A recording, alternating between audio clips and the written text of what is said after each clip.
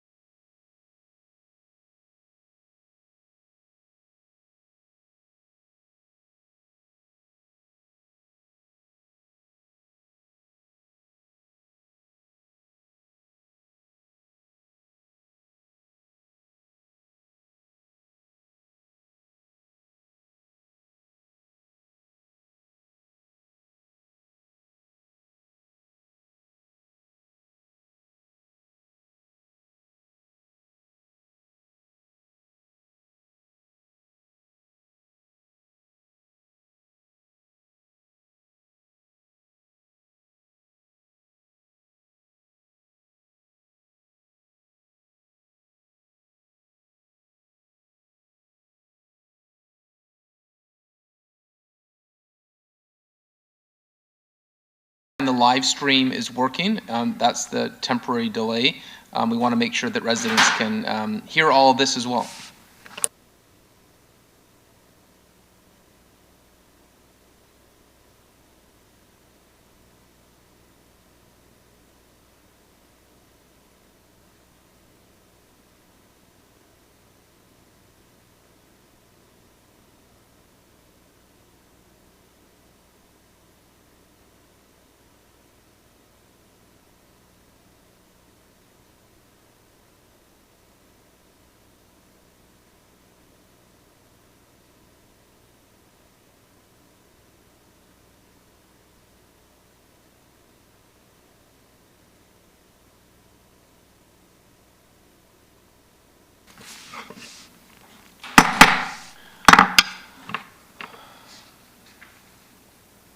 Okay, members of council, good morning and welcome to our virtual meeting of Brampton's Budget Committee. I say virtual, but I would just note that Peter Fay's team, CEO David Barrick, and the finance team are all here, along with myself in the council chambers. We will begin the meeting with the city clerk calling the roll for attendance at today's meeting. Our next item, Peter, you want to do the roll? Thank you, Mr. Mayor. Members of Budget Committee, I will call your name. Please indicate your presence. Councillor Dillon. Good morning, President. Thank you. Councillor Singh. Present. Thank you. Councillor Fortini. Good morning, I'm here. Thank you. Councillor Williams. I'm here. Thank you. Councillor Medeiros. Present. Thank you. Councillor Bowman. Present. Thank you. Councillor Paleshi. Present, good morning. Thank you. Councillor Willens. Present, good morning. Thank you. Councillor Visante. Present. Thank you. Councillor Santos. Present. Thank you. And Chair Brown is present. All 11 members are present, Mr. Chair. Okay, I should note Marianne Nader, our Recreation Commissioner, is here as well in the council chambers. Our next item of approval is the approval of the agenda. Does any member wish to add a business item to today's meeting? If so, please use the chat function to add your name to the speakers list.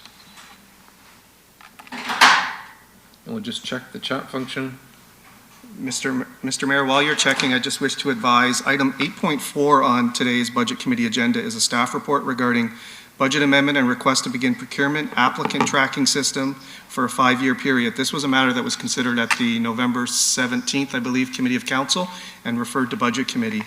Staff have advised that this report is requested to be withdrawn at this time from the agenda for the 2022 Budget Committee, as it will not be pursued at this time, in favor of staff exploring other options with existing technology and existing funds to address the business needs set out in this report. So if there's concurrence from committee, this item can be withdrawn from the meeting agenda.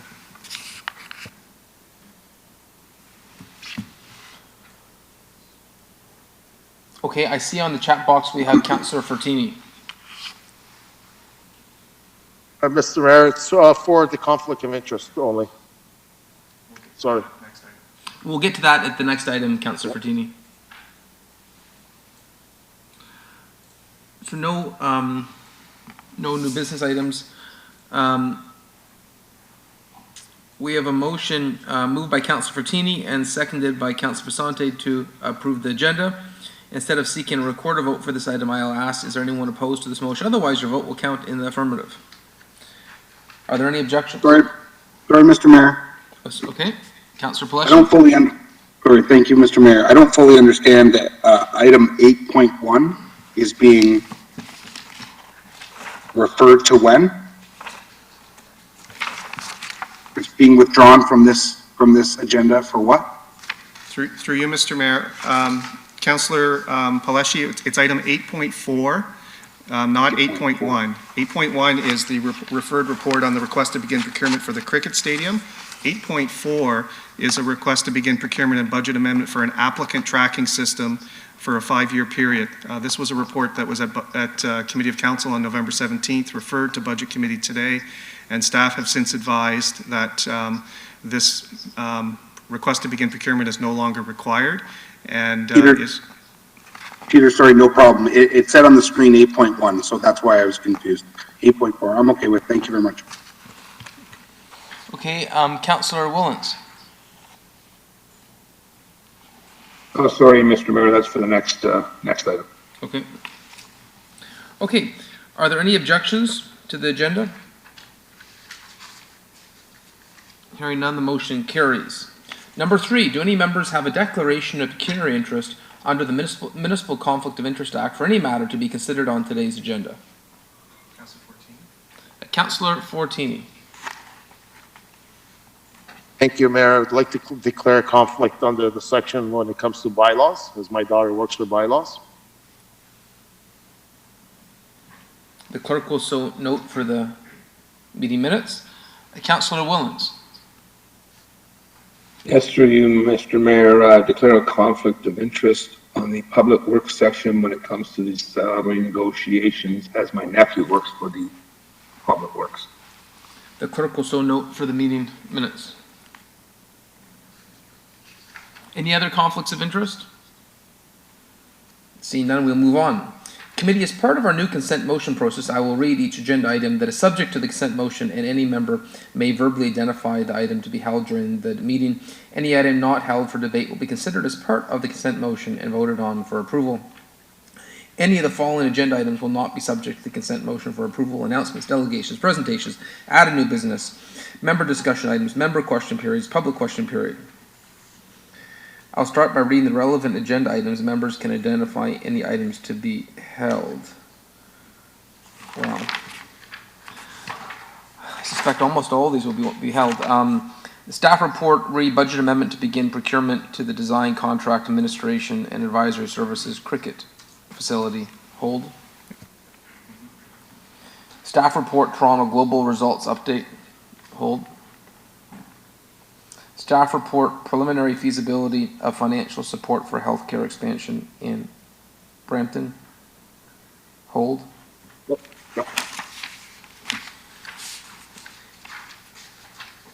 Withdrawn is 8.4. Refer to budget committee. Staff report to request to begin procurement physical security services, various City of Brampton locations for a 3-year period. Staff report for winter maintenance, windrow snow clearing. Hold, please. Staff report, James and Margaret McGee Park cost and implementation plan. Hold. Recreation facility investments by ward. Hold. Implementation of speed cushions. Hold. I think it's safe to say we hold everything. Yeah. I agree. if that's the will of committee, we can just move on and not have a consent motion. Yeah, if that's the will of the committee, we just hold everything. Any objections to holding all items? Hearing none, we will hold all items. I have a motion moved by, We don't need a motion. no, okay. Presentations. As we begin to formally consider the 2022-2024 budget, we will have a presentation from David Barrick, our Chief Administrative Officer, and Nash Damer, our Treasurer, Corporate Services. And I'm going to ask them to come forward for the presentation of this year's budget. But before we do, I've had a tradition each year before budget. That the first slide we put on the screen is a list of taxation rates in the GTA, and I'm going to ask Peter Fay to put this on the screen just to everyone to understand, as we have in the past 3 years, to know where we stand as a city within the GTA. So we're making progress, but we are not at the middle of the pack yet. And these, you can see the taxation rates.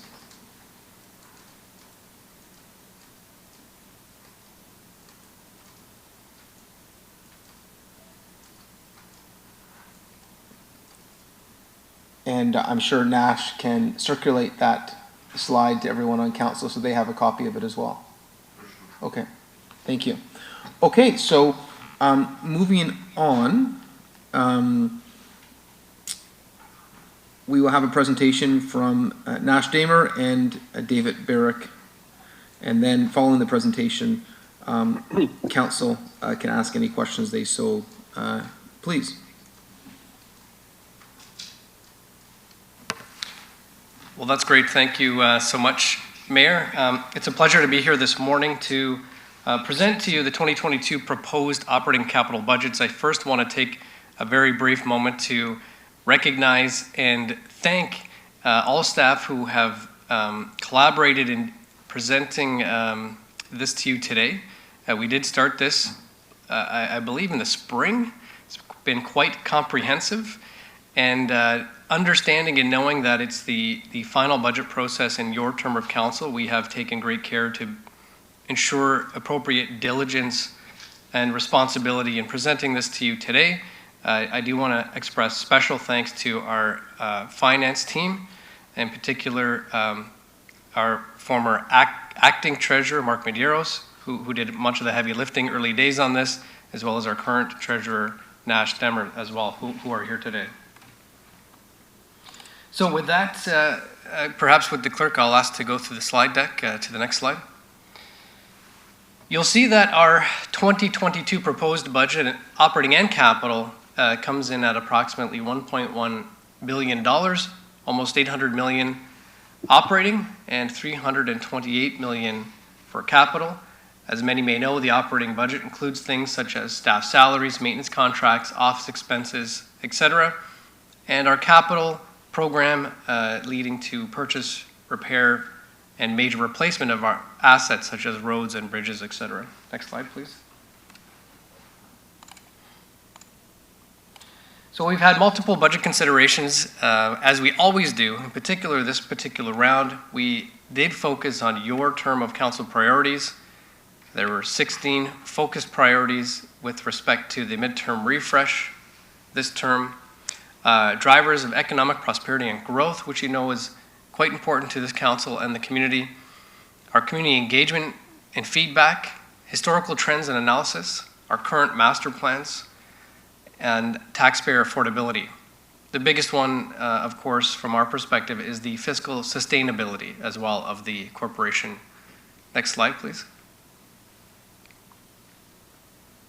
Again, balancing the need for sustainable funding for our services with the affordability of the community, especially now, minimizing tax impacts for residents and businesses. I'm sorry?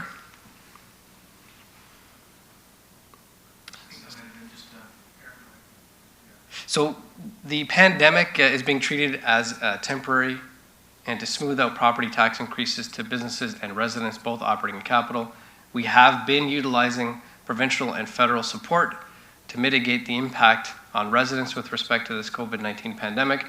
We'll continue to advocate for federal and provincial governments for relief as required. Next slide.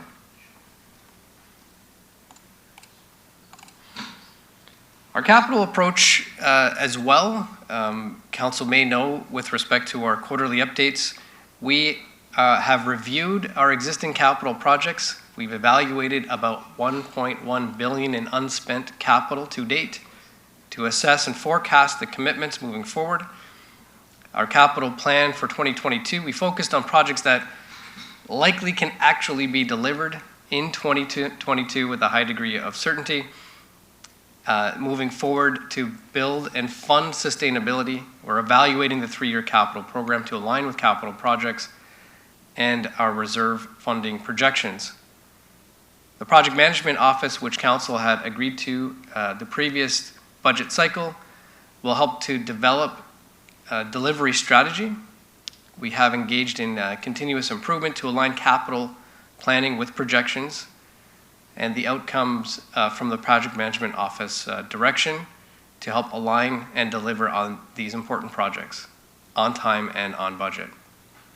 Our corporate asset management plan alignment as well, from a continuous improvement lens to align our capital plan with the findings from the corporate asset management plan. Next slide, please. Our budget process, we are doing the business needs and costing on a regular basis. We look at the actual costs to budget. This is something that we've been looking at quite closely year over year. There were some historical imbalances with respect to the reality of our actuals versus budgets. We're closely aligning those with respect to reviewing our multi-year plans as well, and revising departmental business plans, especially in the context of your priorities.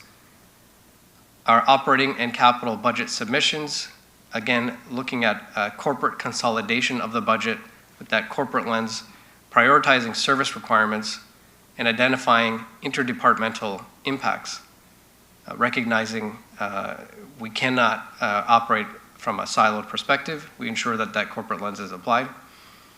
Leadership and council review, finalizing the corporate prioritization recommendation to this committee, and going to council for final approval. Beyond this, any budget amendments, again, if required, reports will be presented to council for your approval moving forward. Next slide.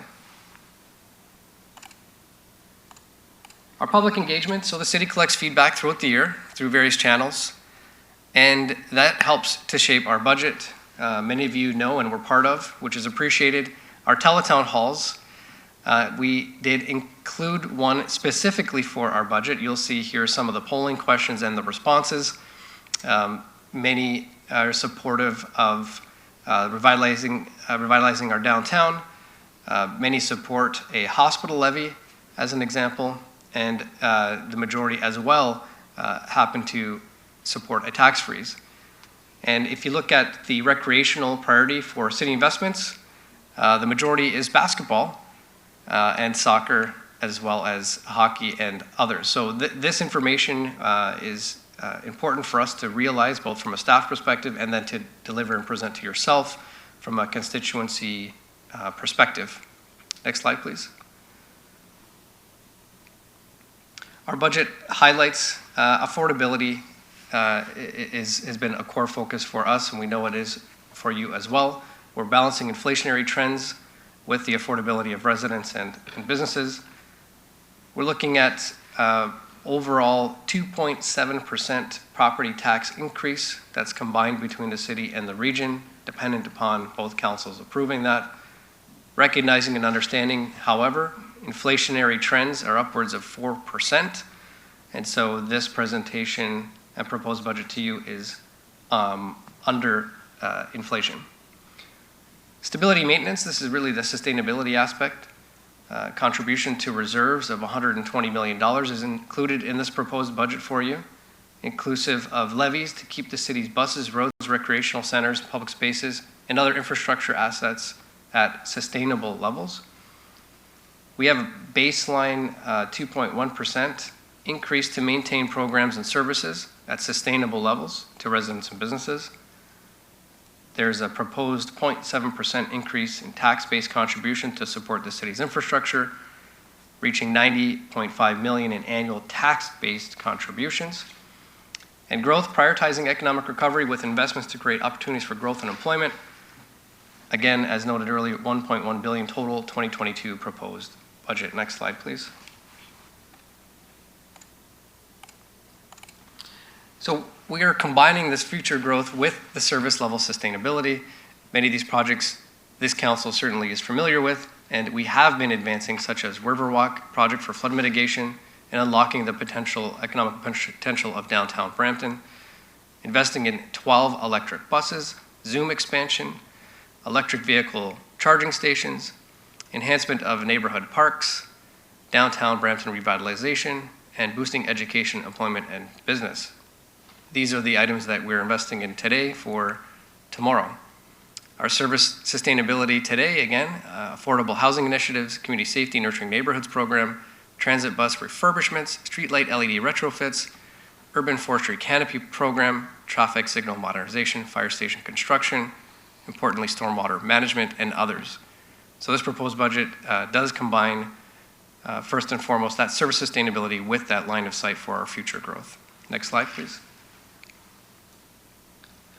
It's always a friendly reminder to both our budget committee as well as the public at large with respect to how property taxes are calculated.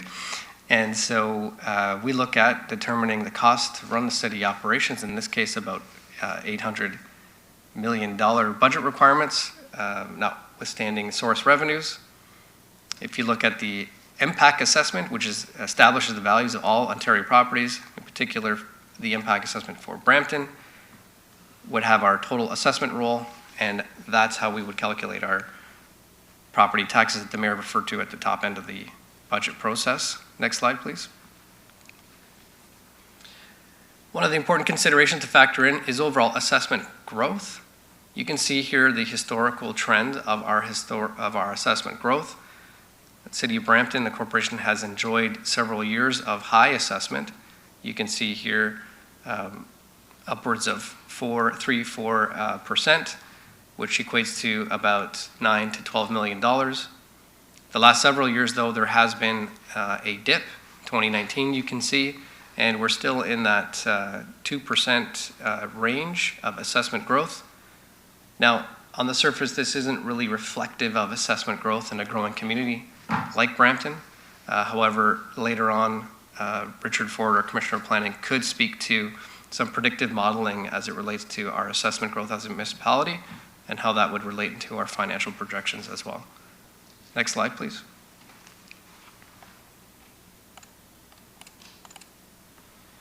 The municipal property tax bill that residents do receive, 45% relates specifically to the City of Brampton. Notwithstanding the City of Brampton logo is on it, we do collect 40% of that bill for the region of Peel, 15% for local school boards.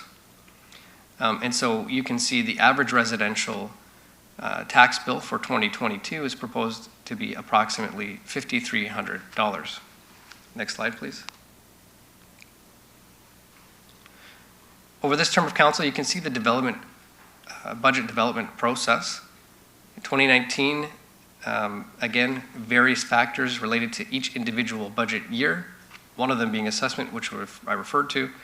But you can see where the budget request has started, our proposal to you, and ultimately council's approval of that respective budget.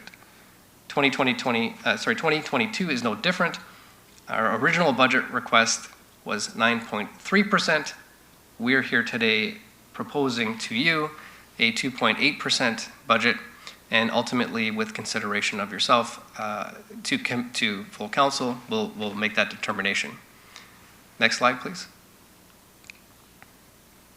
So, if you look at the combined proposed budgets, we are looking at 2.8% for the city, possibly 3.8% for the region of Peel, which combined is a 2.7% tax bill for our residents, equating to an impact of about a $142 increase.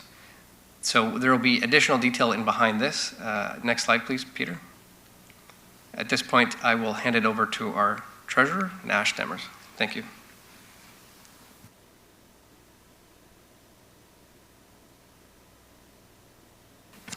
Thank you very much, David. Hi, everyone. My name is Nash Damer. I'm the city treasurer for the city of Brampton, and I have with me my colleague Mark Medeiros, who was the acting treasurer till a few weeks ago. Together, we'll be answering your questions today. Taking on the rest of the slides here, I'd like, if you can please just move to the next slide, please.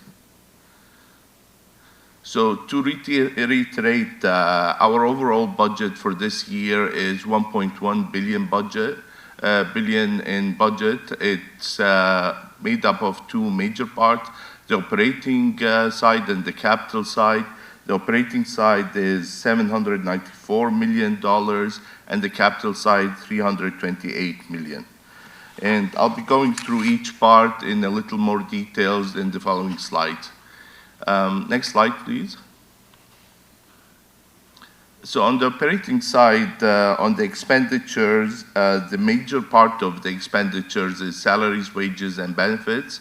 at 58% of the overall budget, followed by the contributions to reserve and capital at 15%. This is followed by repairs, maintenance, and materials, contracted services, and utilities and fuel, or each at about 5% of the budget.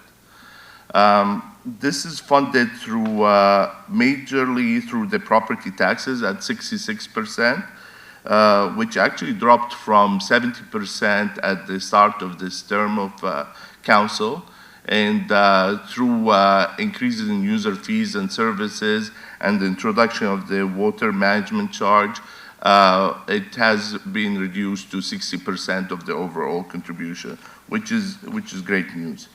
User fees and services are at 29%, in addition to other smaller funding sources.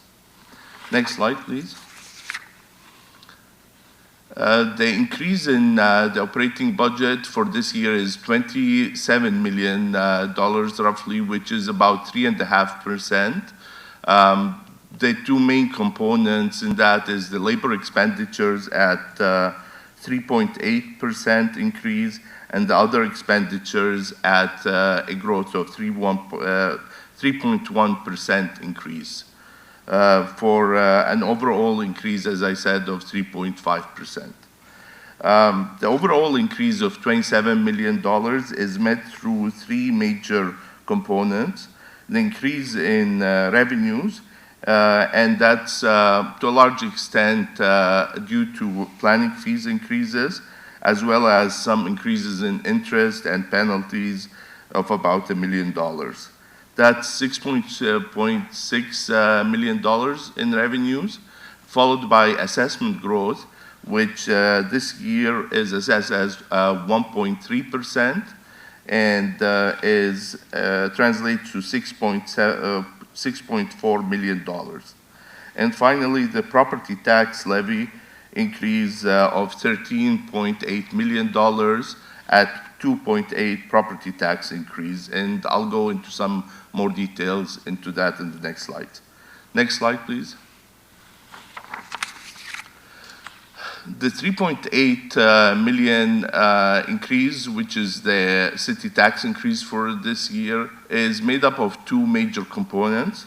The $10.6 million is the growth in the base operating budget for existing services and organic growth. That represented $10.6 million out of the 13.8. And on top of that, we have $3.3 million in special purpose levies, 0.5% for an infrastructure levy increase, and 0.2% of a transit levy increase. Next slide, please. Diving a little deeper into the increases in base operating expenditures, the major contributors to the increase is $11.3 million in compensation adjustments. These are just increases in salaries for existing staff. Transit fuel increases at $3.7 million, and new staff requests $2.5 million, which include both permanent staff as well as contract staff, and we'll be discussing that a little more in the next slide, as well as operating adjustments at $1.8 million and supplementary tax decreases of $1.7 million. And finally, the bank and investment interest decreases the revenue from that by $1.5 million. Moving to the offset side, assessment growth, as I mentioned, is at $6.4 million. Revenue adjustments, increases in planning fees have been $3.6 million. User fee increases were also increased by $1.6 million, and taxes and penalties have been increased by $1.1 million, for an overall net increase to the base operating budget, as I mentioned before, of $10.6 million. Next slide, please. Looking at the staff requests, as I mentioned before, the overall increase is $2.5 million in staff requests. $2 million are in permanent staff, and the bigger contributors to that is in planning, building, and economic development, and in public works and engineering. Public works and engineering increases are in part funded by the capital program, and the planning, building, and development and economic development is in part funded by the building rate stabilization reserve. On top of the permanent staff increases, we also have contract increases that amount to about $500,000 for a total of $2.5 million. Next slide, please. I also wanted to touch briefly on the COVID funding overview. I'm happy to share that in spite of really the devastating impacts of COVID on all different aspects of life, the city finances, due in big part to the contribution from the federal and provincial funding for COVID, have came out in good shape and haven't been impacted much. And just to go into some more details into that, in 2021, the city received overall $44.5 million in COVID funding. This was on top of remaining funding for COVID from 2020 at $10 million for a total of $54.6 million. And on top of that, we also are pending receipt of additional payment of COVID funding from the recovery funding for municipalities fund at $7.3 million, for a total overall of $62 million. 38.5 of that is in the transit stream, and 23.4 million of that is in the municipal stream. When comparing that to the current projected deficit due to COVID in Q3, overall the projected deficit is at $30.4 million. Majority of that is in the transit side of $25.3 million, and the remaining $5.1 million is in municipal side. Which, when we compare to the funding that is received, we still remain with $31.5 million of additional funding that will be available for future COVID pressures in the next years. Next slide, please. Moving to the capital side, when looking at the spending side, the overall program, as I said, is $328 million this year. Not surprisingly, the biggest portion of the program is in public works and engineering at 64%. Transit represents about 20% of the capital program in 2022, and community services represents 8%, with the other departments completing the overall program. In terms of funding, development charges represent 26% of the overall funding for the program in 2022. Tax-based capital follows at 21%. Federal and provincial grants, which is good news, we were able to secure a reasonably good contributions into our capital program through the ISIP funding that represents 12% of the overall funding for the capital program.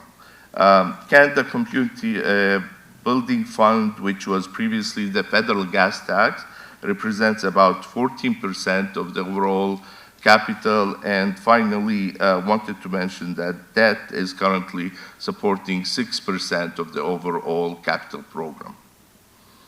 Next slide, please. This is an important slide to really just want to spend a few minutes on this. The city currently has an asset portfolio of $6.9 billion, a sizable portfolio, which is really emphasizes the point of having a long-term view on how we sustain our asset portfolio into the future. And for that, we take several inputs into the consideration to how we fund the program and what's the right level of funding this for the longer term view. One of the points that we look at is how do our contributions into the infrastructure contributions compare to the depreciation of our assets. And I'm glad to show here that our infrastructure contributions are actually very well matched to the depreciation of our assets. It's one of the data points that we take into account, but it also indicates that we are on the right track with that. We also look at the corporate asset management plan, which will be presented later during the budget deliberations, and will show more our understanding and our view on the status of our assets and the requirements for funding them in the longer term. Next slide, please.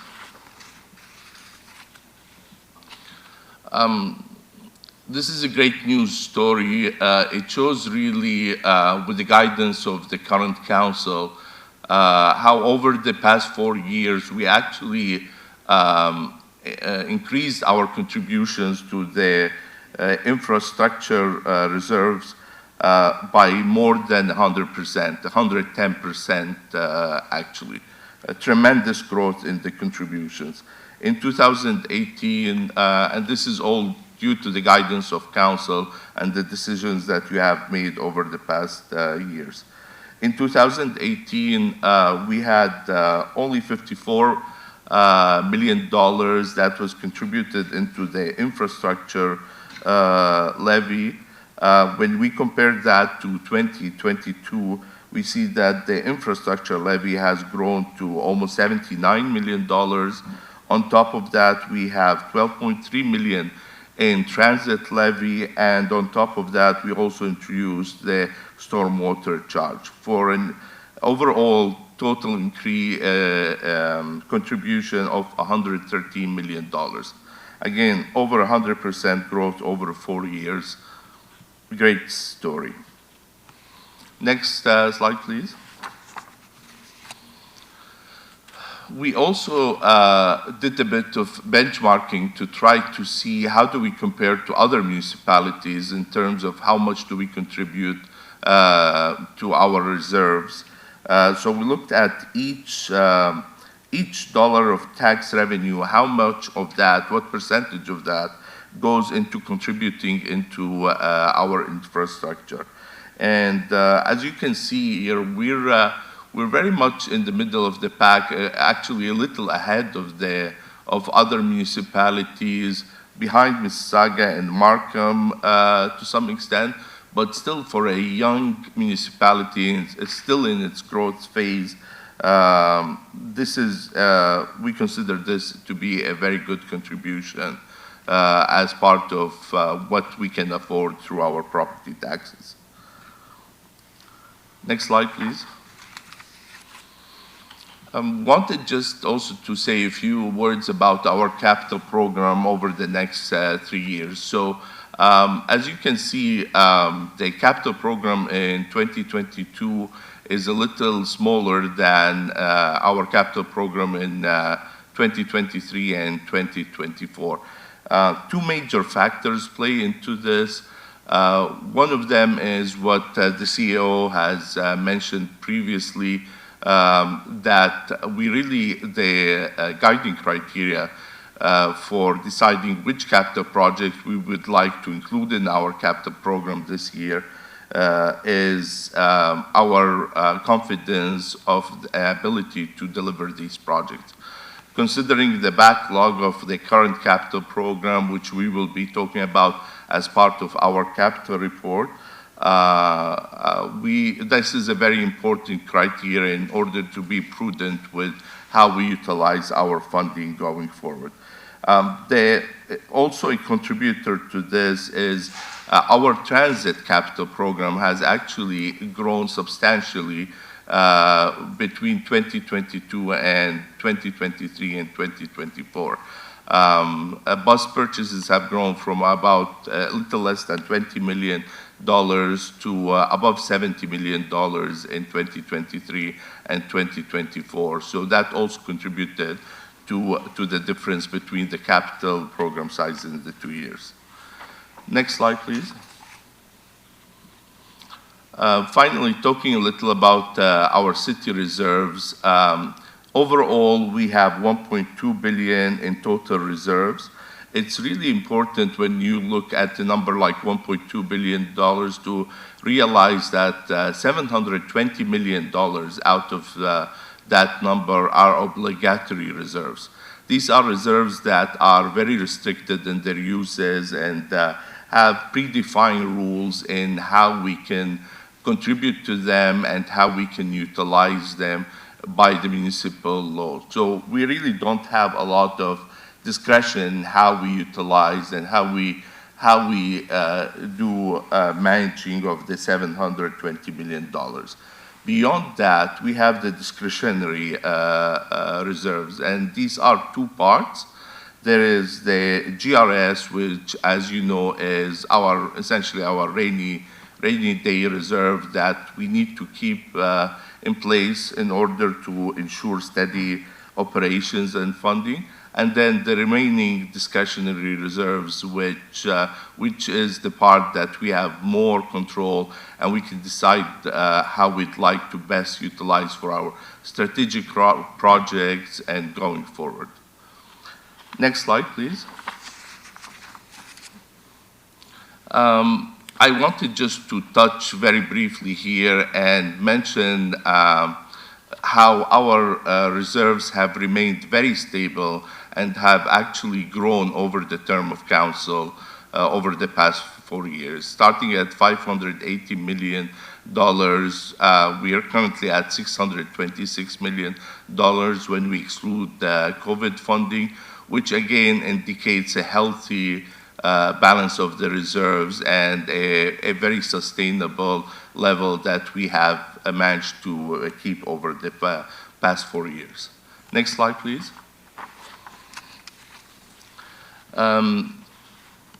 Covering debt briefly, our current capacity to borrow that is dictated by our internal policy, which is, I have to say, a little more conservative than the limit set to us by the province. Our capacity currently is about $1.1 to $1.5 billion, depending on the borrowing term that we use or mix of them. 1% tax levy gives us borrowing amount of $74 million and an annual repayment of $4.9 million. Very important to note that when we talk about the use of debt, we really see good uses of debt and not so good uses of debt. And when we determine which projects we'd like to use debt for, we consider the criteria of good usage. These are projects that allow growth for the city and smooth out the impact of tax to taxpayers of high-value projects. Next slide, please. This is the current list of approved debt. As you can see, I mentioned before, our capacity is currently at $1.1 to $1.5 billion in debt. We're currently, as at 2021, we're at $326 million, so a relatively low utilization of debt that has been recognized by many external parties as well. And you can see over the next 3 years some of the proposed uses of debt going forward. Overall, this will result of about, on average, 1% cost for servicing the proposed projects with debt. Next slide, please. Just wanted to close with an overview of our overall tax increase for the year, and wanted to say thank you to the CEO and to the management team for their guidance and continuing to help in developing this budget. I also wanted to thank Mark Medeiros and the rest of the finance team for their efforts and really dedication in bringing this budget to council. Thank you very much.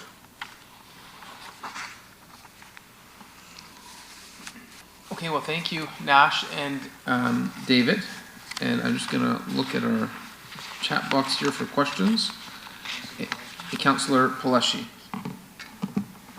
Thank you, Mr. Mayor. Just a few questions just on the last slides. Was one of those slides about the reserve contributions and how we compare against other municipalities? Was that the one slide that I saw?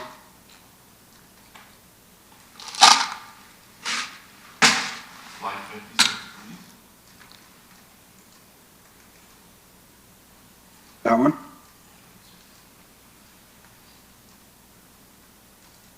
That's related to tax revenues. So my question is, I wonder how do we compare against other municipalities of equal size with our reserve contributions and other municipalities? If we could get that information. Yeah. Sorry, go ahead. Through the chair, Councilor Paleshi, this is a study that was completed by Hampson Consulting, and we accessed these numbers through them. We tried to look at municipalities within the GTA and in some cases like Ottawa that we thought the relative size, the portfolio of services that they provide is similar to ours. Of course, each city is unique, so it's difficult to get exact matches. But as you can see, like from the cities that were available to compare to, we really found that out of each dollar that we collect in property taxes, we dedicate 70% of that into our reserves. And that represents really a good mid of the point between the different cities that we have compared ourselves to. Okay, and then I'm also looking for the actual dollar amount, the current dollar amount of contributions overall that's within our total reserve contribution, or all reserves. The other question that I had is, and you mentioned this, the COVID dollars, the in and the out, the government assisted to us in terms of what we're spending in relation to COVID. And I think what I was getting from your presentation that we're close to a zero in and out, but can you just confirm that?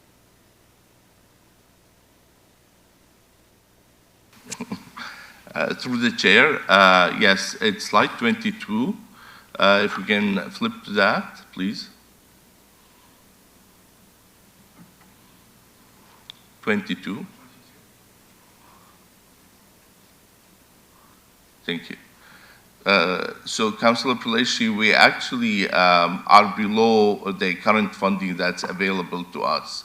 So far, overall, over the past 2 years, 2020 and 2021, we have received 62, or should be receiving $62 million by the end of this year for funding. And when we compare to that to the current deficit that this number needs to meet, we find that the current deficit is currently projected at $30.4 million.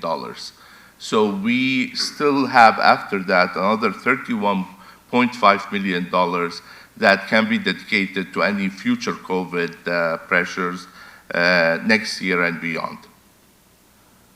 So those COVID dollars, is there anything from those levels of government that say that we have to use those dollars in that year, or are these dollars for the 2021, 2022? We currently, our understanding is that we can use these going into next year.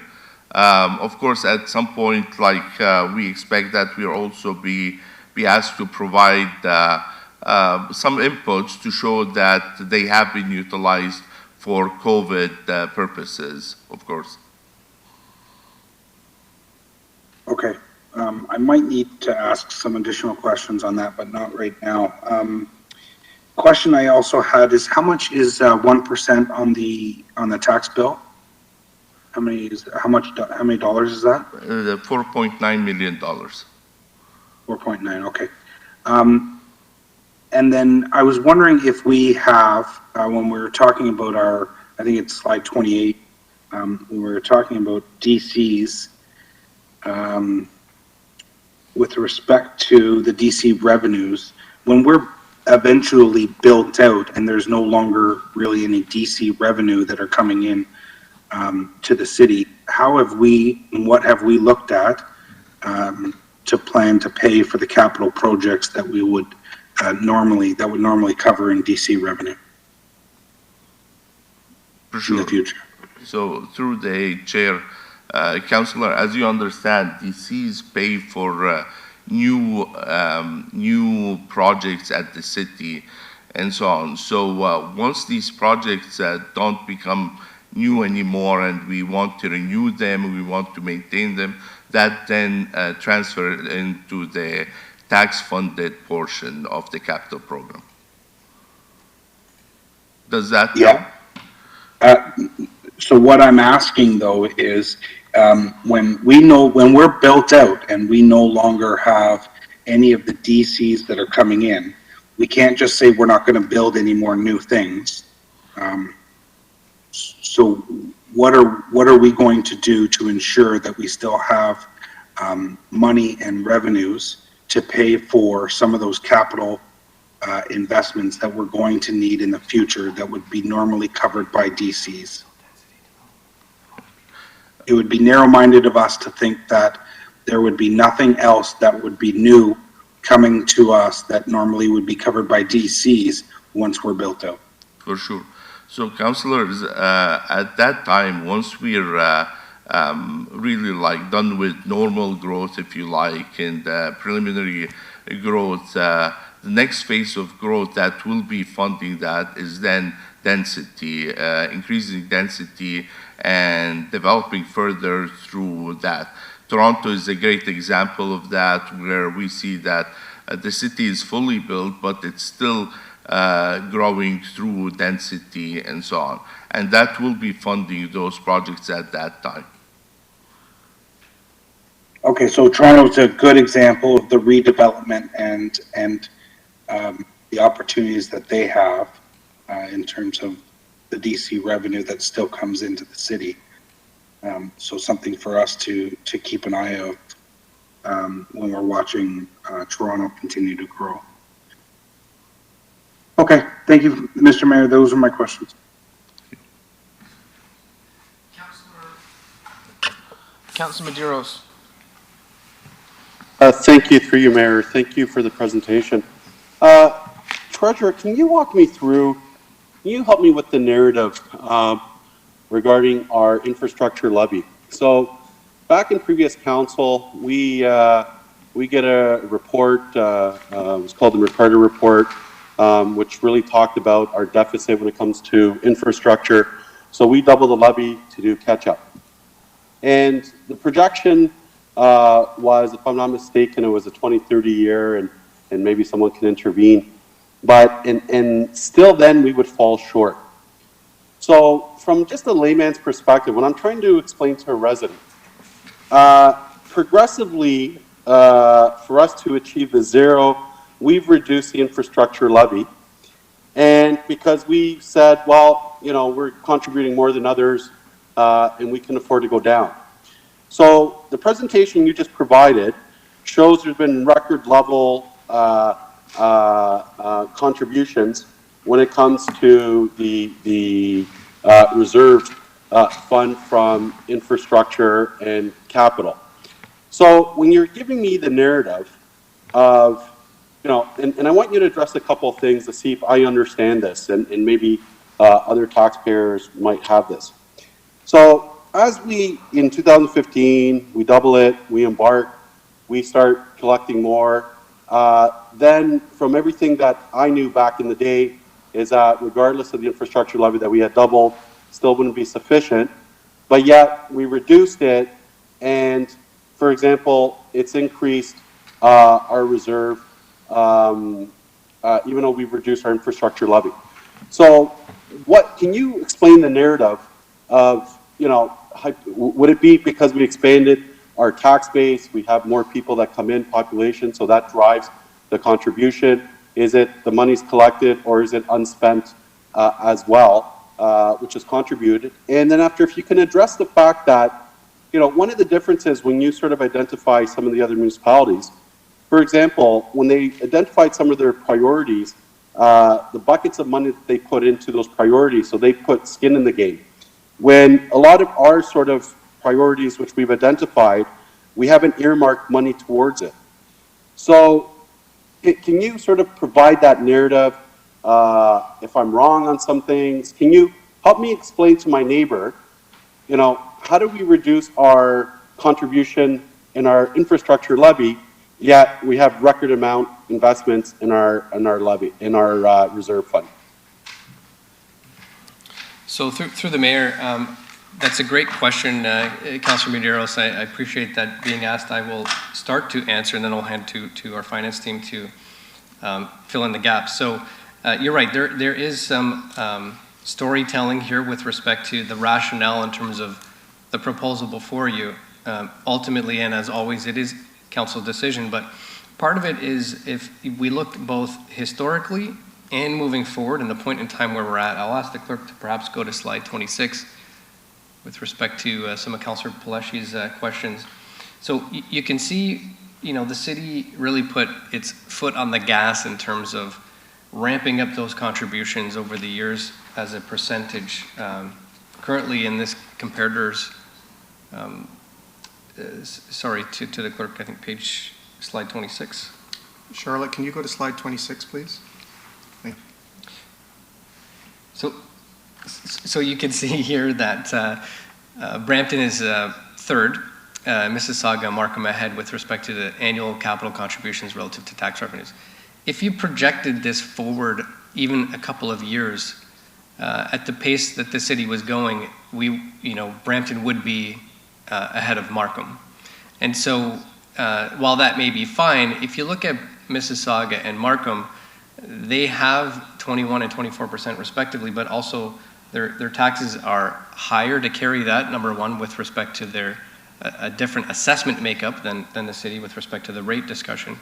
However, we talked about the $1 billion backlog that we have and our actual capacity to get that money out the door, those projects actually delivered within the period. And when we looked at our proposed 2022 capital program as well, you look at the historical trends of the last 5 years, we can only really deliver or have capacity to deliver about $250 million worth of projects each and every year. So we set up the project management office. We're attempting to increase our ability to get money out the door to meet the demands. We also have to catch up on that $1 billion of work approved by council to date. And so one of the thought processes here with respect to the current environment we're in is taking our foot off the gas, so to speak, from the new capital levy contributions, because in the base there's already 90 million in this budget. The stormwater management fee as well is another 20 million in this budget. It's still net dollars capital record contribution. So it's really a matter of degrees discussion and allowing us to catch up on some of the work that we've had. Anything more at this point for 2020, 2022, anything more will automatically go right into the reserve and not be spent. And so it's a consideration for council ultimately. you want to continue to collect money and put it in the reserves in the context of some of the other discussions that you're having with respect to hospital levy, other investments, taxpayer affordability, et cetera. So we've presented what we believe is realistically the city can deliver on and tackle that billion-dollar backlog. And will certainly be an ongoing discussion.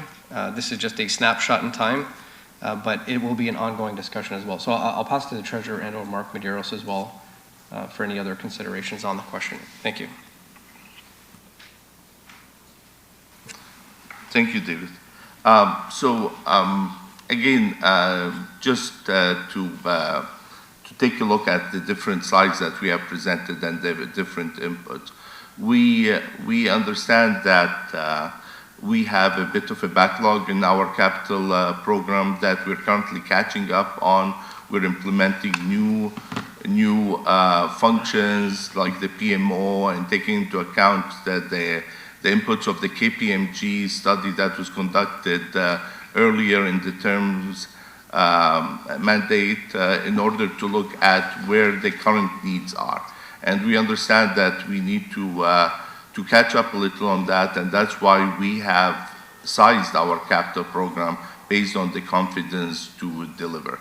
We also looked at, as I mentioned before, at where do we currently stand in terms of the how do we compare to the depreciation of our assets? And we have a good indication there that we are actually on track with the age of the assets and their state of depreciation.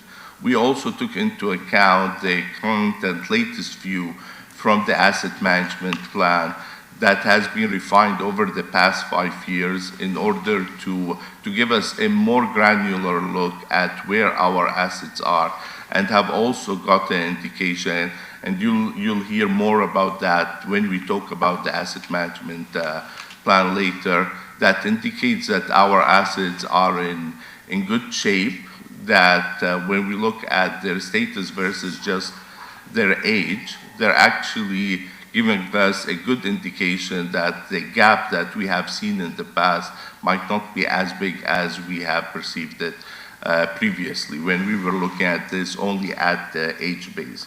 We really took all these inputs together. We did the benchmarking also, looking at how do we contribute into the infrastructure as compared to other cities. And all these inputs together really gave us the comfort that if we're currently keep it at the current level that is proposed as part of this budget plan, this is a good spot to be in, and this is the best that we can propose to council from our point of view. Again, as the CEO has mentioned, ultimately it's council's decision, and where do they want to stay, if they'd like to keep going with the current increases that we have done over the past few years, which really contributed greatly to the growth in our contributions. That's a council decision, or if they'd like to take our view on this also as a data point, that's again the council's decision going forward. Hope that helps. Yeah, thank you through you, Mayor. So yeah, and I appreciate everything that's been said, and again, I'm not I'm not going to get into this big discussion now, but essentially our reserves are growing because we're not executing, and all of us are responsible. So I'm not dumping on staff. I'm saying essentially we haven't executed and implemented many monies which were earmarked or we wanted to spend. And as you guys are saying that we took the gas, the pedal off the gas, and so that's how you see these reserves build up. It's because we're not spending. So getting to a couple of things again, and I'll leave my more comments as we go throughout the budget. But I think that has to be top of mind for this council. Is one thing, it's great to say we're putting money in the reserves, but it's like, if I'm not spending money and my bank account is growing, but I have to repair my roof, I have to fix a garage, I have to put a new thing, this and that, then, the monies that we said that we were supposed to deliver on some of these projects, we're not delivering. So, and then after the comparison with other communities, one of the issues with the comparison, it's a great graph to show, but I kind of have a hunch if you were to look at maybe at Mississauga or the other municipalities, as their, contribution is, or a percentage of it, but, the money they've earmarked in the execution and implementation of some of the deliverables probably, would reflect maybe a different type of delivery. I'm not, make the stretch of saying it's greater. But anyways, with that said, and I appreciate, the comments about sound financial management and stuff, and I do believe, staff are being responsible and so on. But I just think that, that has to be top of mind to this council. The story of the reserves doesn't paint the actual picture, and it's almost like we're hoarding on stuff that we actually needed to do. And it's about, how are we going to execute? And what I hear from the organization is that we don't think we can implement and execute what we've sort of earmarked or identified as those capital projects. So with that said, since we can't spend everything, then we have to sort of slow it down. So, that to me is a major sort of theme in all this, and my decision-making in terms of how we proceed with the budget, I think has to be sort of top of mind on that aspect. But, I do have concerns with the asset management. I look forward to it because, having sort of really be intimately involved in really when we developed the asset management and where municipalities were obliged to, we had some really issues in terms of our asset management, and the fact that and again, this is not the time to debate these things, but I think we want to be realistic in terms of what is prudent for this council to do in terms of managing its assets. We want to get a situation in Mississauga where they're struggling right now because of all these freezes they did in the past, and now they're looking at huge jumps in property tax increases. So I think there has to be a middle of the road. It has to be a responsible approach, and exactly what the CEO said right from the onset of 4% inflation, hovering. That's a major hit that we're going to take down the road. So anyway, these are just some of the considerations. Now, we talked about, the reserves, so the infrastructure levy we've reduced. And then after the final conversation, Nash, then, one thing this story doesn't tell, this big picture, is in fact, and I know other councillors have harped on this, on our key priorities, we haven't actually earmarked our own money. We keep saying that the feds or the province are going to provide their money, but we haven't sort of put skin in the game. So at the end of the day, if we really want to identify these projects to move forward, then, I think our financial sort of picture really changes if we actually start putting down payments on some of this stuff. So it's almost like, again, not to sort of trivialize this, but you want to buy that car, 50 grand, if you're not putting a down payment, that's one thing to sort of identify that. So, those are the sort of the things that I'm going to be looking for in terms of as we run through those initiatives. But thank you very much. I know this was a lot of, detailed work, and you guys are really following council's direction. So thank you very much. Okay, did David or Nash want to respond to that? Well, thank you, Mayor, through to the councillor. It's a great conversation, and slide 25 that's on up now, I think is a good visualization in terms of really the achievement of this council, this term, effectively doubling over this term of council the capital contributions. And so part of the story is, and it's really unprecedented, and it's great for the community in terms of that sustainable funding moving forward into the future, now being built up over time. But the other side of the story, as referenced, is staff's ability to double its output hasn't been able to keep pace within that 4-year term. So we recognize that, we're working on it. The council has obliged us with the project management office. And so that's what we're this budget conversation is allowing staff to get in sync with that, effectively doubling of the capital contributions, allowing staff to sync up to its capacity to deliver that much more as well. So we will get there. But certainly this visualization is a great news story in terms of this particular achievement. Councilor Medeiros had a great question with respect to some earmarking. I will pass to Nash as well. Thank you, David.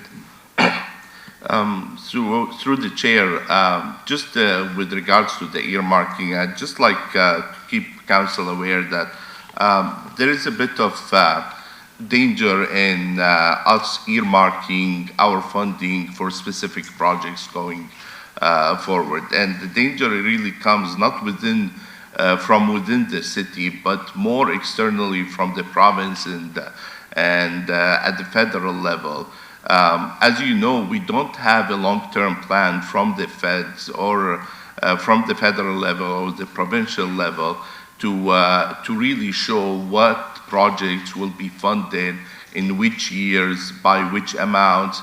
Even like when they get announced, they get announced very abruptly, if you like, and in many cases, the rules around that are also not very clear.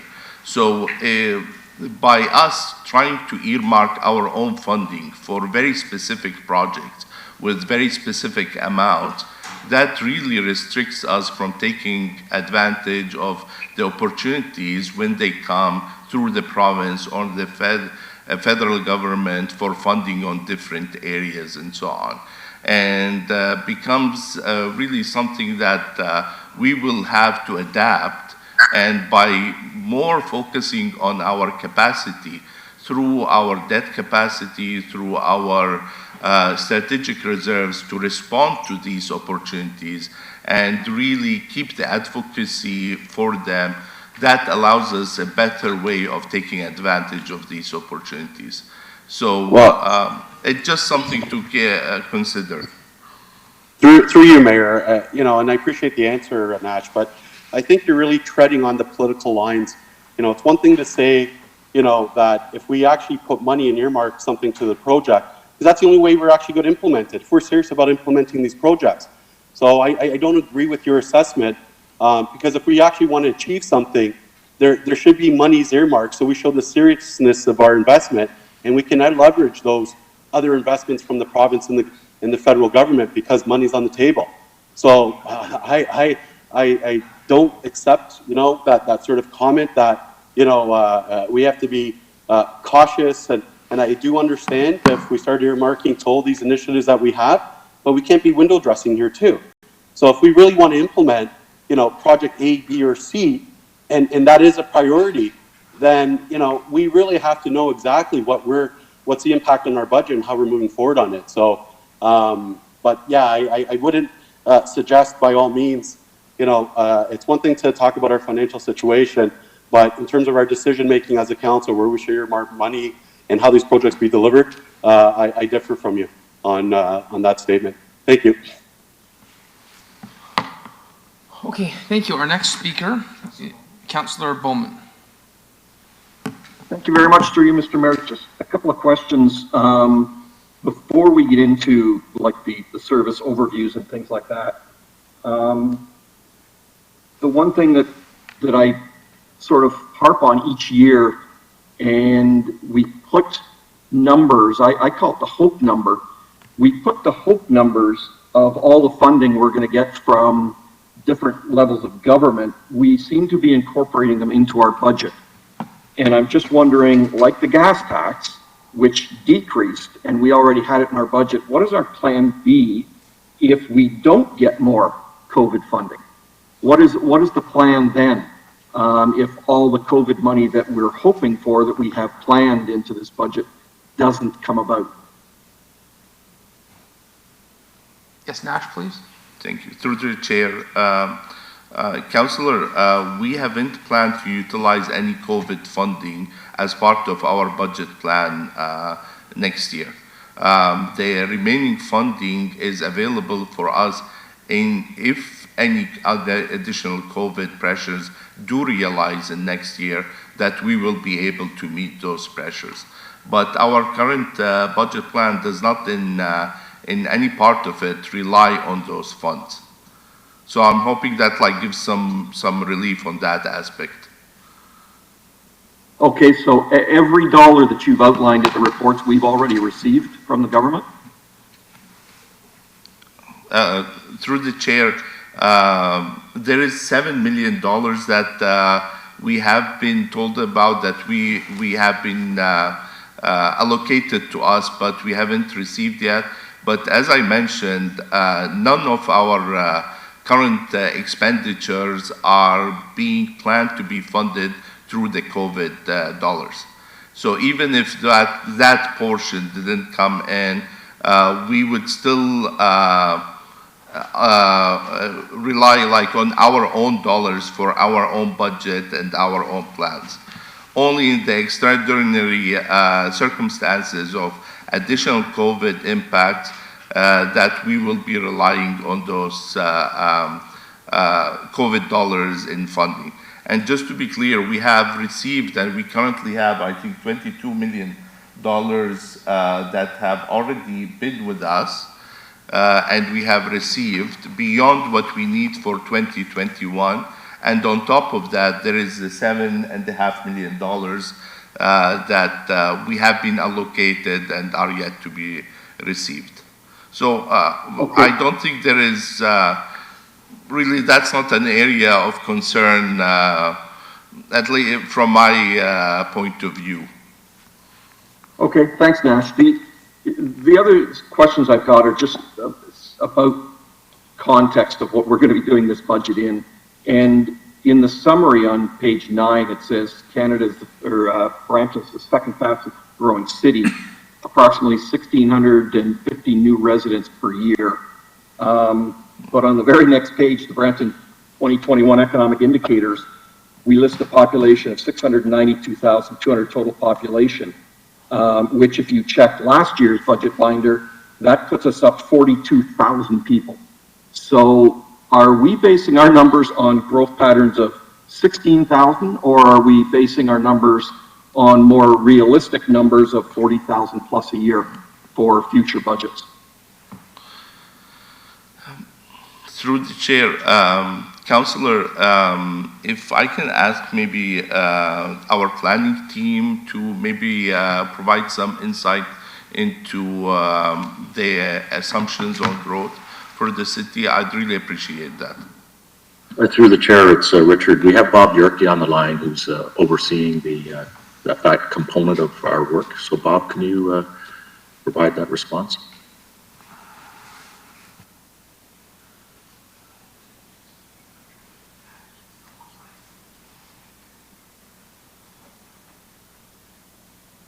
Hi, everyone. Through the chair. Yes, as Richard indicated, we do have a growth management team that has worked on this, as well as the official plan work going on has factored in some changes. Obviously, the region appeal sets based on provincial growth targets, the allocation of those targets to what and how we apply that. And these are the numbers that we're obliged to account for. I think to Councillor Bowman's point, we also recognize that those numbers are increasing. So how we kind of balance the numbers we're planning for and tracking that back to the numbers we actually see is part of the discussion that we're having both through the official plan process with the region appeal, and that's something that we will be bringing forward with. We have our growth that we had presented earlier, and I think that's captured in this, the assessment growth relative to the other kinds of growth that we see is an important component. Now, I can get back to council with some of the specifics of those numbers. If that's something you'd like to see, we could maybe bring those back through the, whether it's the planning portion of the budget or later on. But we could put something together fairly quickly to give council a sense of what that looks like from our perspective, if that would be helpful. Okay, yeah, Bob, the only reason I'm asking is it just puts into context what the growth and what's going to be expected. For instance, transit. You know, if we're counting on growing by 16,500 people a year, as the census indicates, or if we're growing at 40,000 plus, as the Hempson reports indicate, that's a big difference when it comes to putting away for infrastructure, transit, for planning, all of that. So I think it's pretty important we know that. So if you could come back with that, that would be great. Thank you. Absolutely. Just as a follow-up, Council. So in this budget, one of the components that was introduced is reflective of the importance of that, and that's something with Richard and the planning team. We've introduced a growth management program that isn't something that was actively running for the last number of years. So we, like you, I think, see the importance of making sure we're on top of that and being able to have really good numbers and good projections for council to see where things are headed. Okay, thanks, Bob. And one last question, then I'll save some of my other questions as we get into each of the areas.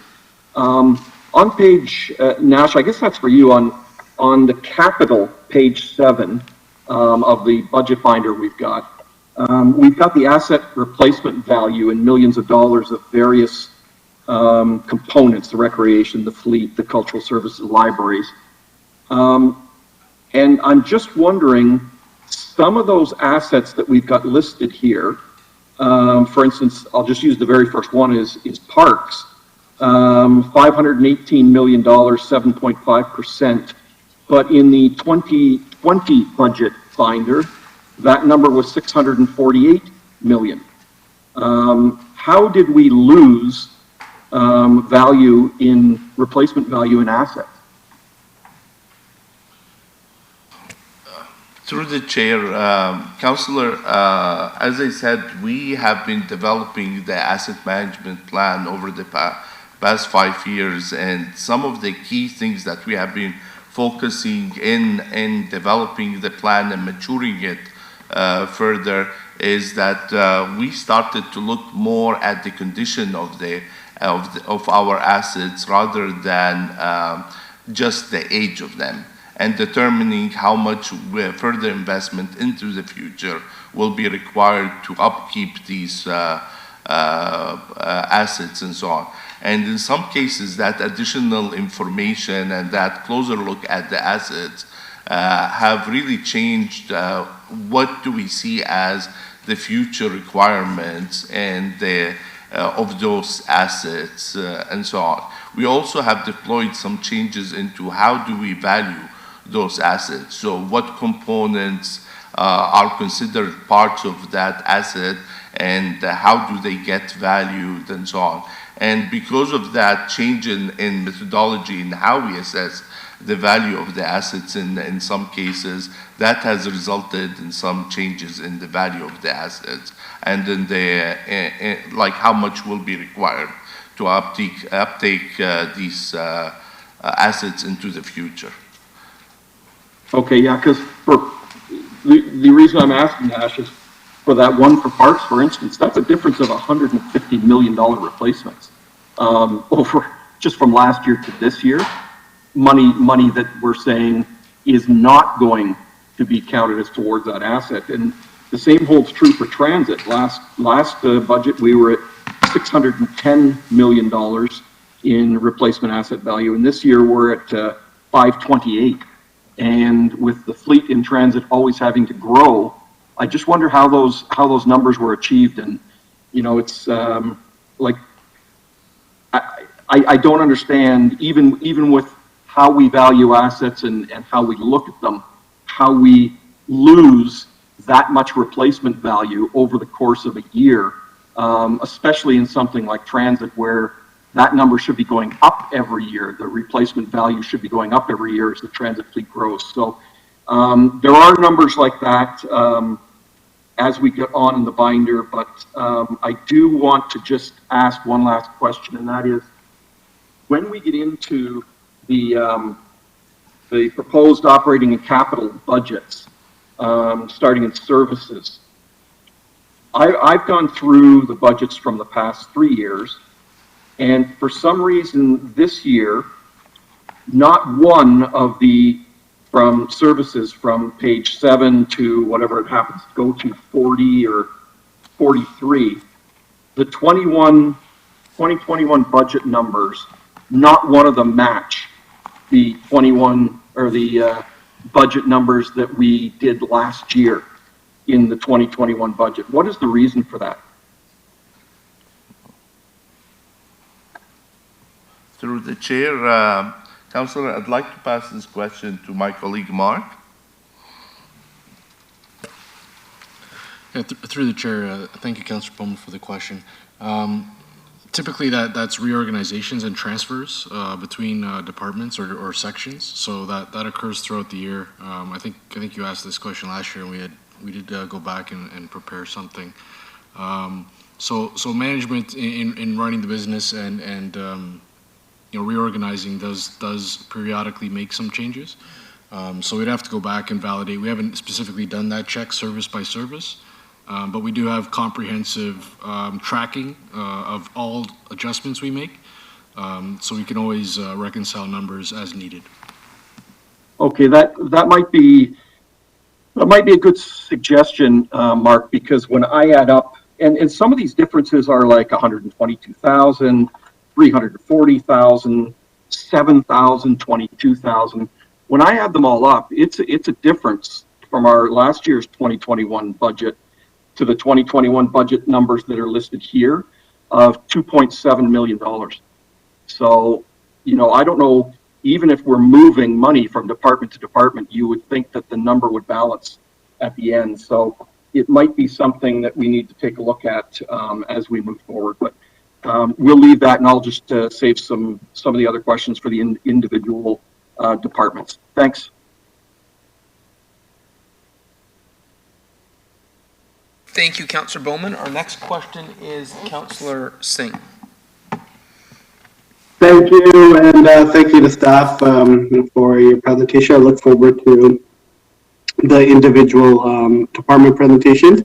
I do got some more questions about the corporate management plan, but I will save that for the public works section.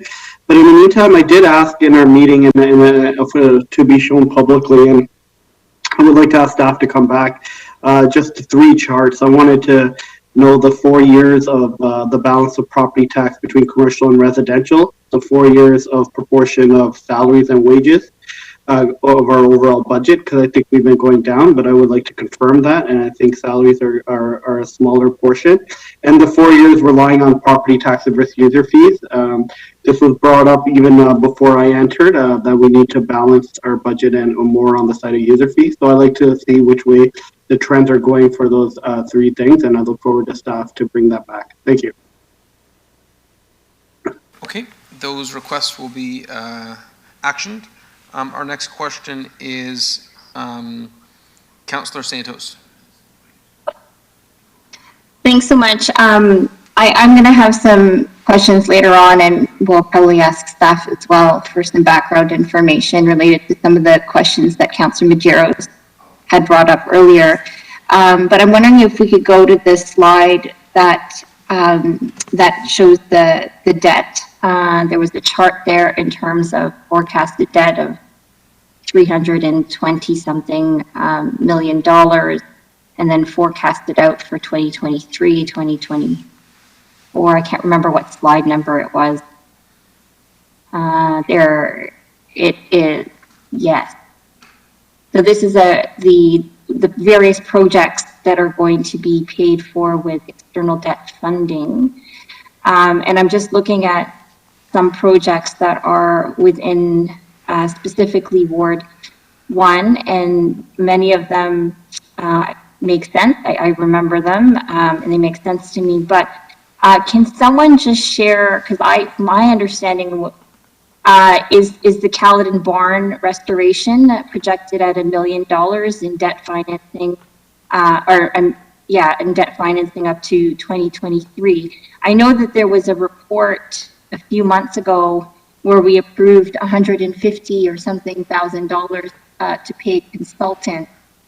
Is that over? And I'm assuming that this $1 million projected for 2 years under debt financing is over and above what we had already agreed and spent on the barn of 100,000 change for consultants. Is that correct?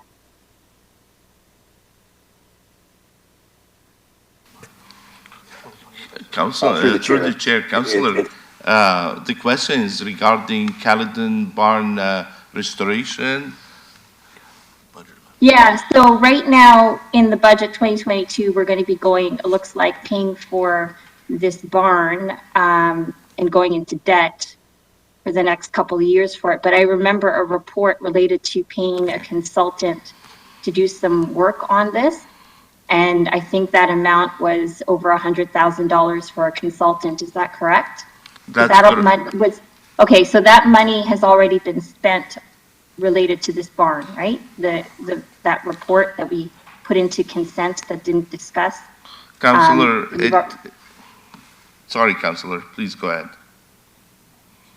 Yeah, no, so just the question, this is what's budgeted as, that we're gonna go into debt, $1 million projected over the next 2 years for this barn located in Ward 1, correct?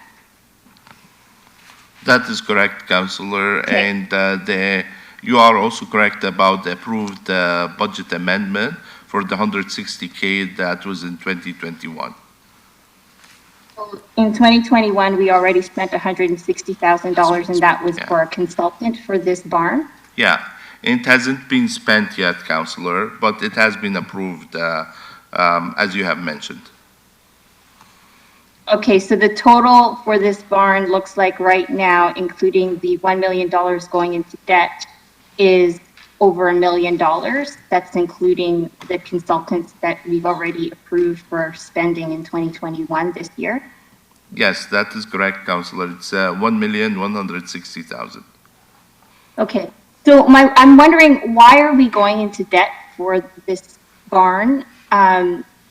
Because we had a briefing meeting with staff at one point, and I think we were looking at possibly, if this is a heritage barn, and there's value to having a heritage barn put in Brampton or reassembled for Brampton, is there no grant money available for us to put this back together? Through the chair, it's Mark Medeiros. When we were putting together our funding model, we were not aware of any grant opportunities. So, as the treasurer mentioned, when we were looking at the capital funding sources, a lot of our reserves are obligatory. And, there's very strict rules around what we can and cannot use them for. The areas that we have discretion are essentially tax-based funding that we use for R&R. So we don't have a reserve to use for projects that are not effectively R&R. So when we look at these kind of newer enhanced services through the capital program that are not DC eligible, we've really been looking at keeping the R&R money as we communicate to the public for R&R, and anything that is newer enhanced, we're recommending that's where we use our debt capacity. Okay, so this is located in Councillor Vicente and I's ward, and I think I need a little bit more information about this. I'm not, I look at this list here, and I see a lot of the return on investment, a lot of the benefits to Brampton and the residents of Brampton on it. I question this one here because is it like does the city have access to this, to use of this? Does it generate revenue? Like, who are we reconstructing this barn for?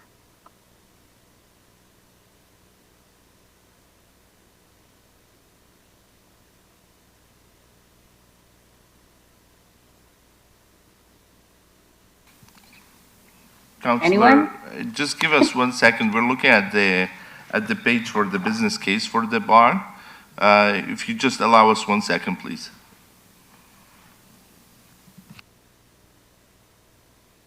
I believe there's only one organization that has the keys to this location, and it's a nonprofit organization. Can the nonprofit organization not apply for grants to help put this barn back together? And I believe Councillor Vicente went to go take a look at the pieces of wood related to the barn that we might be going in debt for. And it sounds like we're going to have to use new pieces of wood because the condition of the wood is not good. And if that's the case, like, how heritage is it going to be? Like, if we have to reconstruct it with new wood? Anyway, I'm just looking at this, and I'm still not sure if we should be going into debt in order to restore an old barn.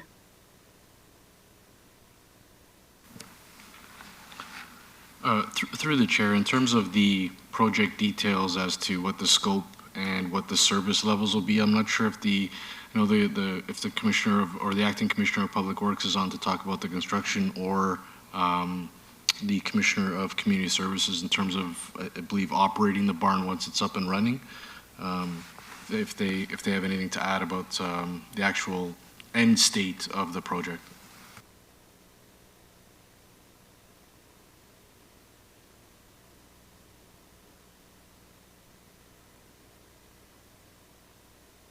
Good morning, it's Mike Parks here. Yeah, as far as end state, I'll defer to the Commissioner of Community Services with respect to that, but the councillor's right, Councillor Santos. There's work that needs to be done to make sure that the barn is suitable once rebuilt and safe. So there's some structural elements that would need to be looked at and reviewed, and that's what the funding that was approved earlier on this year is to determine and to work through. Having said that, there is that nonprofit organization that we would work with, and we could easily suggest to them that if there are any grants that they could get, that would be something that we'd be willing to entertain.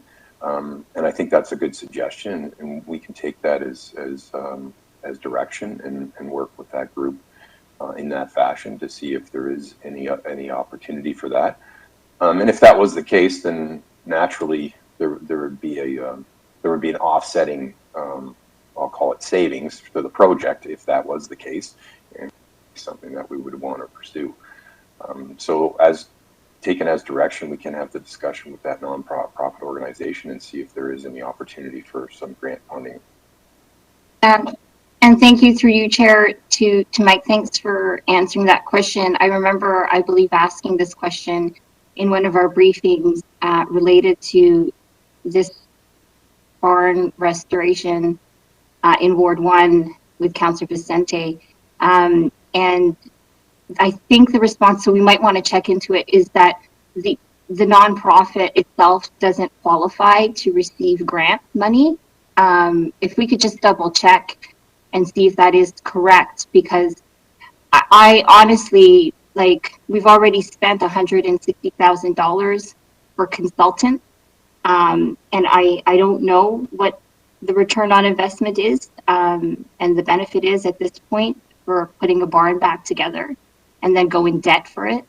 And so can somebody also clarify whether or not this barn is projected to make revenue, or if, like, how, like, anyway, like, we don't need to answer that now. Let's just get that back, I guess, and more information back. But at this point, I can't justify to the residents in my ward going in debt $1 million for putting back a barn together. Thanks. I believe our Commissioner Nader would like to respond to this. Thank you, through the chair, to the councillor. It's just wanted to clarify for the record that currently our understanding is the Friends of the Historic Bobart House that is will be operating it. Currently, there's no funding that comes out of community services for it, but we might ask our friends in FOM, because we believe that the Bobart House falls under FOM. But I just wanted to clear. Thank you, Ms. Thank you, through you, Chair. So the community services has no access to this barn or property. Sorry, Commissioner, I just want to make that clear. So who is the only organization that uses this site or will be using the barn? Our understanding, through the chair, to the councillor, is that currently it's FOM covers the maintenance costs for the building, but we're happy to go back to staff to circle back that we can answer your questions for you. Okay, great. Thank you. Councillor Basante. Thank you, Mayor. Thank you to members who've been asking questions up to this point. It's always interesting conversation. I would like us to find out if the City of Brampton has an official position paper or document that does govern our choices and gives guidance as to when we choose to fund projects at the City of Brampton through debentures. Do we have that kind of position set down in black and white?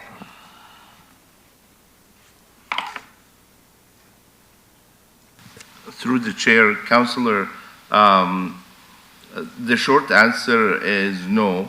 We do, as finance, provide guidance as per like the slides that we have shown before, where there is good use of debt and there is bad use of debt, and we provide our input into what we think are good uses of debt and so on. But I think a formal document on that can guide this is actually a really good idea, Councillor. Thank you. I agree with you, and I'm sure members of council would agree with that as well, because we get a lot of questions from residents who, you know, out of concern for the city and for our financial position, sometimes ask, you know, why are we borrowing for this, or why are we choosing not to borrow? You know, for example, and perhaps staff can confirm, with respect to the downtown public works that we are undergoing today, how have we funded that work so far? Through the chair, Councillor, that's funded through debt. Okay, and can staff confirm that that was always the intention of the city, even through the previous iterations of the downtown project and work, that it was always a plan for that to be funded through debenture? That is correct, Councillor. I've been here for 40 years since I was here before, and the plan was always through the different iterations of that project to be funded fully through debt. Okay, and just in a nutshell, why does that make sense? It makes sense, Councillor, because two of the main reasons why it makes sense is that this is a project that will bring obvious economic benefits to the city, economic, cultural, other aspects of benefits to the city. And as such, it's worth an investment that will bring us a rate of return beyond the current levels of debt. So that's one reason for it. The other reason is the size of the project. Once the project gets too big, there should be some consideration if the impact to the city residents should be smoothed out through the use of debt. Again, the size of the project in many cases dictates that, along with the benefits that it brings to the city.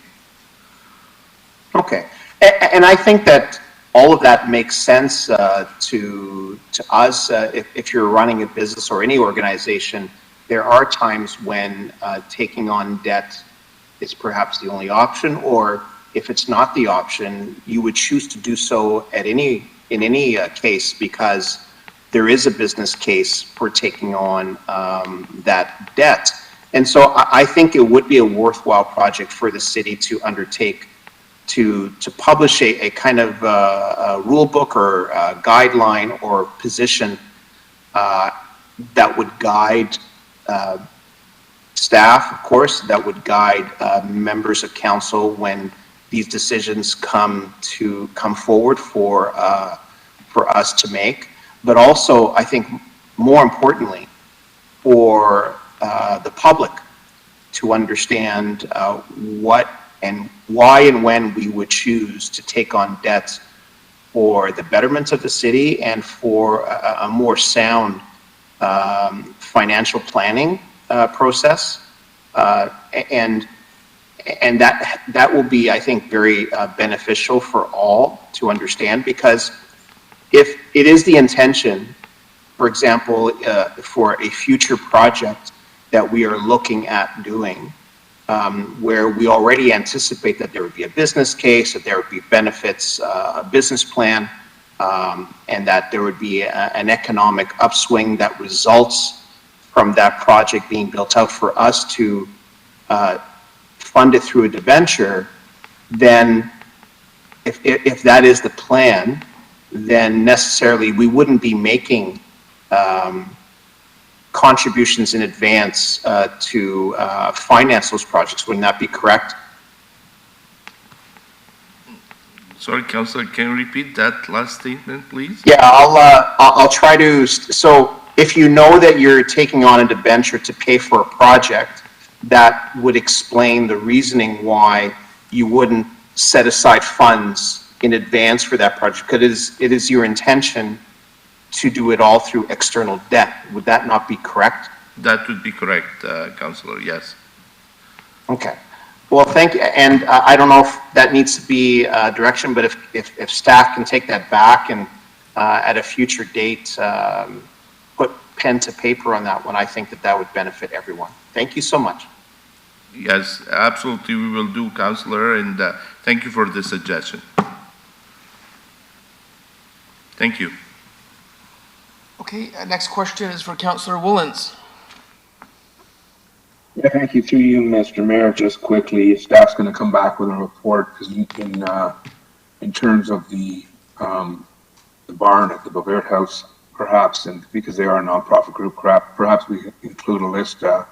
Doesn't have to be too detailed, but other not-profit groups that we've used either from debt financing or from other expenditures through the city. So maybe we include some other nonprofit groups that did receive money from basically tax base. Thank you.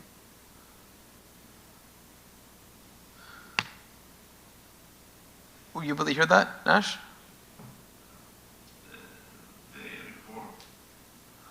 Councillor Woolens, can you repeat? Your audio came in a little bit muzzled. Oh, sorry. How is it now? Is it better now? Yes. Hello? Yeah. Maybe, Nash, if you're coming back with a report on the barn specifically as it pertains to not-for-profit groups, maybe we could include an entire list of not-for-profit groups that may have received either through debt financing or through other financing through the city. Doesn't have to be a detailed list, just a list. For sure, through the chair, Councillor, you're asking for a report of other non-profit groups that have received city funding for different projects. Is that correct? That's correct. Thank you. Yes, thank you. We will do. Okay, our next question is Councillor Fortini. Thank you, Mr. Mayor. Just a quick question. So all these road widening we did on Torbram, let's say William Parkway, and we haven't done them, where's that money going to reserve?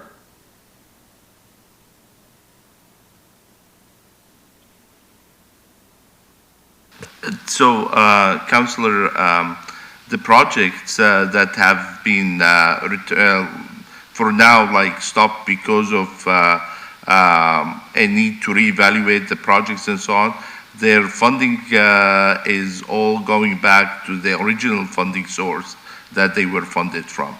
So if they were funded from the reserves or from other sources, they would go back to where they were originally funded from. Okay, okay, thank you. That's what I wanted to know. Thank you. Thank you. Councillor Bowman.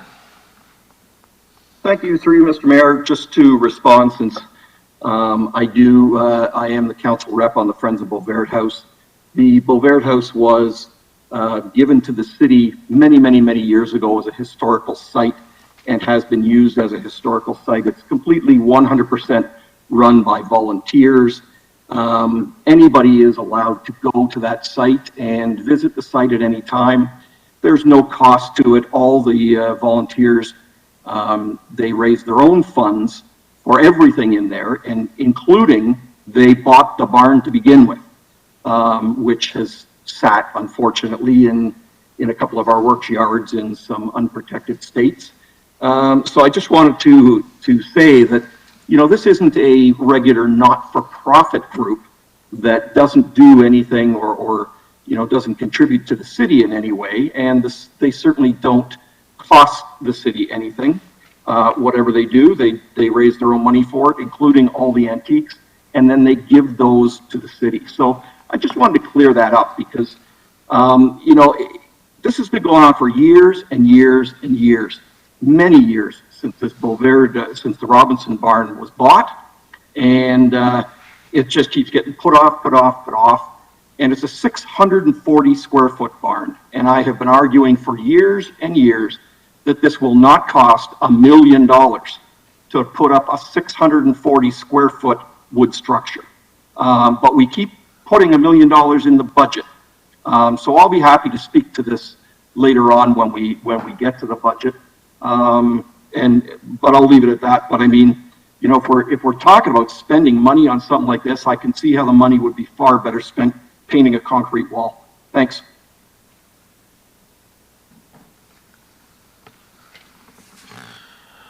Okay, Councillor Williams. Thank you through the chair. So just wanted to get clarification on the gas tax portion. Was it we're not relying on that gas tax return because it might decrease? And then also, if that's the case, if we were to be looking at electrifying more of our fleet, would that positively impact our returns and potentially decrease the amount of money we are expensing for running most of our fleet and say bylaw cars or other trucks that we're using?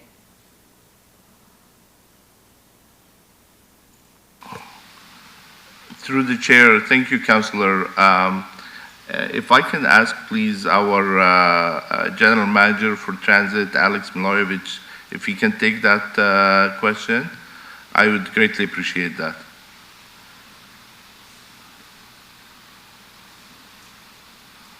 And sorry, Councillor, through the chair, could you please repeat the question? My apologies for that. I'm just looking at the gas tax. I believe I heard we're not relying on the gas tax return because it might, the amount of money we might receive back might be lower. And if we were to electrify more of our vehicles, if that would positively impact us in our budget. Well, thank you. And my apologies for asking to repeat the question. Through the chair, so the gas tax, the provincial gas tax is typically 2 cents a liter, and it's based on fuel usage. Although the fuel usage in the past year and a half has been substantially reduced because of the pandemic, the province has indicated that they're still continuing to pay the amount that they used to pay pre-pandemic for that. So reasonably, we don't expect any decrease in that that funding from the provincial gas tax from the province at this time. I hope that answers the question. That does help, and I think I'm just also looking at the potential to go down the line of not just electrifying our buses, but other vehicles that we use at the city. It will decrease the amount of gas that we have to use, and even though it's an expense up front to electrify our vehicles, but it, in the longer run, might help our budget. So I'm just wondering if that's something we were looking at down the line. And through the chair, for the electrification, at least for the transit fleet, which is the biggest contributor in the city with the largest amount of vehicles, I'll be providing an overview of that through the budget presentation when it comes to transit presenting. So I'm hopeful to be able to give you more information at that time. That's okay. Yep, that's fine. Thank you. What about the other departments in like, you know, public works and such? Has that been a consideration to electrify? And without, through the chair, without overstepping my colleague in public works, I do know that the departments are looking at electrification opportunities. I know that that fires is looking at one, and I know that we're looking at potential hybrid vehicles, including that would be included in our works review as well. So that's something the city is really taking up, in how do we green our community, and based on the emergency climate change motion that was passed in August of 2019, that's something that our CAO has put on as a council priority in terms of reducing the greenhouse gas emissions. So that's something that I know our works folks are looking at, and I'm hoping I didn't overstep my colleague in works. Thank you. Thank you so much, Alex. I appreciate the answers. Councillor Santos. Thank you so much, because it was mentioned about $350,000 for a wall. I just want to ask staff, right now there are public consultations about that particular item. Is that correct? In terms of what the public would want, whether or not to leave it the same or put public art on it or just paint it another color. The public are being consulted as to what to do moving forward. Is that correct? So, i.e., the reference to, staining it that decision has not yet been made. Is that correct? Through the chair, it's Mike Parks here, and that's correct. We are going through a public consultation piece. Perfect. Thank you. Has there been any public consultation related to reassembling this barn?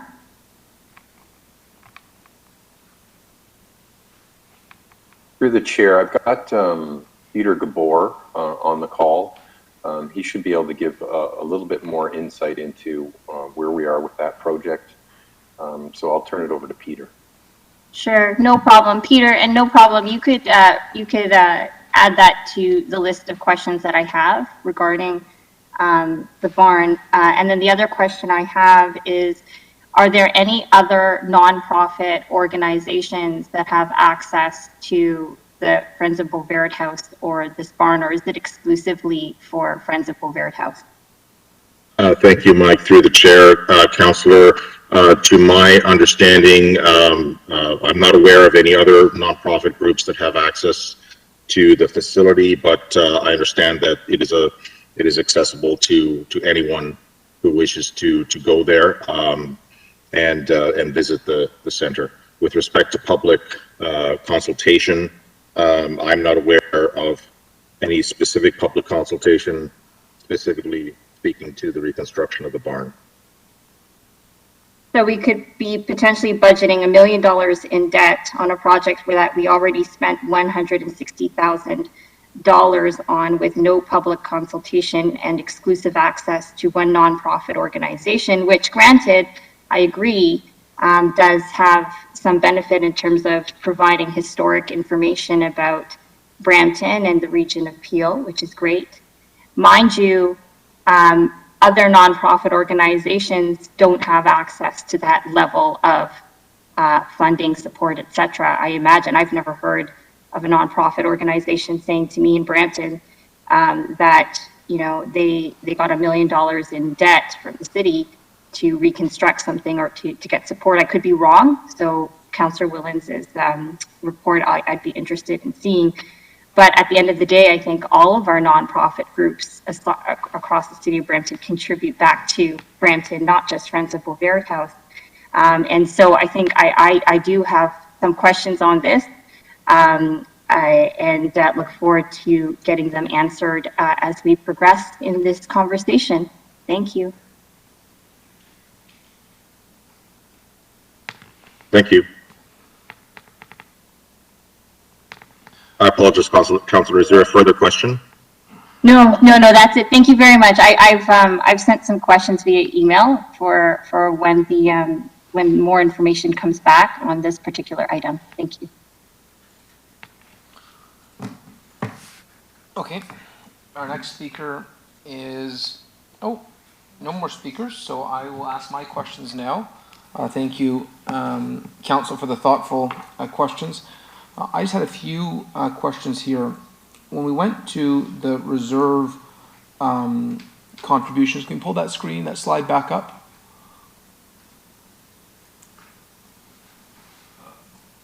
For reserve contributions chart of municipalities, comparing us to other, there it is, okay. So I see on this, and I go to all these big city mayors meetings, so I sort of have an idea of who is comparable in size. I don't see London on this list. Could we get London's, could we request them what their reserve numbers are. I know their Mayor Ed Holder always jokes that they're the 9th largest city, and I remind him that they're not. They're behind us in Hamilton. And also, just for curiosity, I know they're a much larger community, but would be curious to see Toronto's reserve contributions too. I see they're not on the list. Councillor Paleshi asked earlier for what the total fund is of the reserve fund. I think that's an important graph to see. And thank you, Councillor Paleshi, for requesting that. And the reason I asked that is, you look at Markham's percentage of 24% reserve contribution, but they also have the second lowest taxes in the GTA. So of course, the percent of a smaller tax amount would be greater. But is their contribution greater? That's a different question. Mm-hmm. And so by looking at that graph of what the total funds are is important.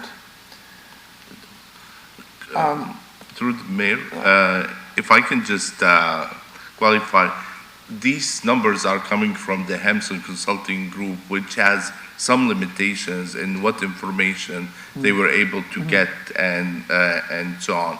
So we will go back to the study, and we will look for what additional information is available, or something that we can collect in order to. Yeah, and that's maybe just even emailing the finance department in Markham and London and asking for that information if it's available. I imagine they would be transparent. I know quite often in the big city mayors meeting we share data. No one's ever.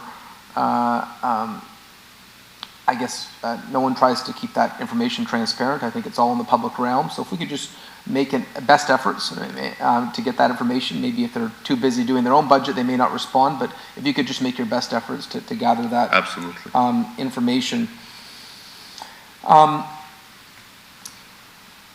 Additionally, there was reference about not getting, we increased we increase the reserve contribution, and kudos to council for making that important decision. I thought someone mentioned to me that last year was the largest spend. I think we spent like $232 million last year on infrastructure from reserves. And so if last year was a record year, I would just like to know that, because it speaks to the fact that we are increasing our capacity. And last year was COVID, so if we had a record year during COVID, that means not only are we increasing our reserves, but we're getting more dollars out the door too. So if you could just find out for me, I want to fact check that, because I remember getting a briefing where it was referenced. But if the CEO or Nash can get to me, was last year a record contribution, or can you tell me right now? Yeah, through the chair to the mayor, it was very close. 232 million last year versus 234 in 2018. So 2 million off the record, but pretty good. Okay, good. That's good to know. So we are we're pushing the line on what we have the capacity to get out the door. Through the mayor, just to give you context, 2019 was 166 million. So okay. You see how so we're going the right direction. Yeah. We're spending more on key infrastructure projects. Music to my ear. I think Councilor Medeiros does make a fair point that we want, we're increasing what we take for reserves, but there's infrastructure projects we're excited about, and I'd love to see us be able to grow our capacity to spend on these projects. The next question is not meant to be critical. Let me say that I know our commissioners do a wonderful job. Let me just say that right away. Our commissioner, our CEO, you have really stepped up during the last 18 months during the pandemic. I know it hasn't been easy to manage any of your departments when you have no idea some of the changing factors. So that's the context before I ask a hard question. There's a tendency, one of the criticisms of government is that if there's money left over at the end of the year, you spend it. There's a spending spree in December. And I know I've been at 3 levels of government, and if you look at the spend in December, it tends to be much more significant than the rest of the year. There's that old joke that you have departments, ordering 1,000 rolls of toilet paper or 10,000 pens on December 30th, where in the private sector, where small businesses struggle to make ends meet,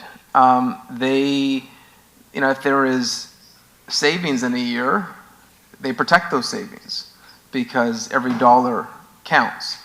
And I think that small business mentality is important to incorporate into our thinking at City Hall. When your life savings is in a small business, you really think about every penny. And this is the public purse. These are, when I think of the dollars we spend here at City Hall, there is seniors on a fixed income, families struggling with adversity, and we got to be careful with every dollar they send to City Hall. And so what I'd like to know is the date today is November 29th. Nash, would it be possible for you to send to council how much we have remaining in each department in terms of the allocated budget for this year?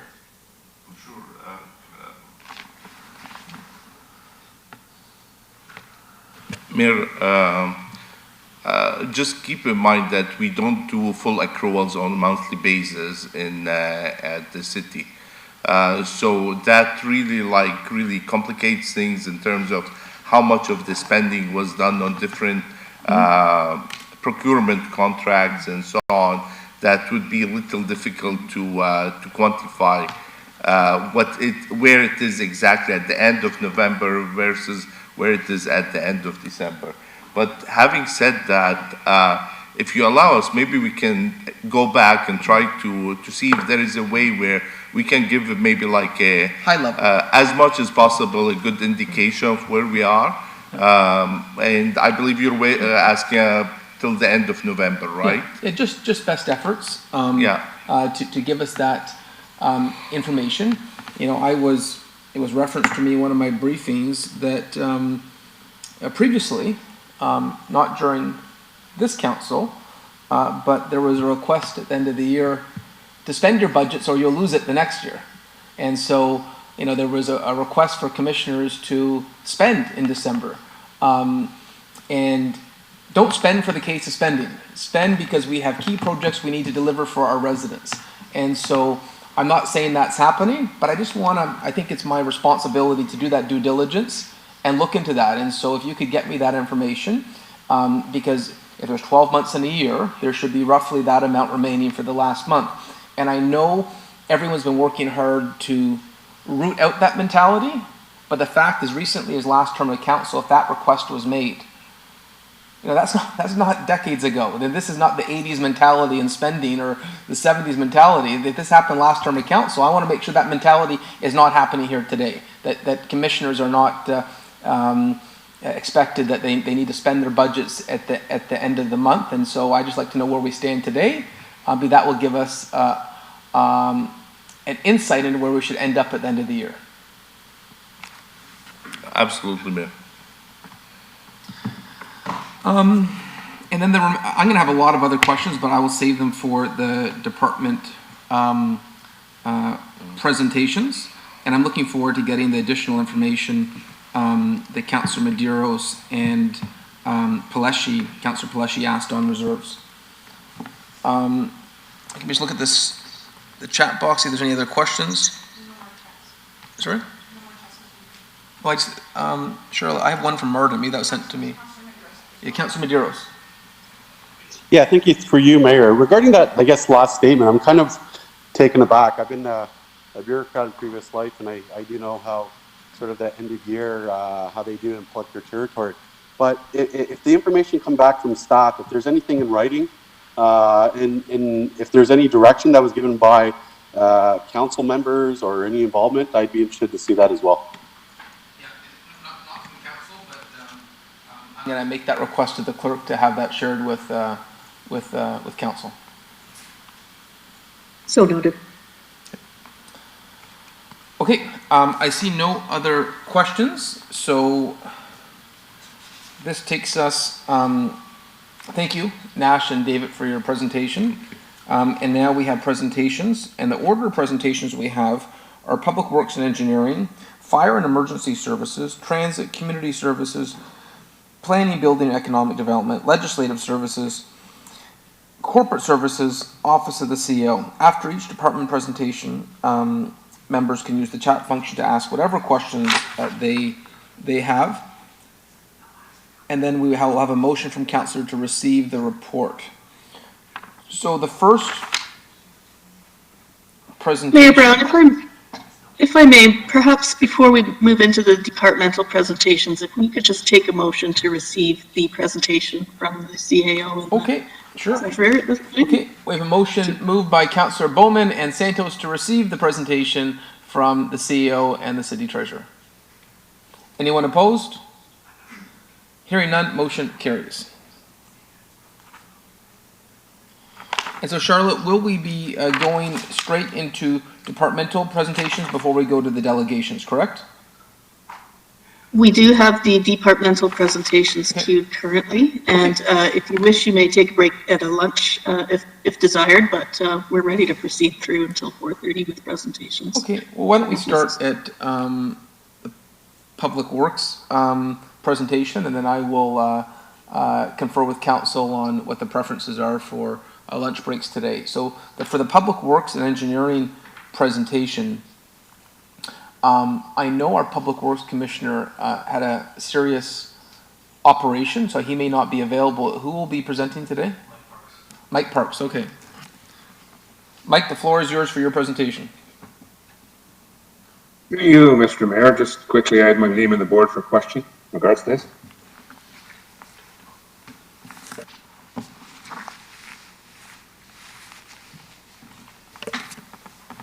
Yeah, please proceed. The floor is yours.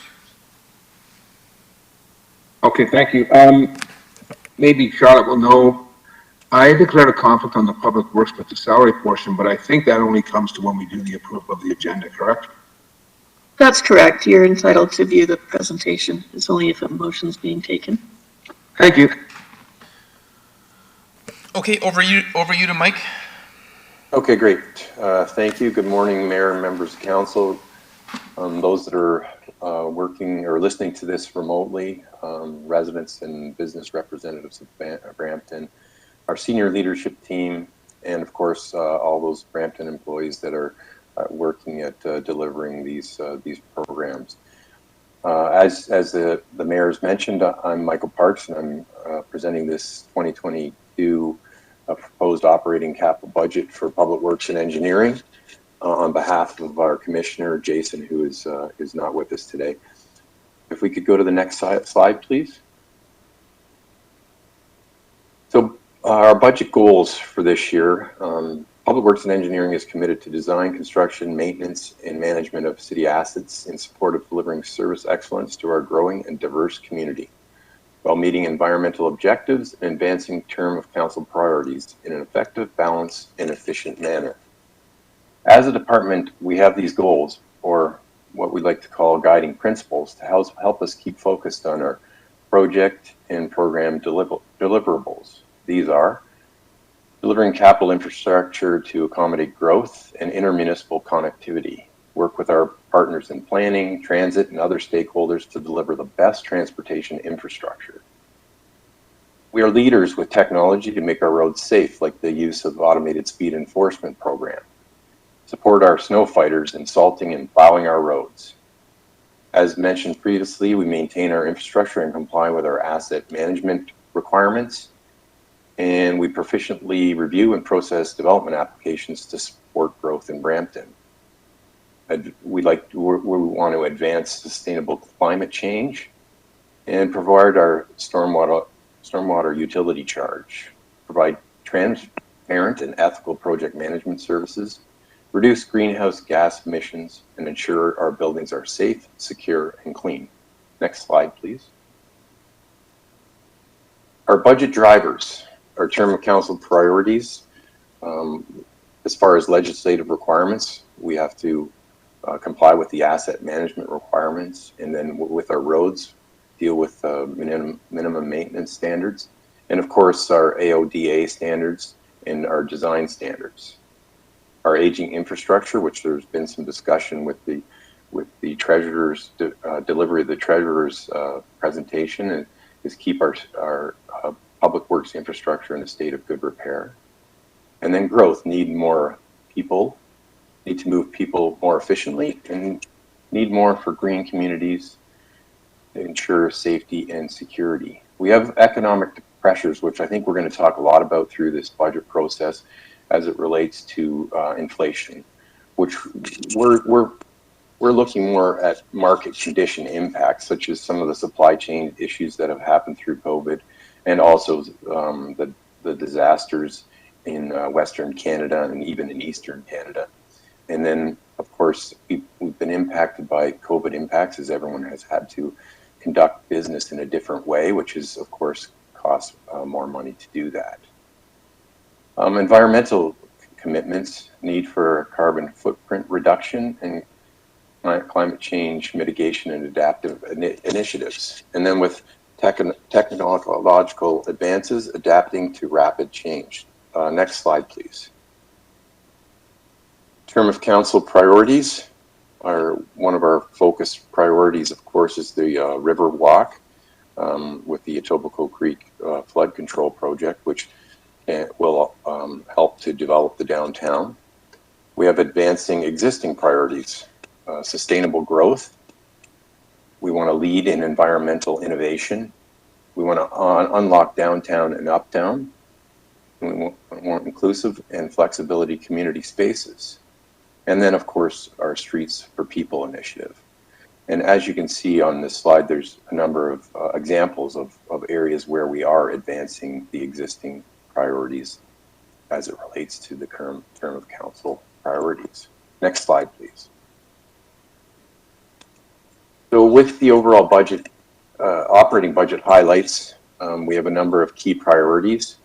We've got safety top of mind, not only on our roadways, but also within our facilities and our property. And one of our great examples, and we thank council and the mayor for the support on our automated speed enforcement program citywide, which has been very effective. We want to implement active transportation with our partners planning, the planning group, and do that through our road resurfacing program. We want to continue to deliver winter maintenance service level improvements to help our snow fighters keep the snow off the roadways. And then from an environmental master plans perspective, there's key operating impacts that we want to focus on to ensure that we follow a number of these projects, such as the Echo Park strategy, the 1 Million Trees program, and the like.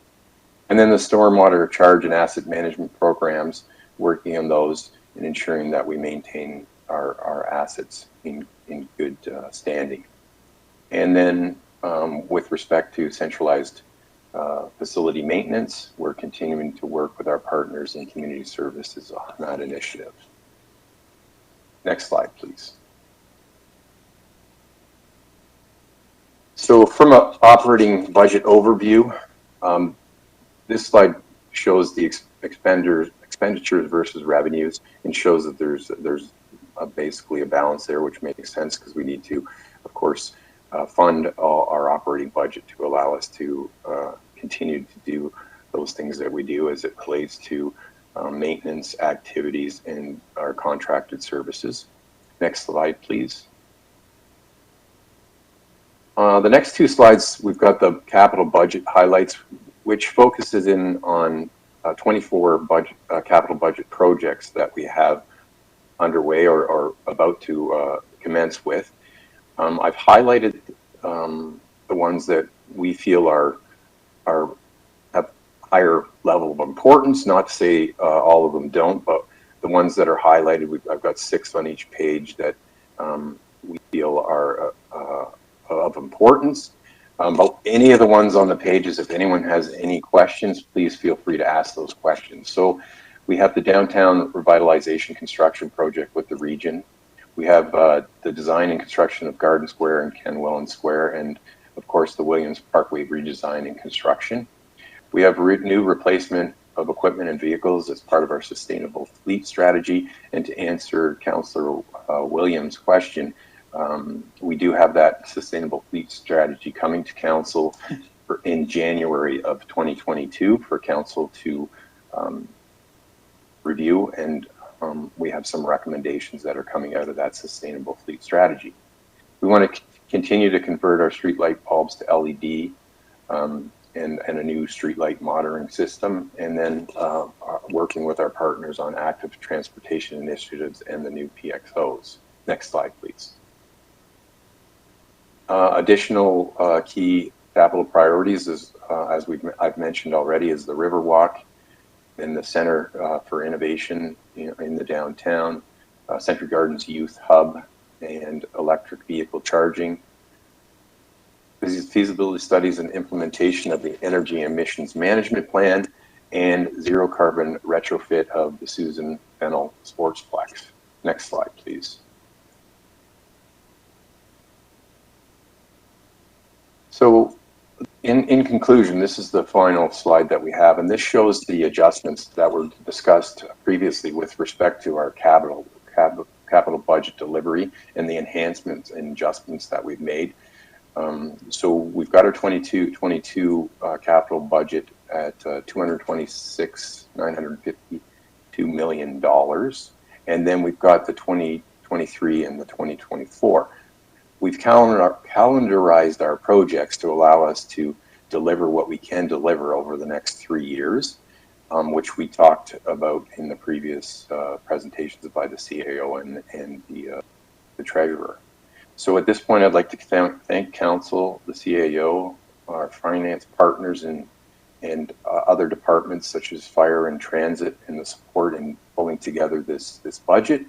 And also, I would be remiss if I did not appreciate and thank all the efforts by our staff and employees in putting together this operating capital budget for 2022 and the subsequent 2 years.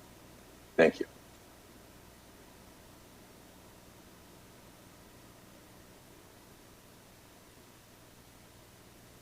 Okay, does that complete your presentation? That is correct, Mayor. Okay, the first question is Councillor Pellecci.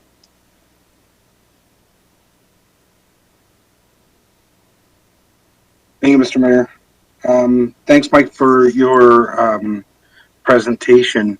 I guess I'll start off with downtown, and so downtown not only is in Public Works division, but across the organization. What I'd like to try and get an understanding of is with Public Works and all of the other divisions, I'd like to understand how many capital dollars have been spent into the downtown. And I know that there's going to be not only spent, but earmarked as well.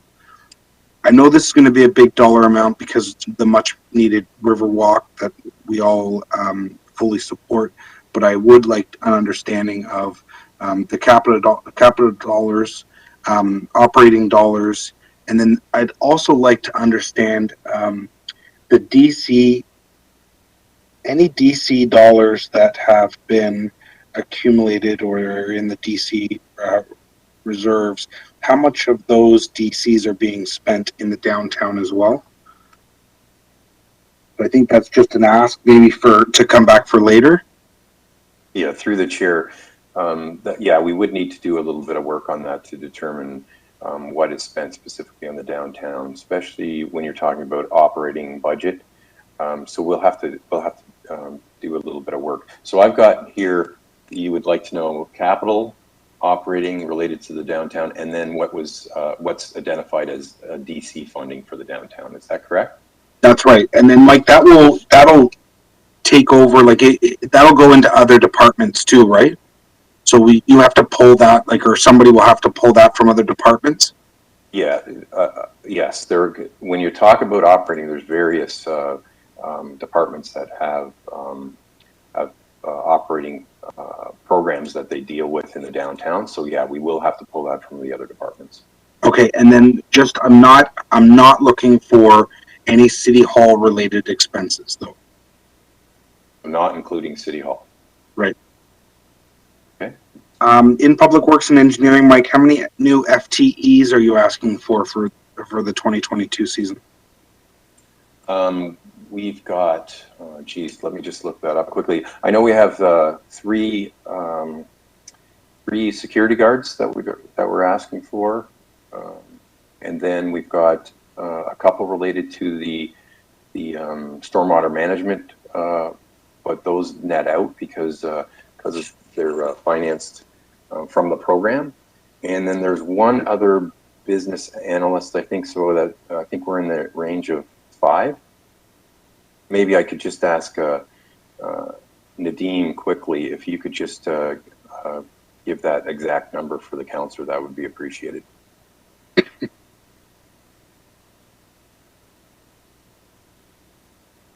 While he's doing that, Mike, when does our contract for the snow removal end?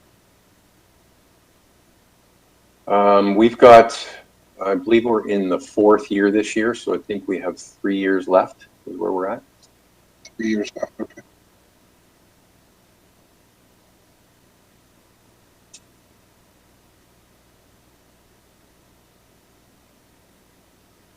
Sorry, Councillor. I do have the answer for the number of staff, and we've got 13 requested as part of this budget. 13 requests, and Mike, you had mentioned 3 are in security. That's internal security? That is correct, yes.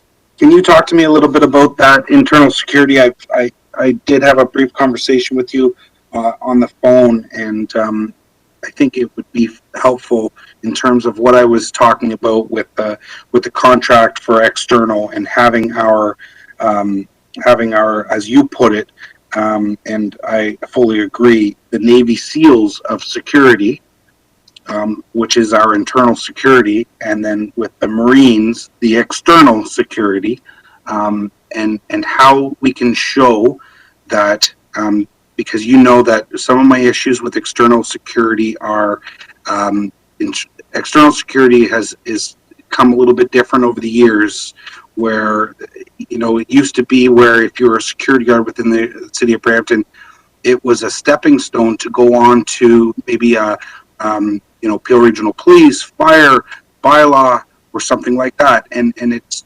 pivoted really to be more of a position within the organization, a job in itself.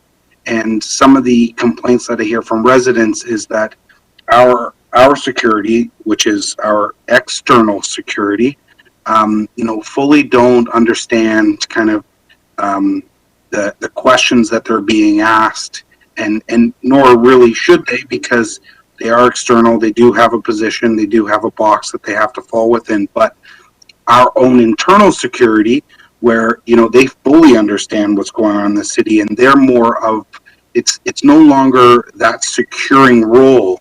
It's a lot has to do with supportive roles, helping the people fully understand that, you know, helping the people understand or helping them get through any of the issues that they're doing. So with those 3 new FTEs, could you explain a little bit to us what their role is going to be?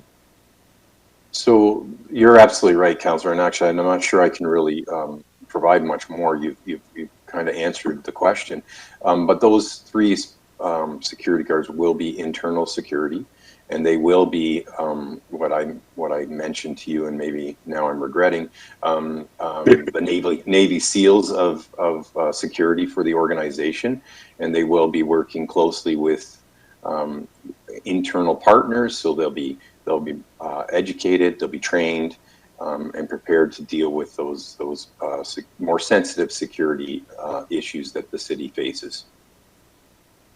Okay, and so what I'm looking for with internal security then is, I would like our own internal security, and I'm trying to throw a little bit some more support behind our own internal security, with the oversight that they have over the external security, and trying to get, you know, the people that are working in the rec centers or patrolling our parks, they have a better understanding of what we would like to see, how they can support our residents when they're coming across any types of issues that that residents seem to be having. Right, and that's what we're looking at from a lead perspective, internal security that can be leads and then work with the actual contractor subcontracted security to help them be more educated as it relates to specific Brampton issues. Thanks, Mike. You know, I think one day we'll find ourselves where we're not calling our security internal or external actual security guards or our bylaw enforcement people enforcers. I think, you know, one day we'll find a different name that will be, you know, more encompassing of what they do and how they can help and more of the support that they do have for our residents. In keeping with that, in terms of the two items that we have before us on the agenda, the windrows and the speed bumps, I guess I don't know when is now the time to kind of start talking about windrows and speed bumps, or are we waiting for that, even though that it is tagged to this presentation? I guess through you, Mr. Mayor, to either the clerk or back to you, Mike. Through the mayor, we have those items as standalone reports, so appropriately we could wait until that point of the agenda to deal with them. Okay, I'm fine to wait until the reports come up to discuss them. Thanks, Mike, for your presentation. Thank you, Mr. Mayor.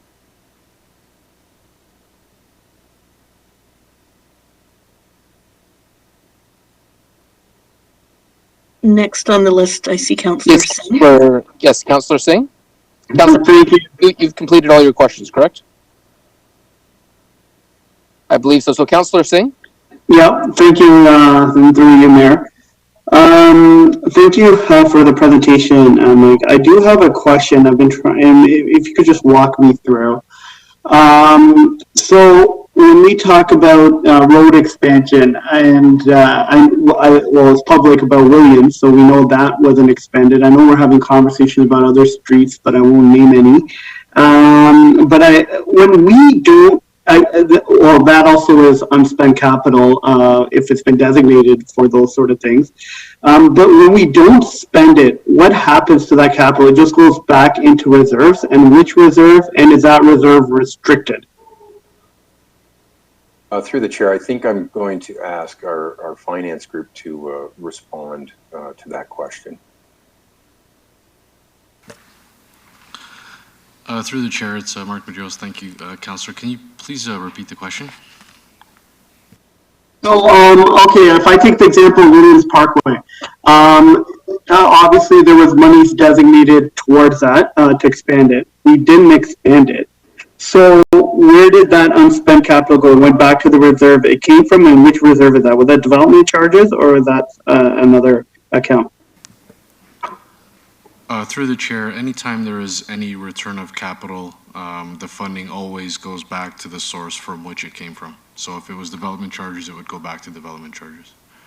Okay, and the reason I'm asking about roads is because we're going to have these conversations regarding other roads. So where is it coming from? I'm assuming it's development charges, but can you just expand on where they're coming from, the funding? So through the chair, every 5 years we do a development charge study that identifies road widenings that we collect development charges for. So when those widenings become projects, development charges, I believe, depending on the nature of the road, is around 95.5, could be 90.10 in terms of the amounts, the percentage of DC. So road widenings are largely funded by DCs. Yeah. So what I'm trying to get at is, so when we essentially save these development charges, whether it's from Williams or another road expansion, we don't go through. I think it's almost ironic that it goes to an account or a pocket where it can only be used for road expansion. Is that accurate or not accurate? Through the chair, that is accurate. As per the DC legislation, we collect, for example, for roads. Let's use roads and recreation as two different examples. Yeah, let's even keep it specific to roads even, because I'm more interested in the roads. Sorry, I wasn't clear enough. Sorry, through the chair. So you cannot fund different services from different DCs. So roads stays in roads, and recreation stays in recreation, for example. So if you have a road project and you don't progress with it and you close that project and return the funding, it goes back to roads and it needs to be spent on roads. Yeah, and you brought up the point that I find that very ironic, because by saving on the monies through the road expansion, I would hope we were able to reallocate those towards even public transportation. We have the BRT coming in, and we have other projects. So I think it's interesting that when you save money for road expansion, it just goes back into more road expansion. I think we do got to look at that, and maybe I just wanted to, for the public especially, have you walk us through that. But maybe that's something we can advocate to the province to give us more flexibility where we use those DCs, because I don't think that's the intent of council when we don't go with the road expansion, is to have that money go back into more road expansion. I think the intent is to have it to go back into public transportation or something like that. So that's maybe a conversation I could continue a little bit later, but thanks for going through that. Cheers.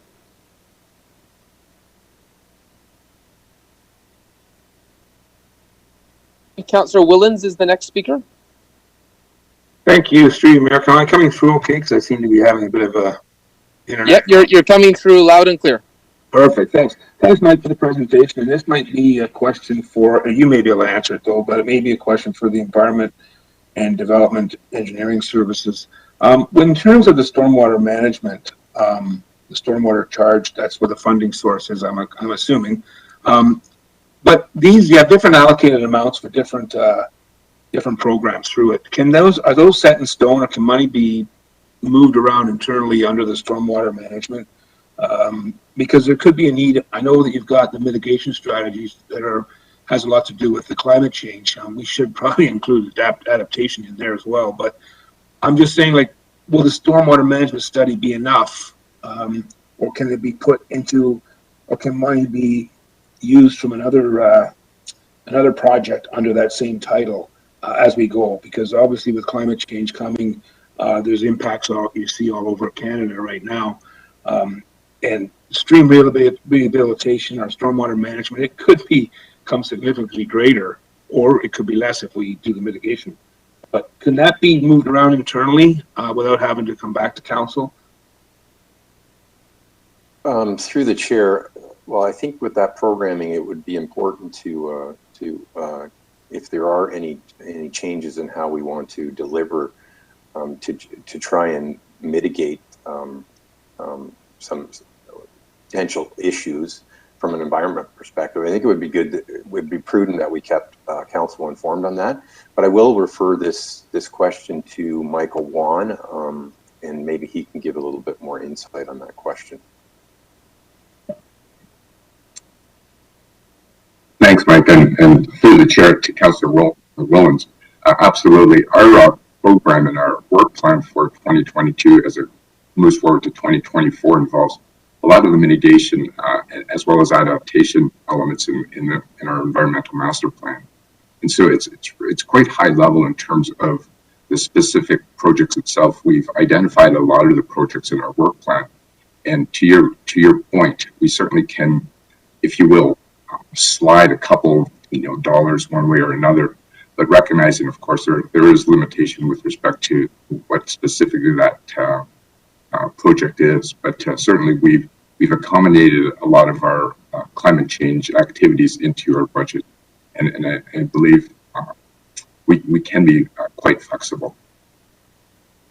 Okay, that's great. Thanks, Michael. Yeah, because there could be more emphasis need to be done on the stormwater education outreach for people, especially that live in that watershed areas along the Credit or the Humber or areas like that.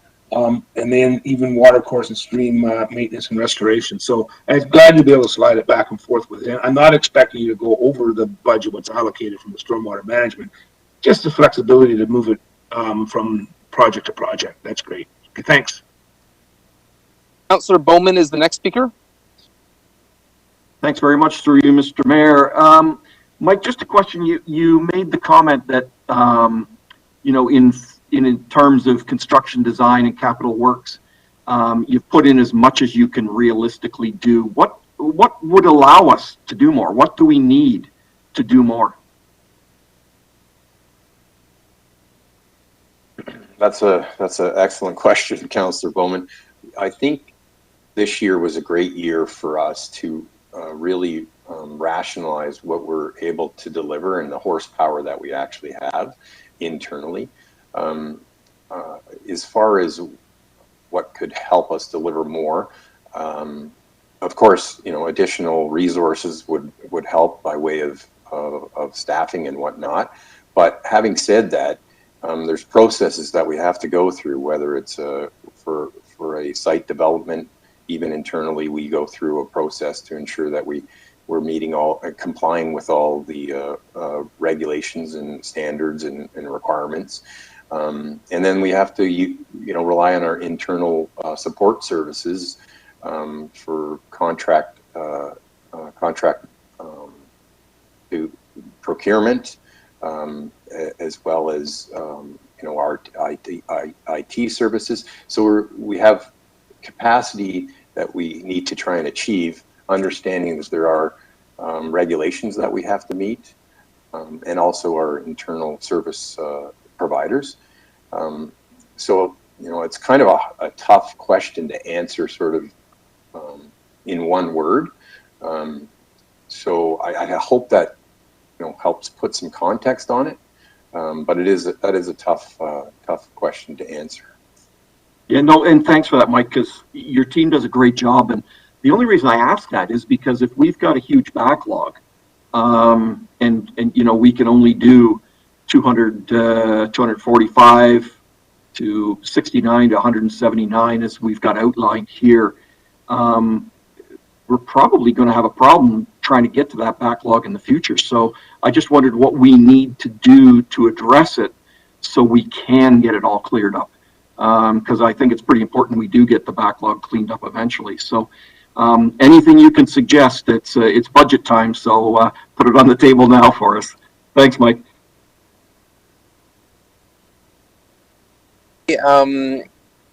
Councillor Bowman, does that finish your questions? It does, thank you. Okay, so I don't see on my chat any additional speakers. So Mike, you're off a little bit easy today. I'll have a motion moved by Councillor Willens, seconded by Councillor Bowman to receive the Public Works presentation. Anyone opposed? Hearing none, the motion carries. This takes us to our next presentation, which is the fire and emergency presentation. Is Chief Boys ready for his presentation? Through the mayor, yes, sir. Yes, I am. Okay, well, the floor is yours.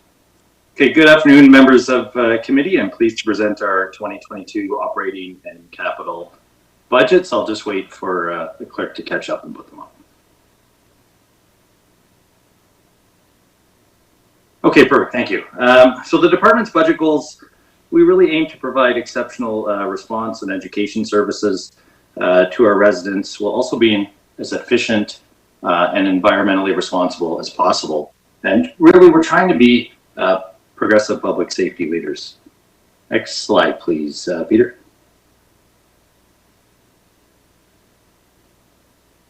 So in terms of budget drivers, our primary driver are the costs associated with our collective agreement.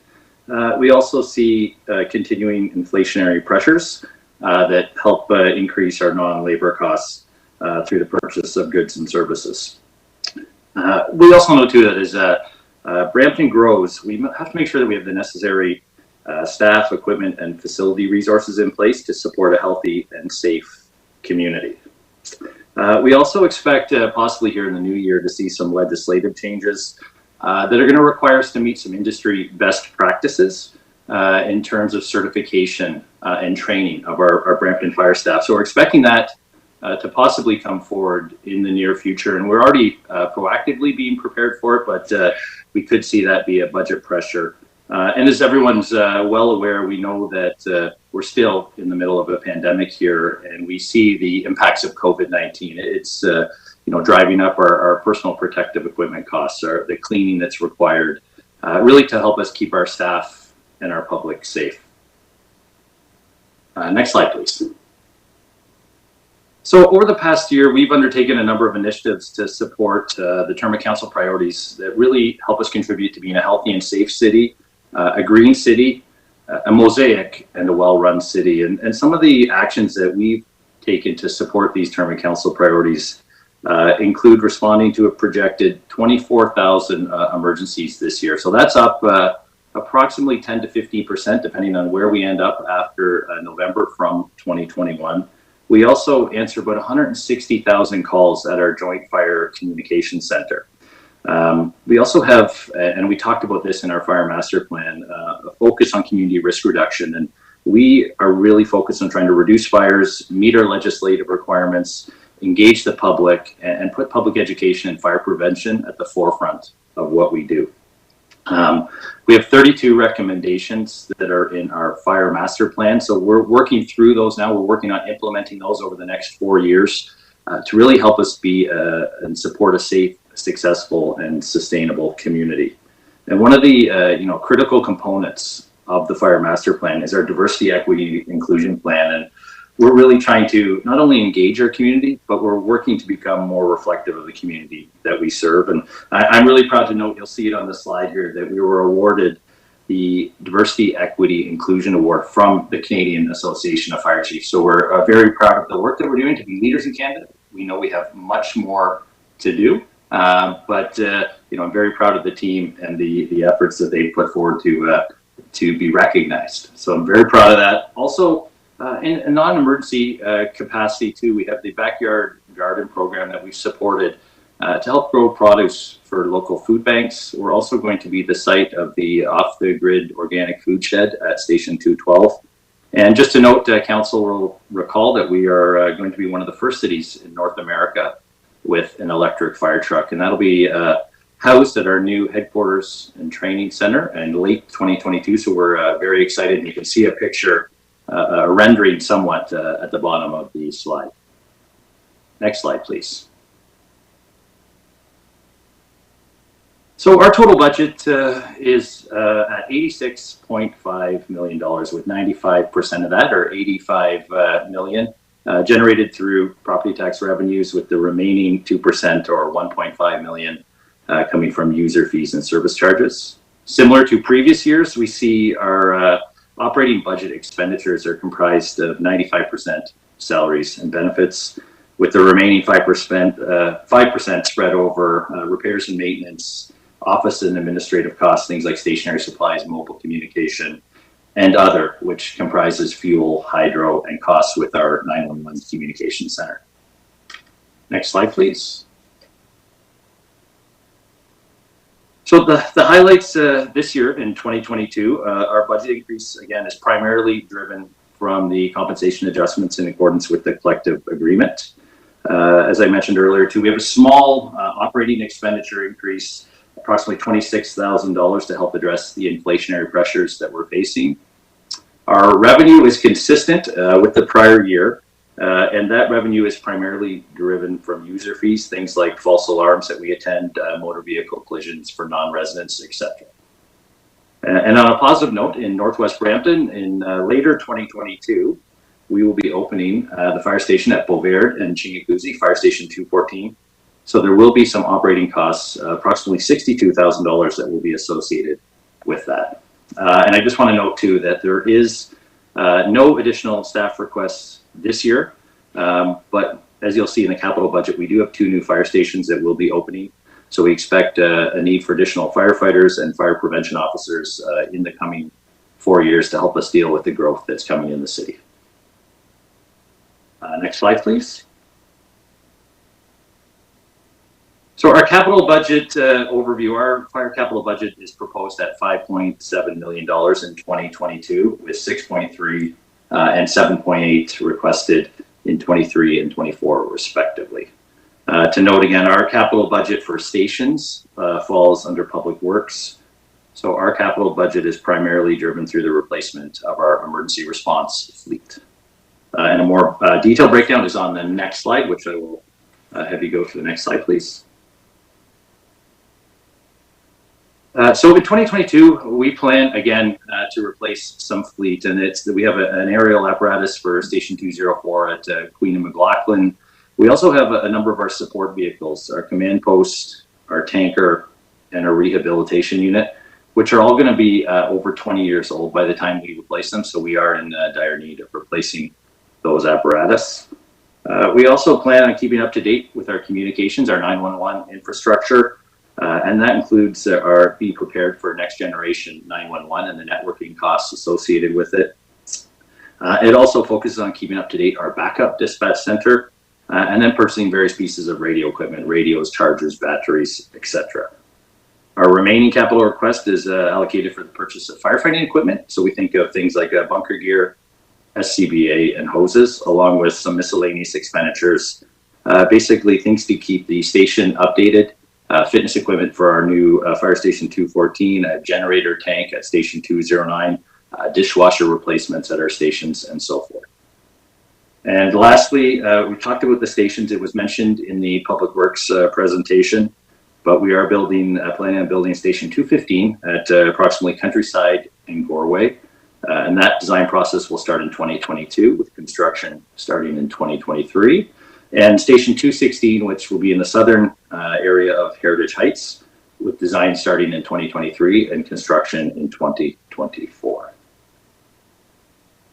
So that is the end of my presentation, but I just want to thank the mayor and members of council for your ongoing support, especially over the last 2 years with COVID. You've all stepped up and helped us out with task forces and the reopening group and the backyard garden program. So we really appreciate that. And just to acknowledge the staff too across our 8 divisions and fire and then BMO. They've just really done a great job to keep the city safe. So very proud of them, and I will turn it back over for questions.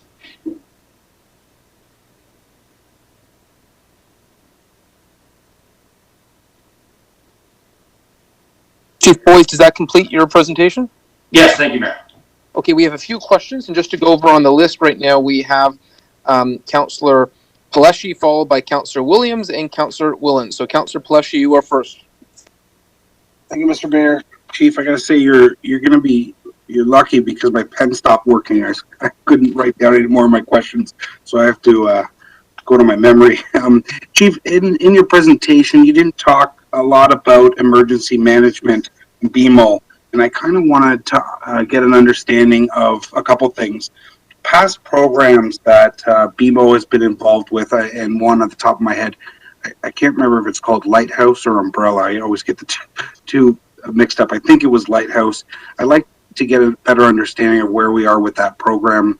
And then also with respect to COVID-related issues where BMO has had to really step up, and they certainly have stepped up. I'd like to get an understanding of how many dollars have come into BMO from our federal, provincial counterparts, and where those monies are being spent with COVID-related items.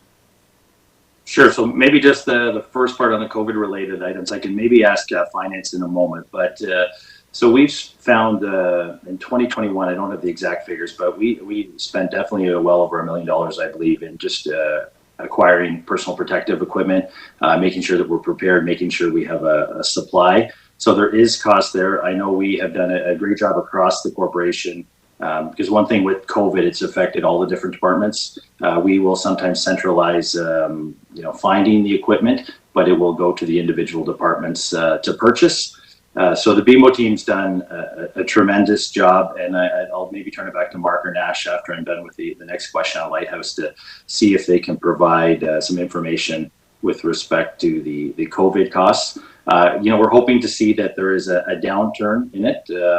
But again, it's something that we're always going to have to be prepared for. I think it's a great lesson learned out of this pandemic that we're proactively having the lens of, serving the city, business continuity, keeping staff safe. And that means things like, increased cleaning, having an adequate supply of PPE on hand, as you never know what could happen, what could change with new variants or new pandemics or new emergencies that arise. With respect to the Lighthouse program, so we still are working on the Lighthouse program.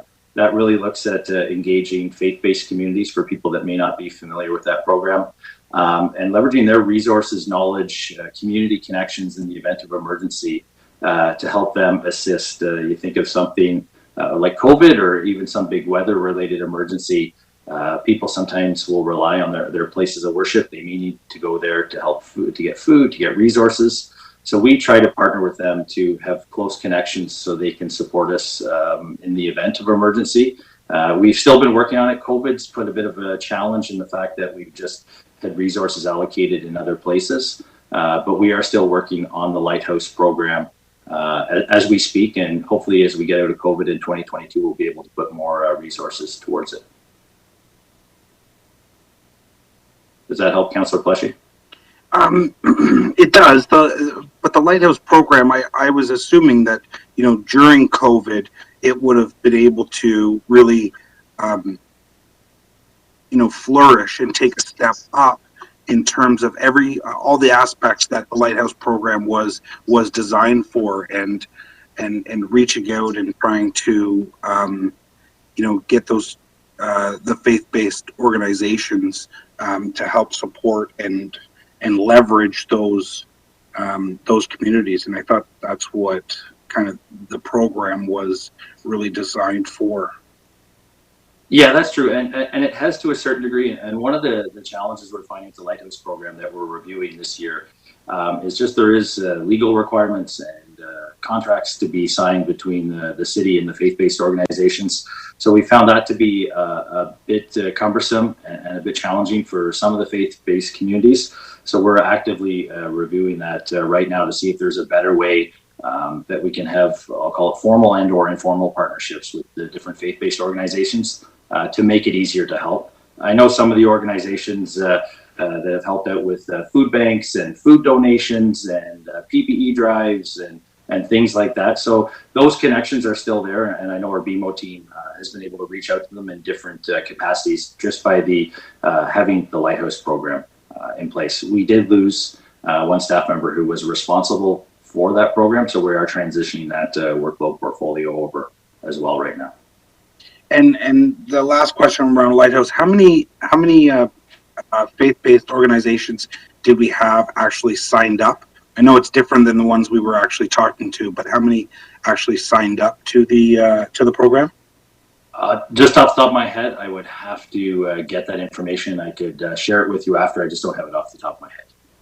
Okay, and then what I kind of hoped with that program was to also leverage maybe some of the diversity hirings and education about the prevention system is kind of what I hope that would come out of that. But I can see where, in dealing with in having issues with the city and faith-based organizations in the past, it's extremely difficult once you start putting pen to paper and getting risk and legal involved in something that maybe should look more like a handshake deal, where we're there to show support in case of an emergency, and in case of we have a new strain of COVID that's coming out that could potentially put us back to square one, and I think there may be an opportunity for us to look into a program like this to see where we can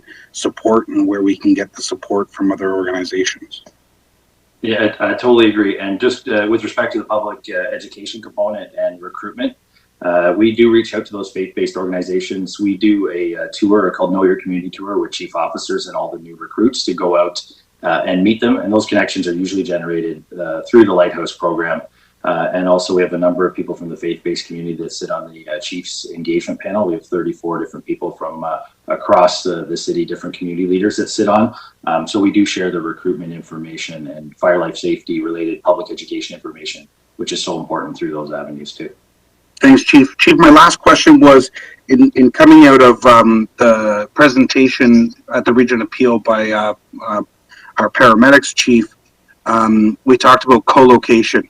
And co-location, you know, from the city's perspective and from the region's perspective, it may look a little bit differently, but in the grand scheme of things, when we're talking about co-location for these two sites, on the taxpayer perspective, which is the most important, it makes sense.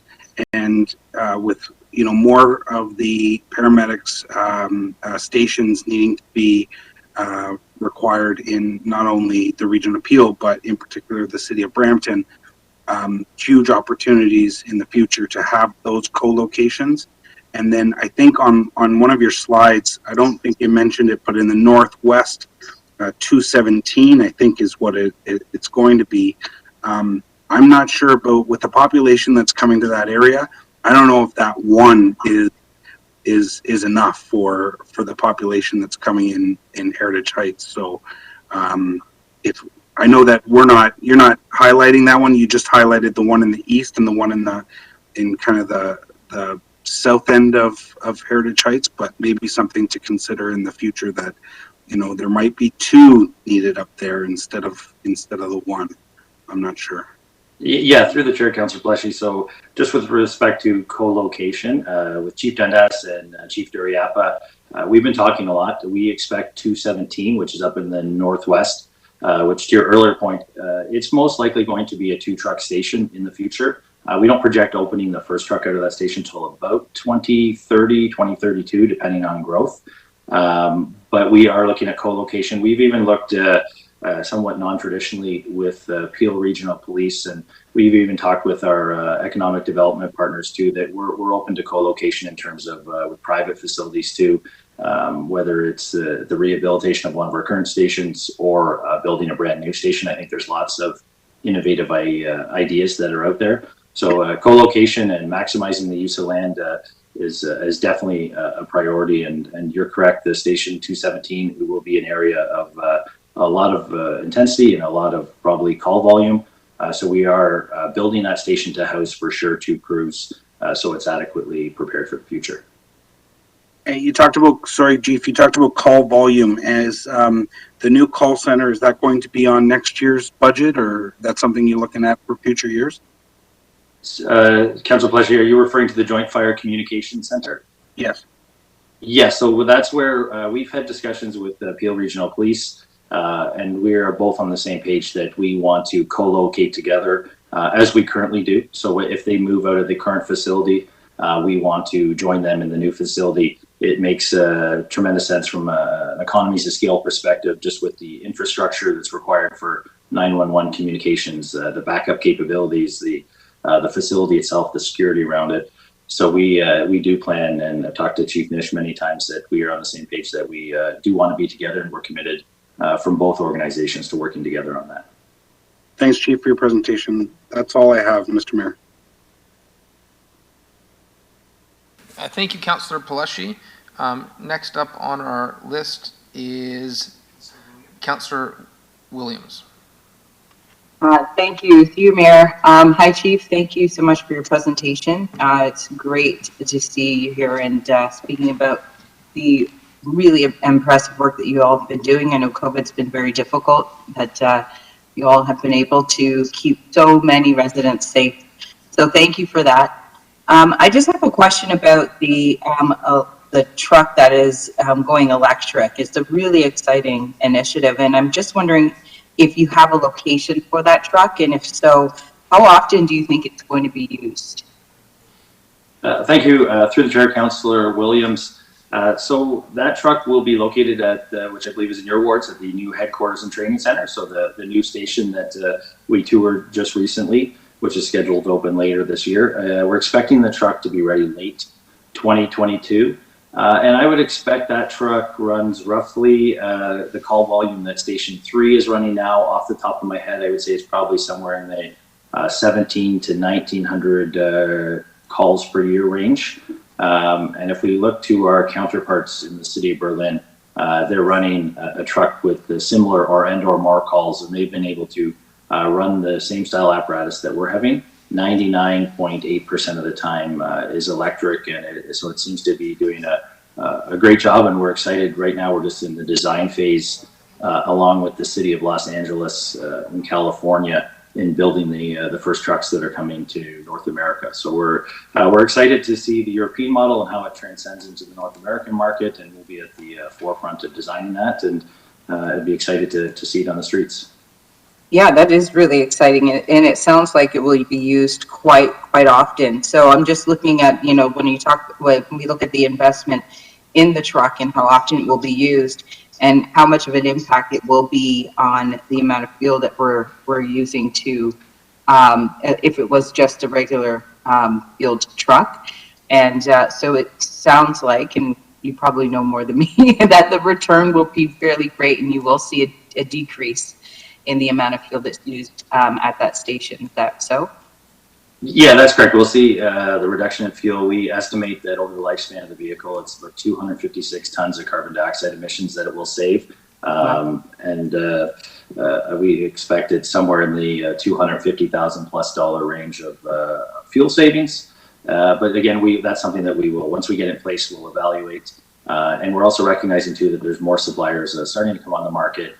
And that we expect many more, which we should hopefully see a reduction in the price of them as well. Oh, that's great to hear. And so with that location being able to charge the truck, will there be a push for more electric vehicles out of the new cars that are there? I believe it says 90,000 that is going to be invested in the trucks or cars citywide, but out of that area, with the charging station, will we see more electrified vehicles being used there? Yes, we do. We've been already proactively purchasing plug-in hybrid vehicles for our supporting fleet, like our fire prevention vehicles and so forth. We did receive a government grant, I believe it was a federal grant, to support adding more charging stations at our new headquarters, and training center. So we are slowly moving to make our fleet more environmentally friendly and more responsible. Oh, that's wonderful. And so I know Councilor Balashi asked some questions about the response, like the 911 calls and such. And so if you do co-locate, and there'll obviously maybe be more funding towards that, will residents see a decrease in wait times for 911? Is that going to help us? So just with respect to 911 calls, when somebody calls 911, it immediately goes to what they call the PSAP, which is through Peel Regional Police. So they look after that initial call, then it gets transferred out to either police, fire, or ambulance. And one of the things I'm proud of with our communications dispatch center, we dispatch over 90% of the calls in less than 60 seconds, usually around about 43 to 45 seconds, which is tremendous just given the number of calls they have. So we've been consistent year over year, being able to maintain that high level of call taking and dispatch. I know police sometimes does have challenges, and I know that's something that they're actively working on in the 911 PSAP area. Oh, that's good. So, but will that also help us though if you were to co-locate? Because I know that even just getting through sometimes just to get to that initial stage, some people have said it's taking a little longer than they hoped. But when it comes to fire getting there, you guys do a phenomenal job. So I'm curious to know if we're going to be able to see some benefits with, more co-location opportunities and such. And it would just be really great to see that number decrease because the city is so large, right? And we're just going to continue to grow. No, that's true. And I think with the co-locate, the positive is that both police and fire have in the process of replacing their computer automated dispatch system. We have the same vendor. So I expect to see that there'll be a lot of synergies that would hopefully be realized there And again, when you put, police and fire dispatch together, there is some savings in terms of just infrastructure and a little bit less redundancy than you may have if you had to operate two completely distinct and separate facilities. Absolutely. No, that's all my questions. Thank you so much. Thank you. Okay, thank you, Councillor Williams. Our next question is Councillor Willens. Thank you through you, the mayor. Thank you, Bill, for your presentation. And thank you once again, I've said it probably 1,000 times, for your participation in the backyard cooking program and for initiating the electric fire truck. That's great. Just quickly, I think maybe this might be in terms that maybe our government relations folks can take back when it comes to the capital costs, such as the trucks and new station. Because under our sustainability guidelines, under our CERT, we want to lead by example with our own buildings. So I'm wondering if we can look for opportunities through the Green Municipal Fund or FCM or other federal or provincial programs to try and reach these climate initiatives at our stations. Like, in other words, the construction of the stations or, initiating a electric fleet.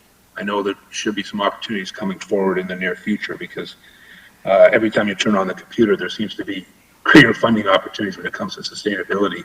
So just maybe keep that on the radar. But thanks again, Bill, for your presentation. Yeah, thank you, Councillor Willens. And we make sure that we stay closely with connected with Andre and Blaine in the CAO's office too to look for those grant opportunities. And I would hope too that as more municipalities move towards some of the green fleet and more green station designs, that they'll be able to get some more of that upper level government funding. Thank you. Maybe just a quick question, sorry, through you, Mr. Mayor, to Bill. Maybe you could ask the other municipalities like California and Germany, and I know I think you said Chicago maybe, or New York, or one of the other ones. Maybe ask to see if they've used opportunities, different funding opportunities for their fleets. No, that's a great point, Councillor Williams. It's noted. We'll ask them to see if they've been able to get anything. Thank you. Okay, no other questions, Councillor Willens? No, that's it. Thanks. Okay. Can we have a motion to receive the fire and emergency services presentation? Thank you, Chief Boys, for the presentation, and your Movember efforts are showing very vividly. Congratulations for that fundraising effort. Motion moved by Councillor Paleshi, seconded by Councillor Williams, to receive the fire and emergency services presentation. Anyone opposed? Hearing none, the motion carries. Why don't we see if we can do one more presentation before we break for lunch. Next up is transit. Do we have Alex on the call? Yeah, and thank you, Mayor. And if I can get the slide up on the screen, there we go. Next slide, please. So I'll be presenting the transit budget for 2022, and the themes that I'll be hitting on through the budget presentation will be around COVID impacts that we've experienced.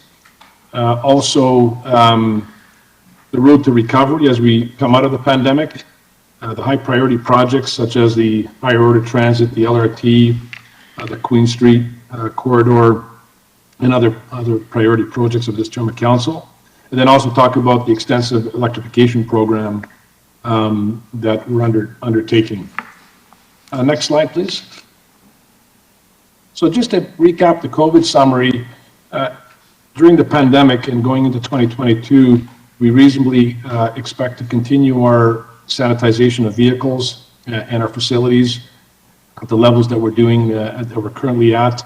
The ridership compared to 2019 and the revenue losses that we expect through the 2022 year, I'll touch on in terms of some of the financial implications on that. Also, the Safe Restart funding that the governments have provided in terms of transit relief for losses of revenues and others.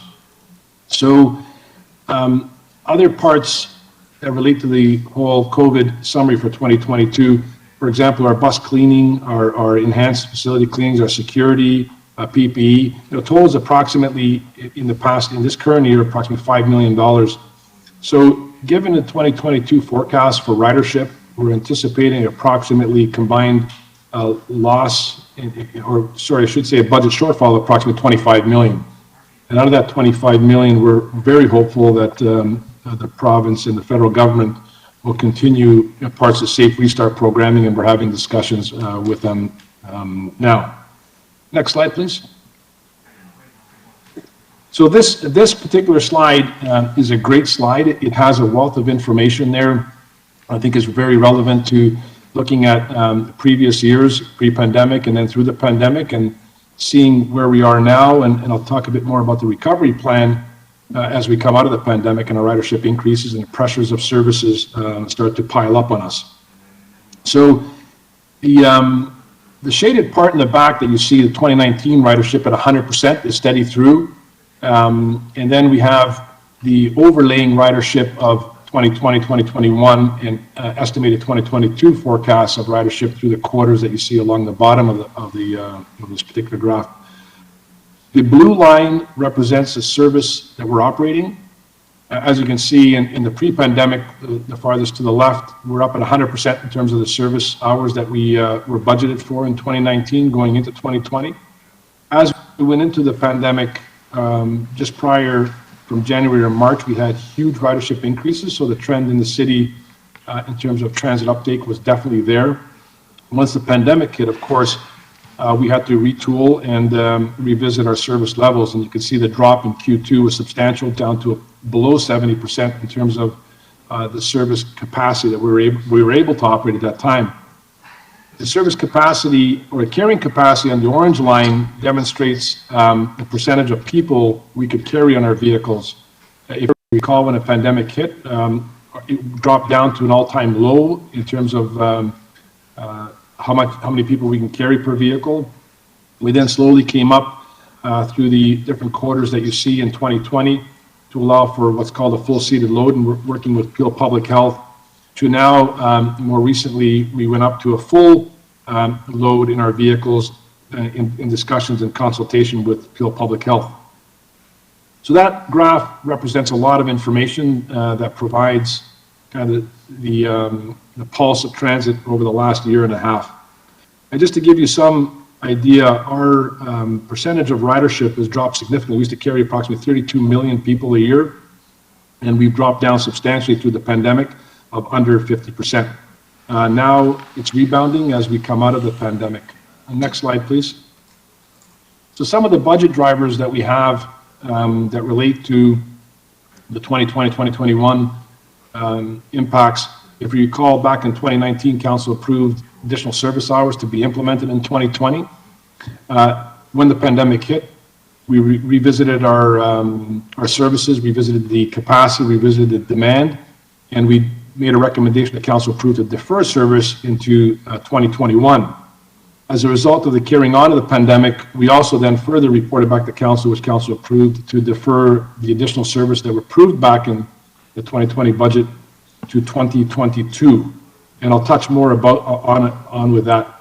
Some of the pressures that we have are diesel fuel. Fuel has been budgeted previously at 85 cents a liter. For 2022, we budgeted $1.07 a liter, and currently the prices are around $1.17 a liter. So we are experiencing some financial pressures on the fuel. For every 1 cent a liter that fuel goes up at the pumps, it's approximately $175,000 impact on the transit fuel budget. Also, the collective agreement for year 3 of a 5-year agreement, or the pressures of the collective agreement increases as well. I will mention we are coming forward to Council on December 8th with a report. It's a recovery report that'll discuss the recovery plan as we come out of the pandemic and the service that we're going to be providing at the appropriate times. We are looking at 2022 in terms of implementing, subject to Council approval, of course, the services that we were budgeted for to implement in 2020. We are expecting to go to full service towards the end of this year into fall, and putting in the hours, for example, the Zoom extension to the airport and critical ridership increases. It was approximately 27 or 28,000 service hours that we're looking to implement back then. We'll be implementing in 2022. And again, I'll touch on the fare increase as well. We deferred the fare increases that council approved to defer for 2020 and 2021. We're going to be making a recommendation to implement those fare increases in 2022 when we implement the services that were tagged to that fare increase, which would probably be in the fall of 2022. Next slide, please. Some of the other budget drivers are around the state of good repair, the refurbishment of vehicles, the bus replacement program that we're looking at. And we're timing our 5-year business plan to be renewed, and it's going to be looking at the plan for 2023 to 2027. That work is being done in 2022, so it's a timely business plan, which we had one previously. This one will be retooled and reconfigured to make sure we address the recovery plan from coming out of the pandemic. I know earlier, I believe it was Councillor Bowman, just touching on the state of good repairs and the asset management of the corporation. I know Councillor Bowman mentioned earlier about in our budget binder, I believe it was a $528 million asset management for transit that was showed on this year's budget binder, and last year I believe it was at 634. I mean, our colleagues in the asset management group could definitely answer that. But what happened there was because we removed facilities and some IT software, there's about $150 million removed from transit and put over to the departments that related to facilities. So it's still a net even in terms of the asset requirements, but that just might explain the drop, and maybe that might help with Councillor Bowman's earlier question. Next slide, please. Oh, sorry, I will touch on the electrification initiatives in terms of what we're planning on implementing through the capital program as well this year. An additional 10 fully electric buses, and also 2 fuel cell electric buses as well that we're targeting for in the 2022 capital program.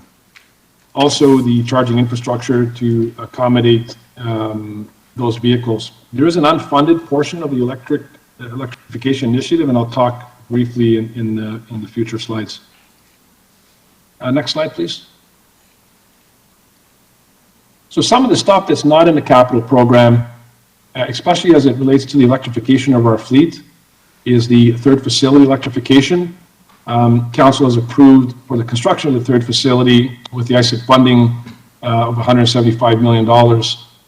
The additional $150 million that was requested was to electrify that third facility to be able to accommodate 250 battery electric buses that would equate to over 30,000 tons of greenhouse gas emissions reduction in our city just from those 250 vehicles. These are not in the capital program. However, I know the mayor updated council recently on the initiatives of advocating the ministries at the federal level with recent visits, and we're very hopeful that there'll be some uptake in terms of helping fund the electrification of that third facility.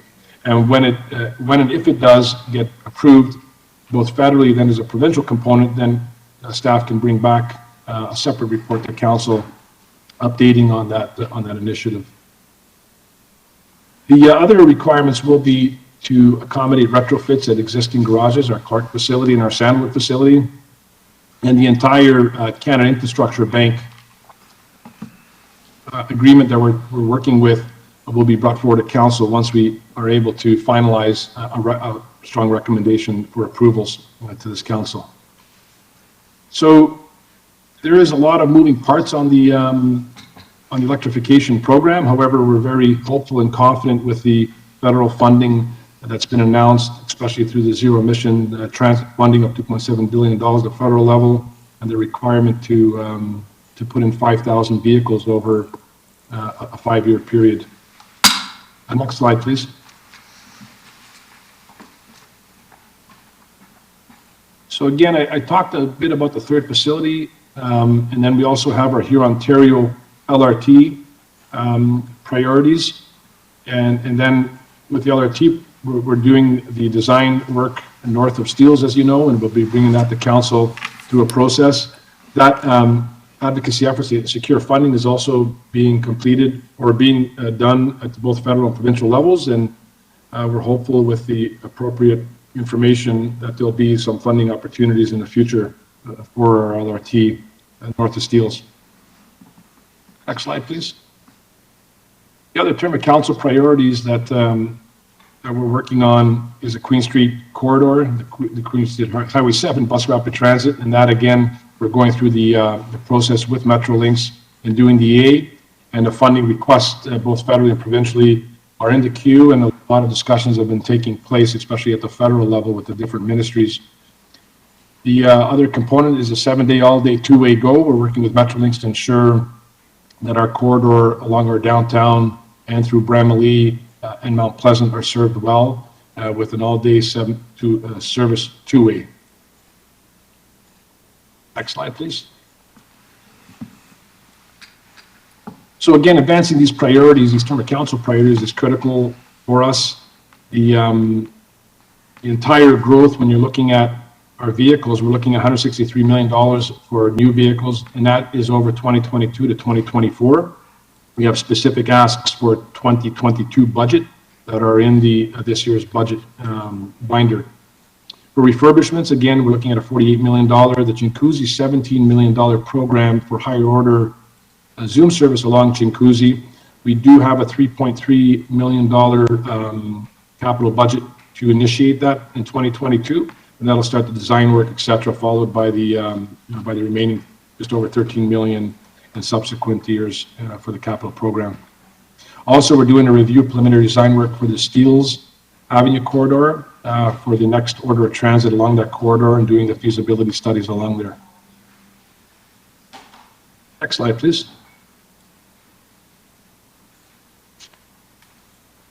So the highlights of the operating budget are primarily around the COVID deferred services that we've deferred from 2020 and 2021 we'll be implementing in 2022.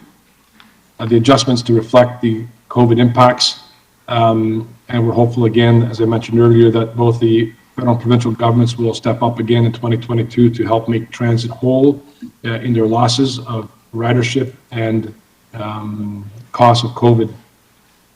The overall budget increase for transit on a gross budget just below 190 million is a 3.7% increase, and on the net budget's about 8.8% increase. And again, as I mentioned earlier, the budget drivers through that are primarily around the, we can go to the next slide, highlights the collective agreement. The fuel we have just under a $4 million impact, and that's at an estimation of $1.07 a liter. And again, repairs and maintenance and other compensation adjustments, i.e. the collective agreement for the third year. There is a two transit operator request for full-time FTEs at $200,000 a year, and that's primarily a requirement to help with the vacation allotments and covering those vacations. As we go on in years, there's more weeks that operators get vacations and a coverage required around that, and that equals two full-time operators for 2022. Next slide. So this summarizes the operating budget overview, $187 million in terms of expenditures. Our revenues from the fare box, from the grants that we have, including the provincial gas tax, primarily covers over approximately 50% or just over 50%, and then the rest of it, I think it's indicating there at 47% from the tax base. Next slide, please.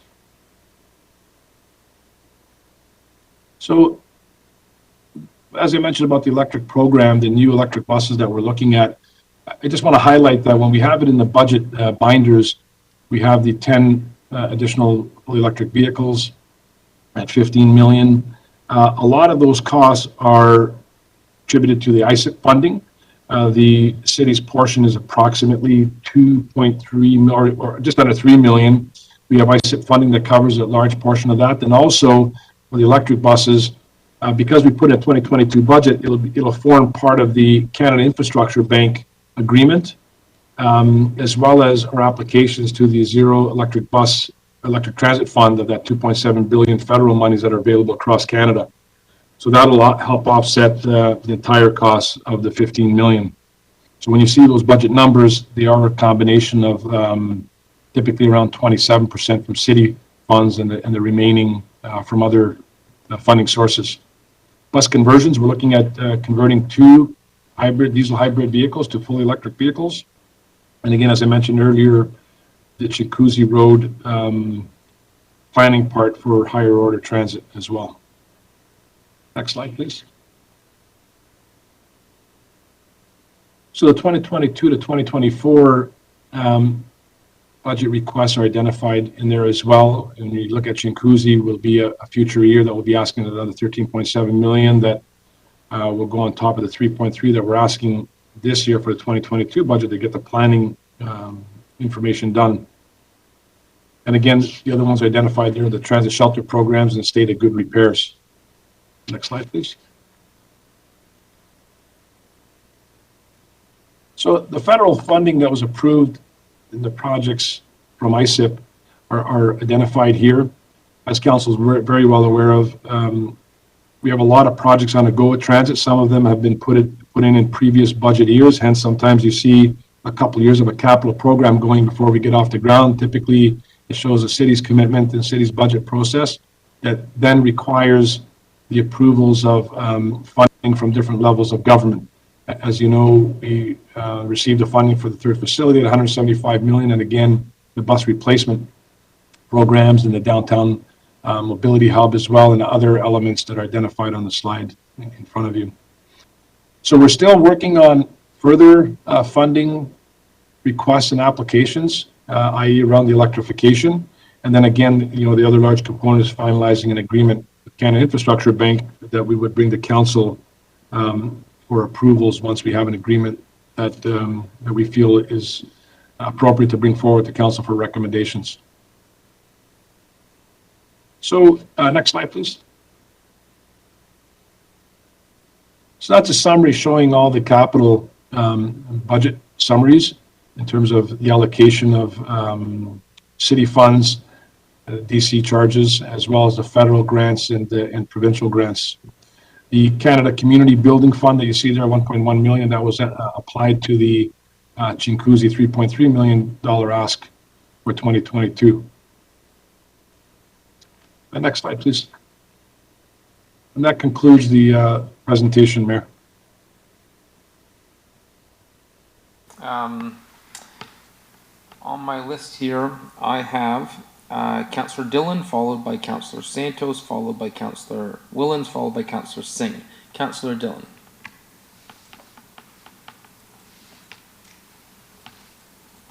Councillor Dillon? Mayor Brown.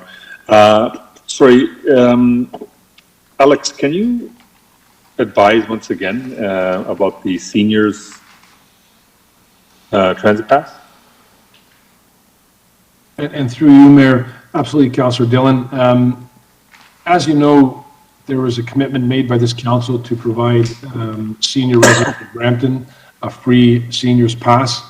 That directive, staff was executing. We had to delay it due to the pandemic. We didn't want to put our seniors at risk in terms of the administration process and getting the individuals in for the appropriate cards and picture taking and setting up the Presto cards for that free seniors pass within Brampton.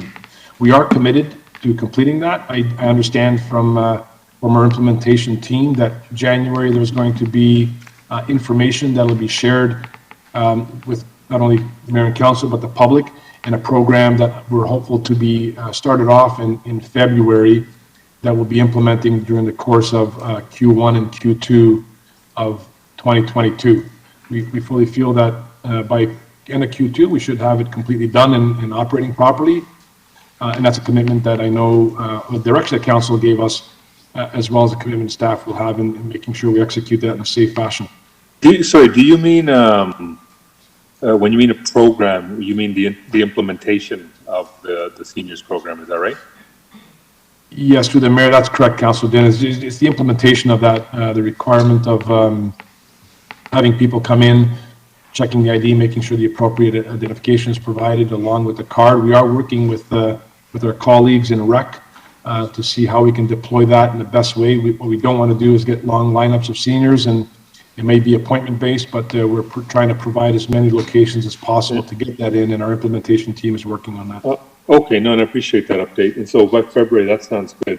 One question though, the new, do you foresee any other delays with, especially with the new variant, or if there's any increases in case counts, or do you think we're headed on the right track? Our priority is to keep our seniors safe. The variant that's out there now, we don't have enough information on. It hasn't provided us any other reason not to continue with the program. We are, however, through the Mayor to Councillor Dillon, looking at ensuring we have options of online. We're looking at many different ways of ensuring this program is implemented and is deployed, and we'll work through with our partners again at Peel Public Health in terms of the guidelines of what we can and shouldn't be doing to making sure that we implement it properly.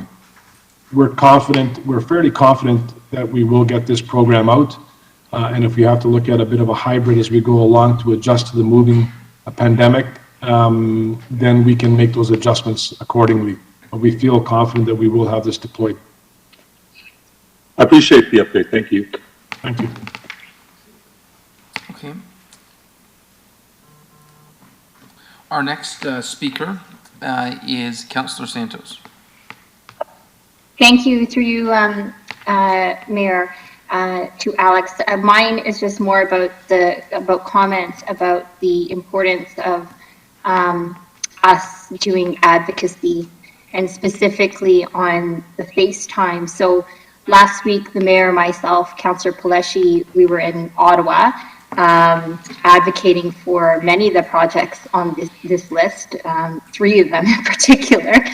And I have to say that in those meetings with the Mayor, Councillor Paleshi, etc., we met with the Minister LeBlanc, we met with Minister Alhabra, and we also met with senior staff officials from the Prime Minister's office. And the response was very positive. And I think that having aggressive advocacy to include FaceTime is super important, especially now.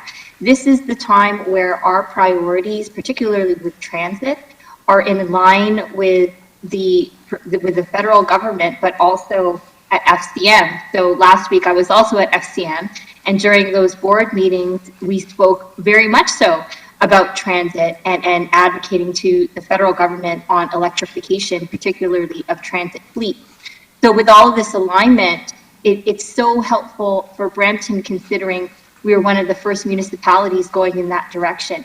So Alex, and you and I had a bit of a conversation while we were there about the importance of advocacy with respect to finding more revenue streams to fund these projects. Can you just share with everyone, and also publicly as well, your perspective and that part of the conversation that we had about aggressively advocating, especially in person, as much as we can on funding?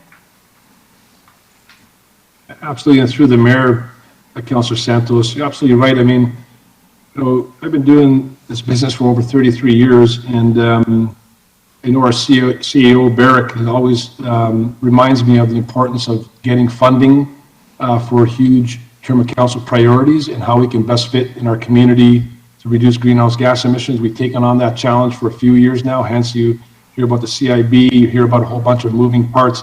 One of the biggest things, even from my past experiences, even when we looked at Zoom getting the $295 million, was right in front of federal ministries advocating for the funds, of the importance that the city needs these funds. And those go a long way. I can't begin to stress enough the importance of this.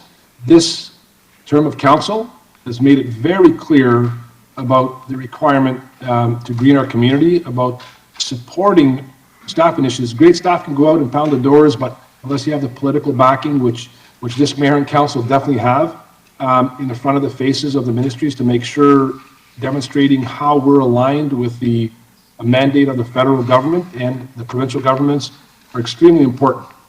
I cannot stress the fact of getting out in front, and I'm very hopeful with the words that we heard from the federal government looking at the city of Brampton, its initiatives, and how they align with the federal government's mandates will yield some positive results. The more we remind them, the more we demonstrate what we're trying to do here in the city is the right thing. And as we all point out, and I hear the mayor saying this all the time, which I know because I feel at a staff level, we've been severely underfunded for years and years and years. So it's great to have the backing. And I think with that backing, that advocacy at the federal level and hopefully the provincial level will yield positive results. So absolutely, Councillor Santos, I couldn't agree with you more. Thank you so much, Alex. And through you, Mr. Mayor, just a couple of follow-up questions and comments.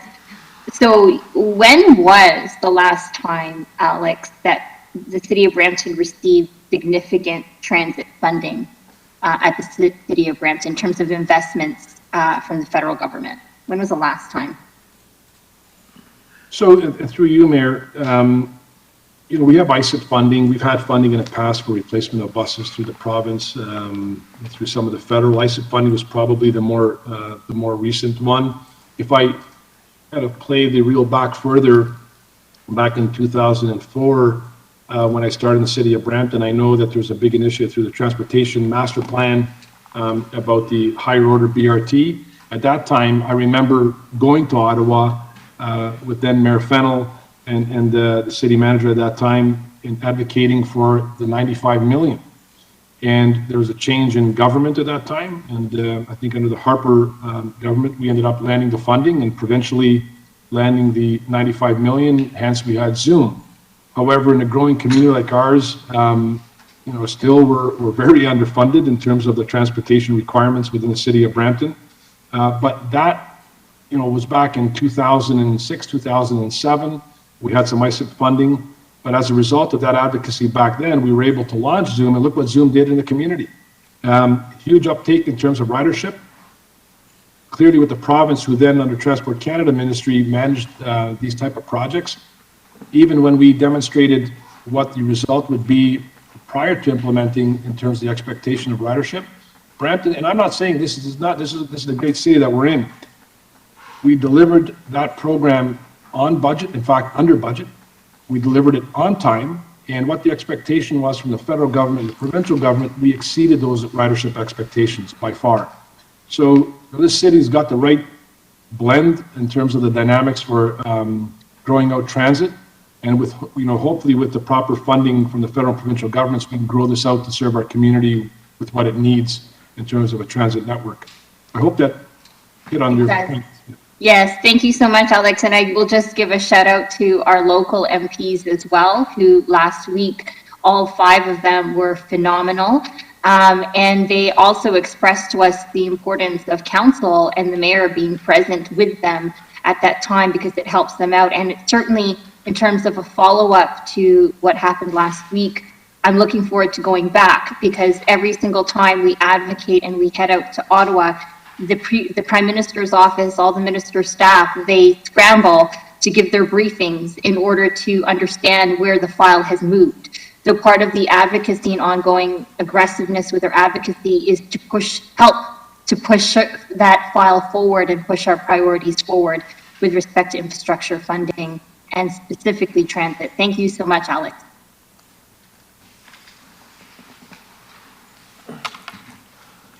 Okay, our next question is Councillor Willens. Thank you, and through you, Mayor, and thank you, Alex. You've always been a good advocate for Brampton when it comes to transit, that's for sure. This is more of, maybe we can look at this more of a local level and not so much of a relying on other funding like the big capital projects. But in terms of bus stations, now I'm not looking for this budget, but perhaps for future budgets, maybe starting next year. Can we look at some new designs for our bus shelters? Because I know in the city of Utrecht and Philadelphia, even in the U.S. and in The Hague, they've incorporated green roofs in their bus shelters. And what they've done and what they found is capturing not only as a carbon sequester, it's also capturing some rainwater on a more local level. It's capturing street dust, captures the dust from it, and it actually acts as a cooling system for the shelters in the summer months, in the hot summer months. So I'd like to sort of look at that, because this could be something we may be able to implement through sponsorship of certain bus stations. But I think it's important that we look at these on our high traffic transit areas like Queen Street, Bavaird, Steeles, perhaps even across West Parkway, more the east-west, some of the north-south corridors as well, where we're still going to have a lot of traffic from vehicular traffic, from cars and trucks. But we're trying to improve like the Queen Street Master Plan, trying to improve the transit along there. If we could look at something like that, I'd be happy to reach out to my friends over in the Netherlands and Belgium to see if they have some ways to do it. I've got some contacts over there. I think I've got some still in Utrecht, so I'd be happy to reach out on your behalf to see how we may be able to implement this on a local level and not have to worry about some of the higher levels of government to fund it, just sort of, because it can all fall into under our SERP and under our environmental master plan. So just not for this year, Alex, you're doing a good job. I'm just looking, maybe in the future we can look at that and sort of redesigning our bus shelters. And thank you, and through you, Mayor. Councillor Whillans, I know you're always an advocate for that, and I'll tell you that we are actually looking at that already, and we hope to have more information. We're working with our colleagues in their environmental team in our planning department, as well as in our works department, and we are looking at piloting a shelter in 2022 with a green roof on it. So we're already into the throes of that, and we're hopeful that we can expand on that once we see how that pilot goes. So it's definitely in the works, Councillor Whillans, and we'll definitely take that back and make sure that we take advantage of any opportunity we can to grow that out. And we'd like to cut a page out of the book from the Netherlands, and any contact you may have would be definitely welcome. Thank you. Yeah, thanks, Alex. That's good to hear. And risk management may not want to hear this, but they also make up nice little bee homes as well. And we are a designated bee city. So thanks very much. Thank you, Councillor Whillans. Councillor Singh. Oh, he's taking his name off. Okay, there's no more questions for our transit presentation. Thank you, Alex. We'll have a motion moved by Councillor Dillon and seconded by Councillor Santos to receive the presentation. Anyone opposed? Hearing none, the motion carries. I have a request from Commissioner Nader, since she has her entire team here. It looks like we have an army of recreation staff at City Hall, community services. If she can go through her presentation and then break for lunch. Does anyone object to that? Can we handle one more presentation before people's bellies growl? Councillor Whillans says yes, so I'm going to take that as consensus. Commissioner Nader, over to you for your presentation. Thank you, Mayor Brown and members of council. It's a pleasure to be here to present Community Services 2022 budget and highlight the great work the team is doing to continue to deliver on the term of council priorities, provide quality and accessible programs, and deliver exceptional customer service. I'd like to begin with a saying that I have. Community Services is the heart of Brampton because we take care of people.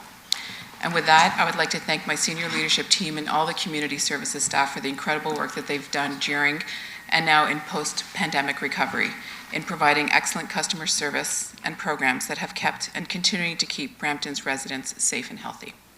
And with that, I'd like to turn your attention to the 2022 operating budget. Next slide, please.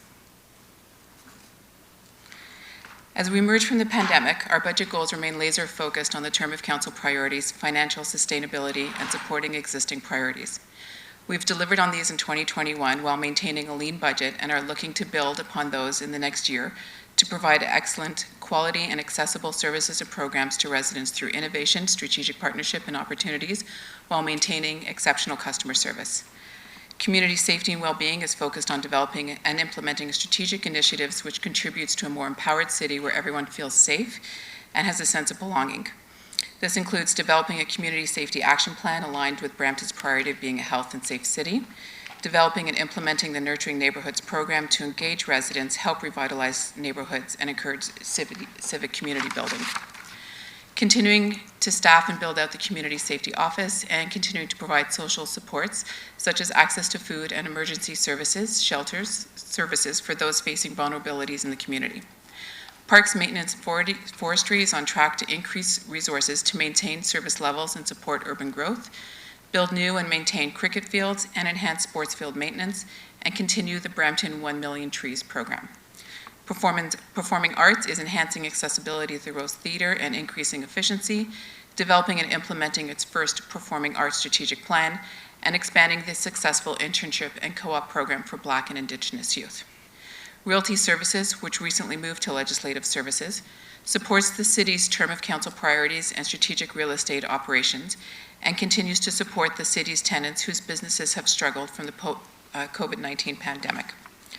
Recreation continues to advance numerous revitalization projects, including Balmoral, Chris Gibson, Howden, Mississauga, Embleton, and Victoria Park. They're preparing for the opening of Riverstone Community Center and 2 youth hubs. Continue to explore strategic partnerships and opportunities for innovative delivery models, such as with the Peel District School Board, and increase access to sports amenities and programs to meet the growing demand of the community that is both diverse and inclusive.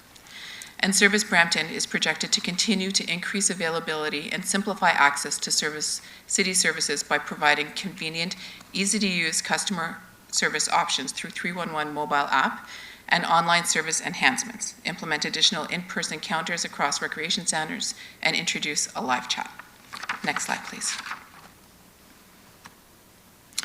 As you can see on the screen, our budget drivers stem from a combination of council priorities, growing a diverse community, and an internal review of the demand placed on the services and infrastructure while maintaining a lens on fiscal responsibility.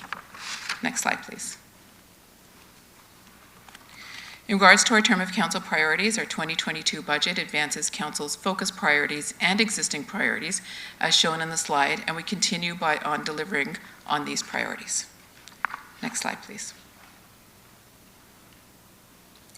Community Services remains efficient and agile in our operations, evidenced by the steady service levels and seamless pivots to the varying changes in the pandemic. We recognize the emotional, mental, and physical challenges the residents experienced during and post-pandemic, and our divisions have found innovative ways to deliver programs and offer services while abiding by safety protocols and health guidelines. In recognitions of those same challenges, Community Services remains committed to keeping our user fees and rates low with minimal adjustments in 2022. Aside from the annual compensation and operating expenditure and revenue adjustments, we have 3 key asks. The growth of the city has outpaced the existing capacity of Service Brampton, and our staff continue to innovate and efficiently deliver without sacrificing service levels. Service Brampton continues to see an 8 to 10% increase in volumes annually across all channels, which has largely been managed without an increase in budget. In order to continue supporting the entire city while taking into account the fiscal challenges of the pandemic, staff is requesting an increase in part-time labor budget and an operations manager to support their operations to meet acceptable service levels. The funds will further bolster Service Brampton as we prepare to reintroduce in-person services in January. Our community safety team was thrusted to the forefront of the pandemic and have worked tirelessly to provide social supports such as access to food and emergency shelter services for those hardest hit and already struggling to make ends meet, while at the same time delivering on their term of council priorities and supporting Brampton's Community Safety Advisory Committee. It is with these added pressures, Community Safety and Wellbeing is requesting a permanent coordinator position to support the divisional needs and the needs of the community. In an effort to streamline processes and improve efficiencies within parks, we are advancing a request for a landscape technologist dedicated to new developments. In 2021 alone, there has been a 73% increase in new development applications. This position is needed to meet the demand of the development approvals, increase revenues of development charges, and expedite the delivery of assets and infrastructures to achieve an efficient and well-run city. And finally, a net new programmer for Gore Meadows is asked to manage the wide array of program needs in the community center. However, this ask will have a zero impact on the operating budget as the compensation will be offset by part-time staffing dollars. Next slide, please. As you can see from the slide, Community Services derives its revenue from 3 main sources: property taxes, user fees and charges, service charges, and other.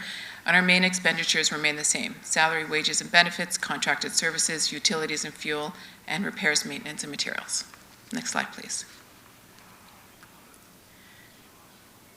The main focus of our capital expenditures are to ensure our facilities and assets are in good state of repair, and any new developments meet the needs of the residents, which our colleagues in building design and construction have spoken to. Some capital highlights include, for parks, to relocate the Chinguacousy Park beach volleyball and improve the skate park, continue with the lawn bowling surface replacement at Flower City campus, and replace the tennis courts at Earncliffs and Jim Art Jacob. For performing arts, we will continue with the accessibility upgrades to the Rose Theatre. For recreation, we'll continue to partner with the Peel District School Board on the Joint Use Collaborative Learning and Technology Center, and collaborate with the Dufferin Peel Catholic District School Board on the multi-purpose sports field in the Mount Pleasant area, and other initiatives including the replacement of the tennis bubble membrane at Chinguacousy Park, installation of digital displays at our rec centers, and update and refresh the joint use washrooms at Ken Giles. And finally, for community safety and well-being, we will keep proceeding with developing its action plan and expanding the Nurturing Neighborhoods program. Next slide, please. On a high level, parks still account for the largest capital budget requirements within community services. These are expected to be offset by development charges, tax-based capital contributions, and the Canada Community Building Fund and external recoveries. In closing, I will end where I started, with community services dedication and creativity towards a strong post-COVID recovery, continuing to deliver on term of council priorities, and helping build a green city that is vibrant, healthy, safe, diverse, and inclusive. Thank you, and I'm happy to take any questions. Commissioner Nader, and I'm just looking at the chat here. We have questions from Councillor Paleshi, followed by Councillor Medeiros. Thank you, Mr. Mayor. Thanks, Marion, for the presentation. Marion, I had asked for 311 and going back to those discussions to see how we can increase the support within 311 and kind of have a good, better, best scenario. I know it's a difficult time now in terms of costs related to any service that's the city's providing, but I think that 311 is at that point where I don't think we've supported it enough in the past, nor have council asked for us to do anything different or change the way 311 is delivered to the residents. But in going back to kind of the last big 311 uptick, which was around Diwali and the fireworks.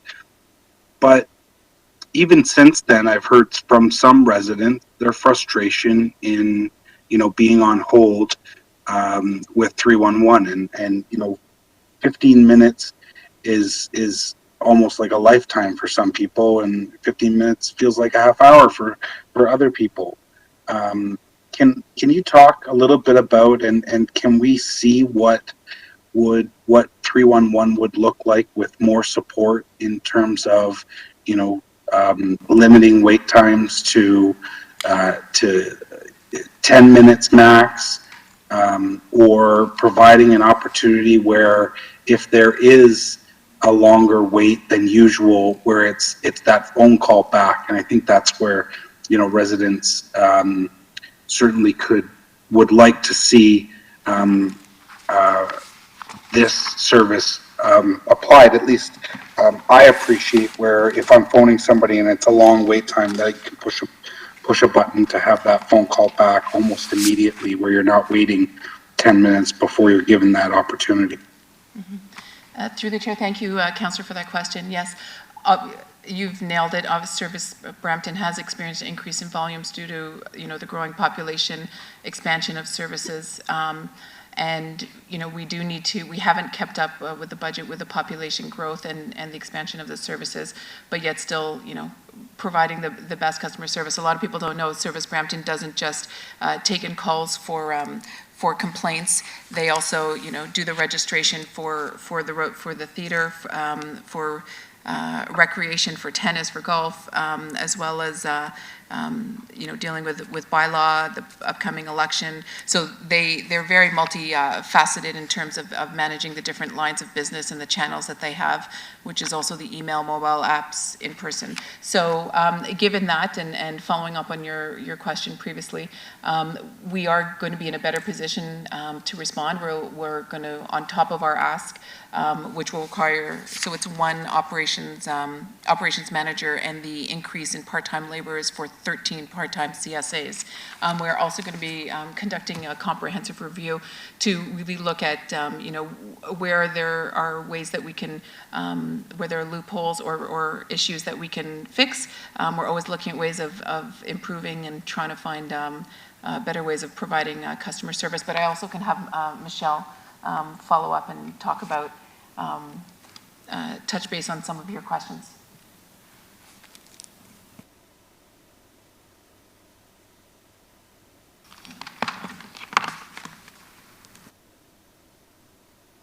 Sorry, Commissioner Nader, you're sort of faded out there.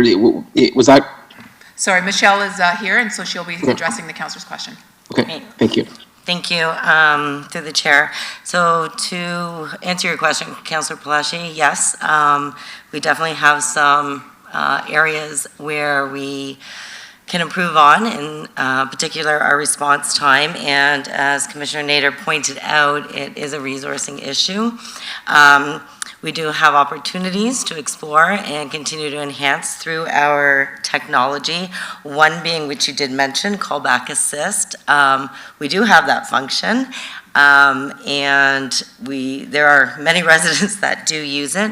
We've recently had, a look at how things were programmed, and we've made some changes to that. So residents should see a much quicker response time to be able to say, yes, they want that callback assist and not have to wait on hold. There's other means into which we are trying to reach out to the residents so that they can have easy access 24/7 without having to call. So that could be submitting through the mobile app, that could be the online services, and moving forward in the future, things like live chat, and also we have our email channel. We've also extended to 5 in-person counters, which we hope to continue to do for ease of access for our residents. Well, thank you, Michelle, for that. And I do appreciate, us stepping up. And I think that, coming out and saying, there are issues and we're not at that level of where we think we should be yet. I think that goal is one of those goals that it's always going to be moving a little bit ahead. So we're never going to get there, but as long as we're thinking that and trying to make it better, then I think, we're moving in the right direction. So I guess what I'd like to see over the next year is, in terms of everything that we're thinking about implementing with this one new hire and changes in kind of the operation of 311, I'd like to see that kind of and updates going forward over the next year and into see what we decide kind of for next year's budget and see where we are. So I appreciate the response. I know that this is probably one of the first times we've really ever brought up 311 to say, hey, maybe it's time we get behind this service and do something about it. So I do appreciate the work that you've put into this, and I appreciate everybody at 311 for everything that they do. They're often overlooked, and so just know that you're all very fully supported here at the city. My next question with respect to recreation, I guess in earlier years we had talked about, not to pick on Ward 7 and 8, but they have a lot of recreation centers out that way, and I see Councillor Medeiros is on, not that he's ever picked on 7 and 8, but he asked for kind of a recreation kind of holistic picture of where we are in the services that we provide with our recreation centers across the city. Is anything coming back to council for this budget, or was that kind of too much to ask and we need to see that next year? Thank you through the chair to the councillor. Yeah, actually, the staff has already submitted a report, and that's on the agenda to be discussed. So we were able to make it happen. Okay, sorry, I didn't see that on the agenda. There's a lot of things on. It's the clerk says it's number 8.8. 8.8. Okay, I'll save my comments and go to that, and then maybe come back later. with respect to the field hockey dome at Cassie Campbell that we've talked about for many, many years, that we did put some money in the budget for something, and I guess it wasn't progressing as fast as what Councillor Willens and I kind of wanted it to. I don't think we actually put a hard get this done by this year. So that being said, it's time for this field hockey dome to be built, I think, at Cassie Campbell, given the enough times we've discussed it.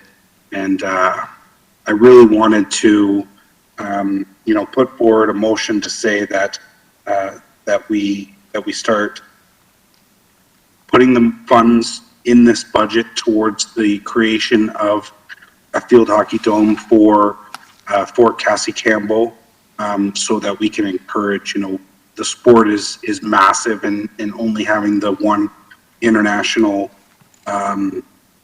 field hockey pitch now just isn't doing it for the city of Brampton. So I think it's so well used that we're having to put a lot of costs into maintaining because of the high volume traffic at our one there, and we also want to be able to keep the field hockey professionals in Brampton that are here throughout the spring, the summer, and the fall, and they tend to go to Vancouver in the winter to play out there, and I think this is the best way to keep them home in the city that they want to be in. So I would like to at some point, I'm going to be putting that motion forward, and I'll send it off to the clerk's office so that we have it when we're dealing with the budget.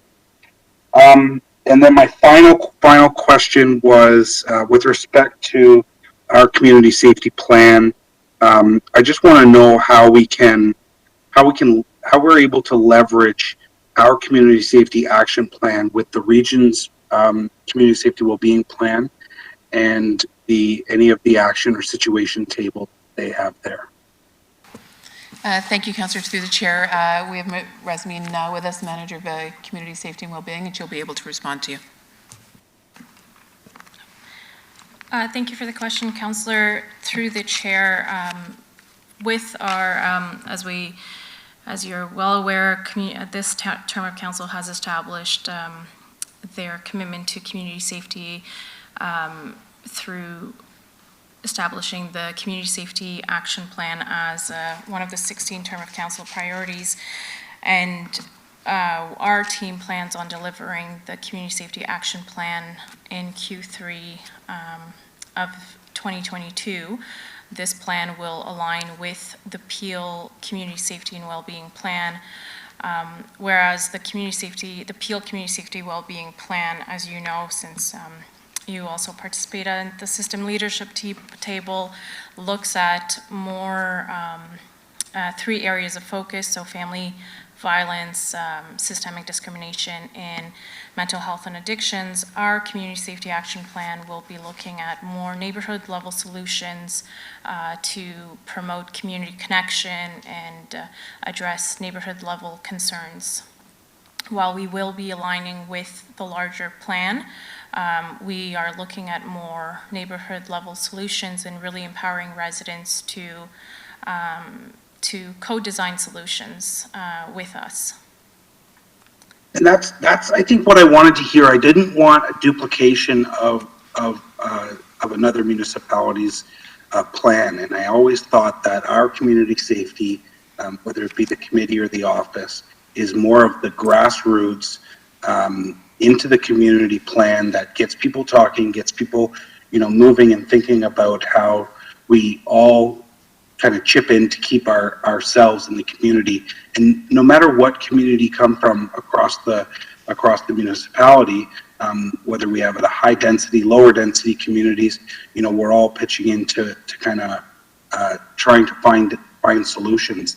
And then with that and the Nurturing Neighborhoods program, then does this budget reflect where we want to be and what we want to do with the Nurturing Neighborhoods program in terms of trying to get more awareness, more education, and more communication out to the public and out to the community?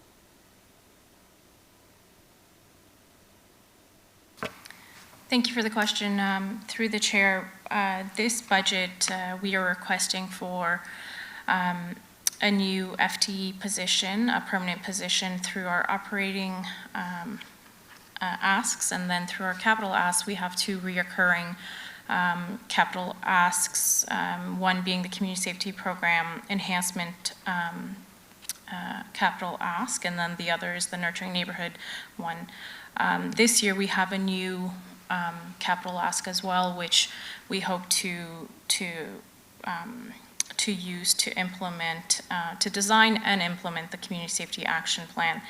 I also would like to mention that we recently had hosted an internal workshop to really identify some additional priorities and some additional, I guess, I would say wins for the city and things that we can work on to collaborate and really address community safety and well-being. I really like, and I think we're all on the same page with, community safety and well-being is really the responsibility of everyone, and how do we empower residents as well as our staff across the city to address community concerns.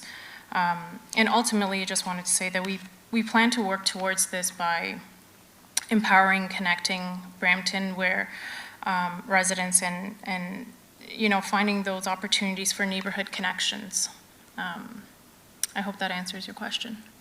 Yeah, for sure it does. And I fully support, we all talk about community safety. So I think that community safety is in one of those, the benefits where, we're kind of at the game late. There was a long pause throughout the years when, there was the community safety, Safe City, and then kind of a lull before the Community Safety Advisory Committee had got started. A committee that is obviously way too big for us. That's my comment alone. But I think that since we all talk about how important community safety is, the asks that are coming out of community safety certainly, I think, should be supported within the budget by members of council, but also with the support across the department, because it touches pretty much every single department in the city of Brampton has something towards the community safety and well-being aspect of either internal or external in the community. So I look forward to that. And I'll wait till Councillor Medeiros, because I think he's going to talk about that. If not, I'll also go to the report. Thank you very much. Thank you, Mr. Mayor. Councillor Pelletier, does that complete your questions? Yes. Okay, so then we'll go over to Councillor Medeiros, followed by Councillor Willens. Thank you through you, Mayor. Actually, I think Councillor Pelletier did a good job on some of the stuff I wanted to ask, and like you, I will wait for us to discuss the report regarding ward investments.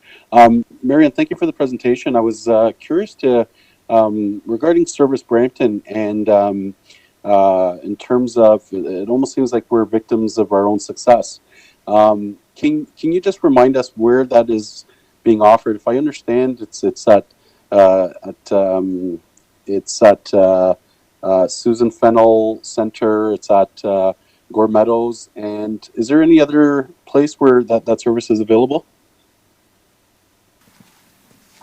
Yes. Just getting a reminder from Michelle's coming up. Thank you for the question. So the three new pop-up centers are at Susan Fennell, Cassie Campbell, and Gore Meadows. So through you, Mayor, then, so we're seeing a very good uptake, and can you articulate maybe a couple of sort of services that people are looking for, or are they going there to pay their taxes? Is there some things that we're starting to see a trend on? Yeah, absolutely. So through the chair, so we do see parking ticket payments, we see recreation registration, we do see tax payments, POA payments as well. A lot, sometimes just general inquiry questions. people tend to, this is even over the phone and in person, come with multiple things now. So it's not just kind of a, just coming with one question or one inquiry. So they know now that they have a one-stop to get their answers and the services delivered to them. So it really is a myriad of things. Yeah, and through you, Mr. Mayor, and that's great to hear when you talk about the one-stop shop concept. And I think that's something that we, just in terms of plans of, because we call it a pop-up, and I do know that it's, there's going to be sort of budget pressures until we can sort of say, that this is a sort of a permanent integrated sort of service with all our other recreational facilities, because, speaking to also the equity that, this service offering should be rolled out so it's represented across the city, because you do see that there's a need for it. With the success, becoming apparent, I know these are early days. So the resources that we used to have centralized more at City Hall, does that get looked at in how we're reassessing some of those resources, or are there future conversations about, what we do instead of, people coming into City Hall that, they're starting to use our sort of decentralized service offerings? Yeah, so we are seeing people take advantage of the in-person services across the city at the different locations. So as you mentioned, we are expanding across the city. And in terms of the resources we use, so at Service Brampton, we do have blended agents that could work at any of those centers at any time to assist the residents. Did I answer that question? Yeah, yeah, and it's just more about, I know these are early days, but right now they're pop-ups, right? Like we refer to them as pop-ups, and just in terms of it becoming part of our sort of operational sort of department, I think that's probably future discussion. I know we're still in early days. I'm not saying for us to do it today, but you just want to make sure that residents across the city have access to these type of in-person services that seem to be right now successful in those three sort of pilot project locations. And through the chair to the councillor, just to add to that is that also we've launched this, when we were moving into post-pandemic. So, I think our metrics will be more sound once we have a quote-unquote more normal cycle on that. But so far it's been very positive on the uptake of people using the pop-ups. Yeah, and through you, Mr. Mayor, just the last comment is that's fantastic. It's just really because you would have thought that during COVID times that, online use and other forms of technology, would still be sort of, and probably is still the preferred method of payment, communication, so on and so. But the fact that these are still popular, still in, the time period which you described, really says that our residents want that in-person service. They want to see someone that they can, bring their questions to and on all matters of the city. So, if I was to sort of just identify as a big win for the city in terms of, service capacity, providing service to the residents, it's just kudos to yourself, Commissioner, and the department and everyone involved in rolling this out under, certain restraints and difficulties. But, so I'd be interested to see over the, the electors will decide, but I'd be curious to follow this in the next couple of years on how this grows and where this goes, and just fantastic work. So that it's really, I think it's really feather under our cap for all of council for having really supported this. So thank you very much. Thank you, Councillor. Councillor Medeiros, and now we are over to Councillor Willens. Thank you through you, Mayor, and to Marianne. Thank you for your presentation. Just quickly, myself and other councillors got a email, I believe, from Henry Verschuren from the Royal Canadian Legion in respect to the horseshoe pits at Centennial Park. I'm just wondering if we could find some money for this budget to, I don't know if it would come under miscellaneous initiatives where there's $2.5 million, or if it can come under the sports field repair and replacement where there's a 1.1 million, almost 1.2, to get some LED lights at the horseshoe pits. I believe there's lights there now, but they're just the standard ones. The group has requested to see if we can get those replaced to LEDs. So just to put that in your don't have to answer now, but if you just maybe put that in your notes there to maybe have a look at. Thank you. Thank you. Through the chair to the councillor. Yes, actually, Ed Fagan, our Director of Parks and Forestry, can talk to that. Through the chair, thank you, Councillor Willens. Yes, we can talk after this, and we can look into the. We've done some work over at the Legion there in regard to horseshoe pits previously, so we can expand upon that this year. Thank you. Yeah, that'd be great, because although it's a relatively small group, but they are long-serving members of our community. They have represented Brampton quite well at the national and international level. And they've also done some small fundraisings for us in terms of the hospital. So they are a good community group, and I don't think retrofitting the lights would be too much of an ask. So thanks, Ed, and we can do an offline discussion on it. Thanks. Okay, our next question is from Councillor Bowman. Thank you very much, through you, Mr. Mayor. Thank you, Councillor Willens, for bringing that forward. The horseshoe people also asked me if, since we're talking about them, if there was any chance of getting some sort of cover on their stands so that people watching the games don't get rained on or anything like that. Whether it's a wood, whether it's a temporary sort of material shelter. So Ed, if you can add that to your list as well, and we can talk about that offline. So they just have one little set of stands there. Marianne, I'm going through the budget. There's a line there right through 2023 in previous year's budgets that is that would have totaled $4.6 million for CAA. Where is that money being reallocated to?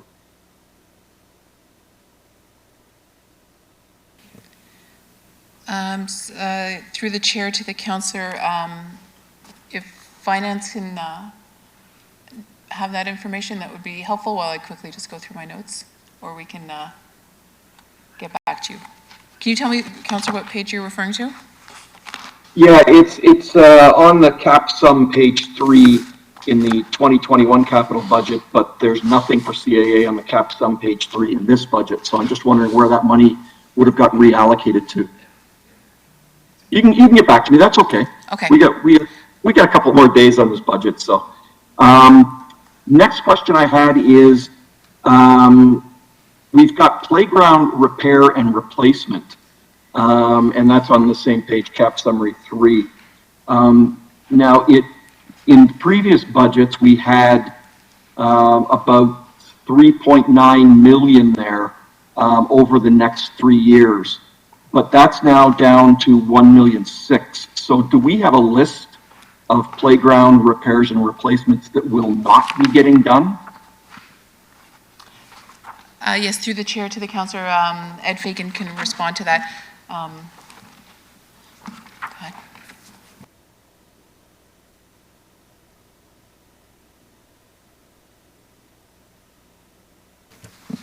Through the chair. Thank you, Councillor Bowman, for that question. Correct.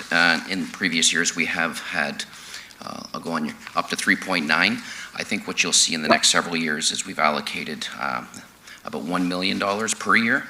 But this year, with capacity and catching up on existing playgrounds we're installing, next year we anticipate we're only going to plan for 2 playgrounds, which is Old Fairgrounds and Van Scott Playground.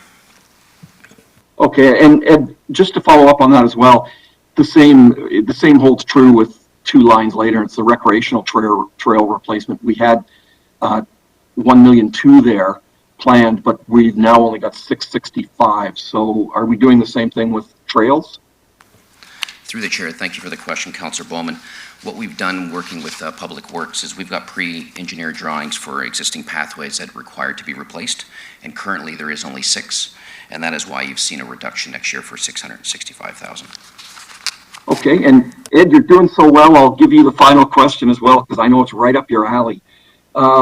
We had $9 million in the previous budget over the next 3 years scheduled for Emerald Ash Borer, but I don't see it anywhere in this budget. Is it listed under something else?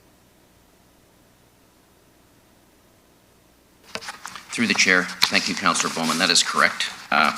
So what we've done with Emerald Ash Borer, as you're well aware of, it's been ongoing since about 2011, and that program is coming to an end.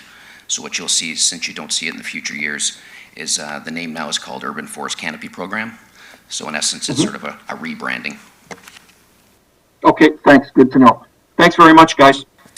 And just through the mayor to the councillor, just to respond to your question on CAA, the capital ask through community services that you would normally have seen in the past is no longer there. CAA will be delegating on their own later during this budget deliberation for their capital ask, given previous conversations that we've had with council on CAA. And no, that's good. Yep, thanks, Marion. Okay, thanks. thank you. Okay, Councillor Willens. Yeah, thank you. Through you, Mayor. Maybe this is to Ed as well. Just quickly, I can't find it in my binder here. I had it highlighted. I forgot to ask. With the program 1 Million Trees, is there any way we can take some money from the 2024 and put it towards 2022 so we could get that accelerated faster? Because my thoughts are that hopefully the public will come on and sort of take it upon themselves to plant trees on their private property and whatnot, and not so much rely on the city to do it all. Is there any chance we can accelerate that program? Through the chair, thank you for the question, Councillor Willens. So just to, just so I'm clear, do you mean expand upon the 2.7 we're proposing for the next several years on top of that, increase in the current to achieve what you've requested? Yeah, not really adding more funds, but allocating funds from later years to earlier years to get the program sort of, only if staff thinks they can do it. I don't want to put staff under the gun as far as if it comes to like a labor side of it. If they can think they could do it, I'd like to see that program accelerate faster than later.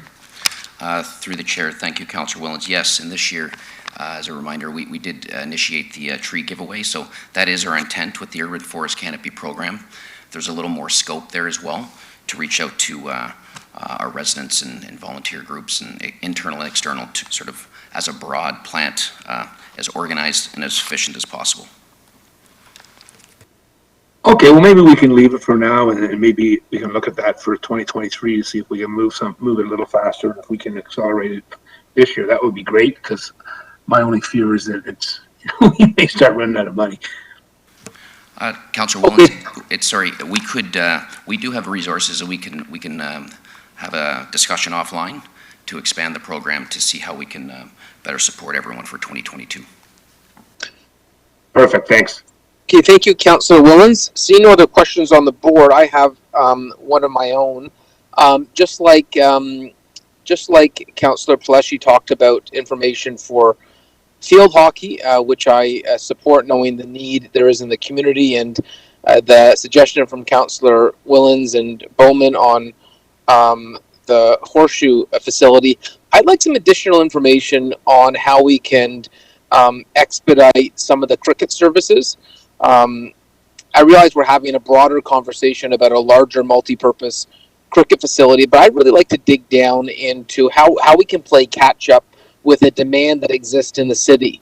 And so, Marion, if we could get some information for council during this budget cycle about the demand and what investments would be needed to meet the demand. I know in many other sports, we have the capacity or extra capacity to meet the demand, but we certainly don't in cricket. And so how many fields would we need to wipe out the wait list completely? That's one question.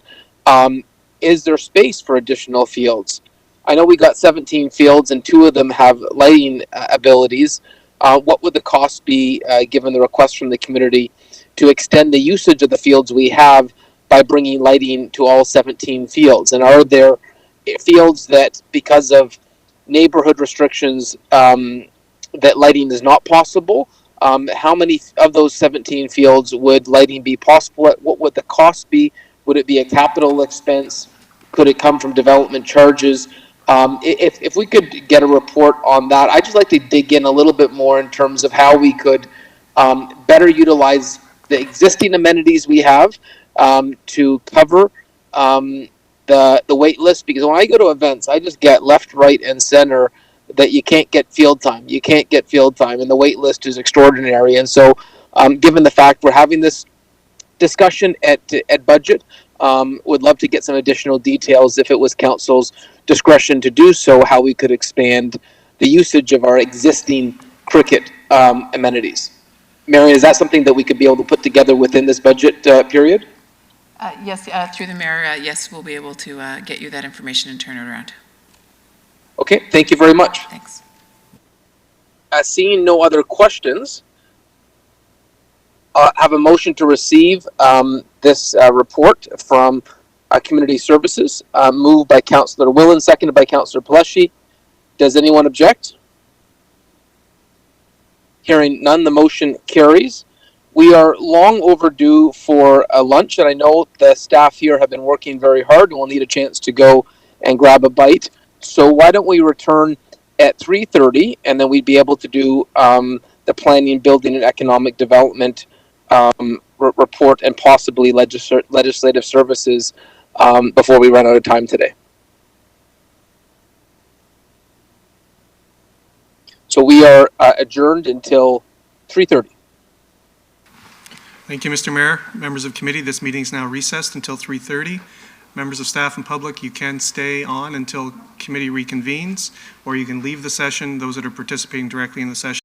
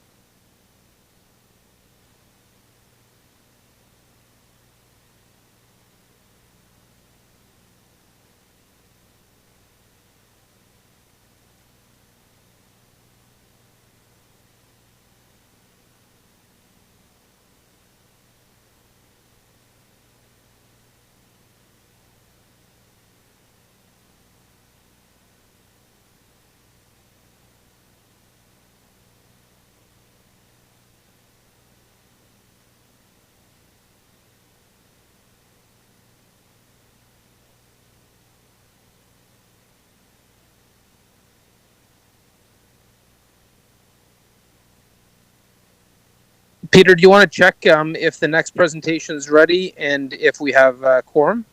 Yes, Mr. Mayor, I'm just going to verify right now. Members I do see present. I see Councillor Santos. Present. Councillor Councillor Vasante Vasante is present. Oh, my apologies. Councillor Fortini is present. Councillor Paleshi, Councillor Medeiros. Present. Councillor Bowman is present. Councillor Singh, Councillor Williams, Councillor Willen. So you do have quorum, Mr. Mayor. You can proceed. Peter will resume with the staff presentations. Which one is up next? The next one is Planning, Building, and Economic Development. Okay, over to Commissioner Ford. Good afternoon, Mayor Brown, members of council, staff and colleagues, and residents of the city of Brampton. My name is Richard Forward, and I'm delighted to be here today to share, through this 2022 budget presentation, the blueprint for continued investment in community planning, building, and economic development as we build a resilient future in Brampton, the 9th largest city in Canada and the 2nd fastest growing city in Canada. Next slide, please.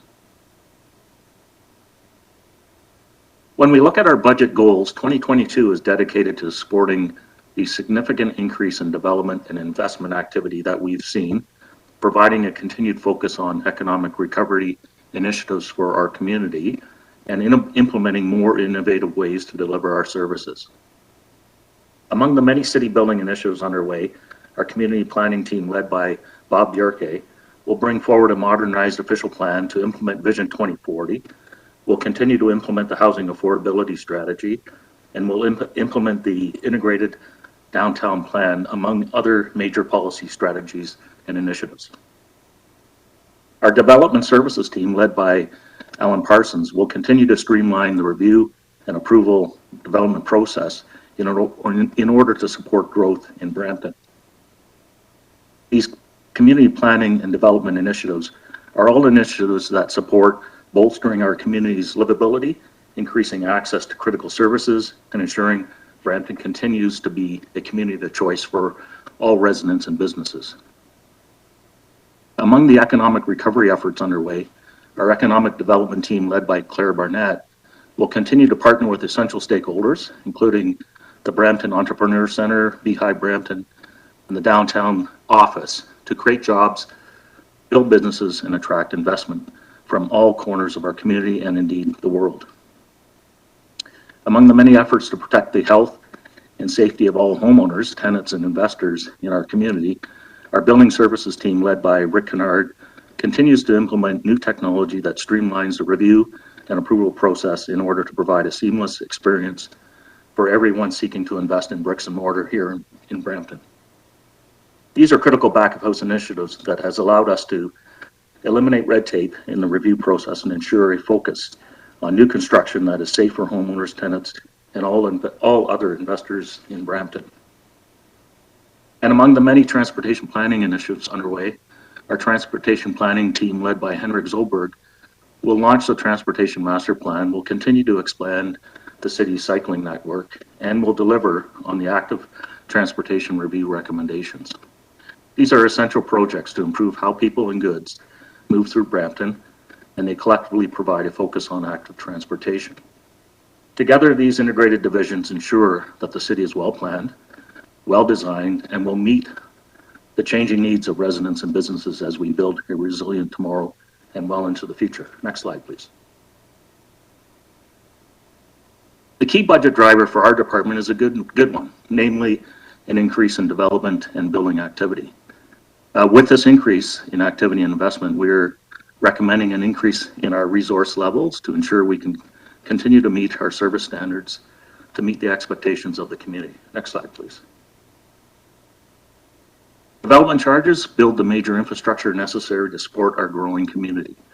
We are forecasting that the year-end development charges in 2022 will exceed the starting balance by 32% as a result of increased development activity. Next slide, please. In terms of housing, Brampton continues to outpace growth in second units across the GTA. As it stands today, we are projecting approximately 6,134 new second unit permits in 2021. compared to 3,789 permits issued in 2020, a 62% increase. In terms of the efforts that have gone into ensuring the building service can manage this incredible demand for second suites, it's important to recognize that each application is entirely unique, making this process incredibly resource intensive. Notwithstanding that, the team has responded to ensure we are facilitating safe housing for all Bramptonians. Staff have pivoted to create a seamless and integrated process for second suites that provides dedicated staff resources and excellence in customer support by ensuring education about the process is provided in multiple languages to meet the needs of our diverse community. The total construction value has increased from $1.1 billion in 2020 to $1.4 billion year to date, an increase of 16% from 2020. This again is a reflection of the trust and confidence we're investing in developing in Brampton. Next slide, please.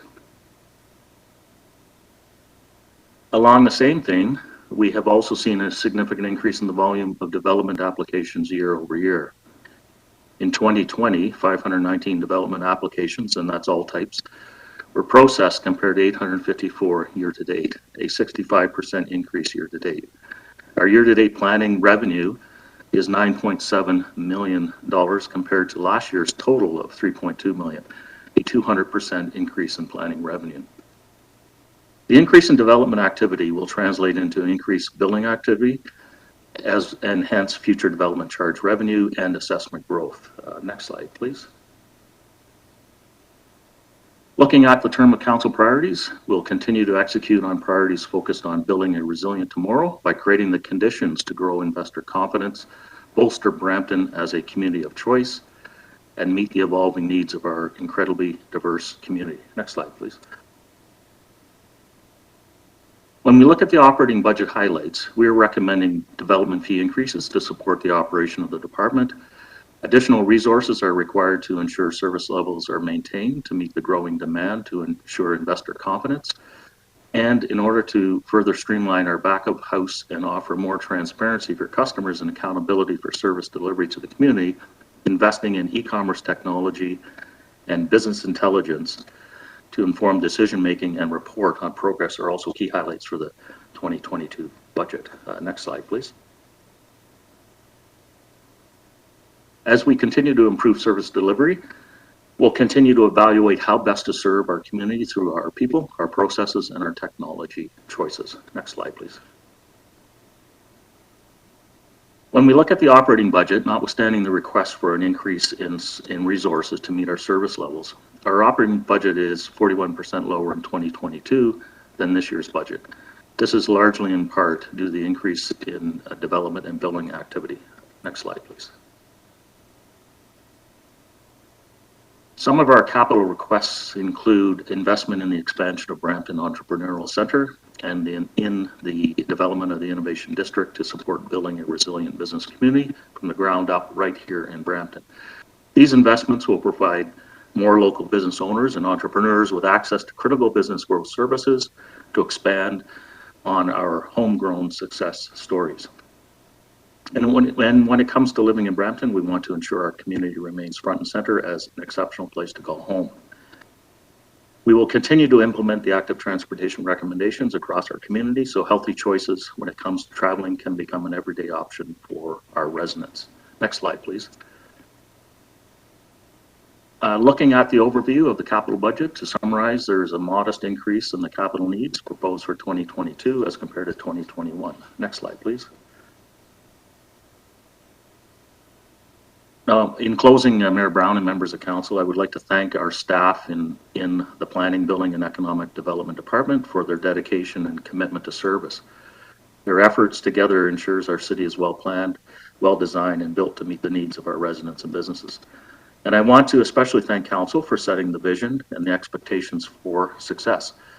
This is a very exciting time in Brampton's history, and our teams are delighted to be part of bringing council's vision through to fruition.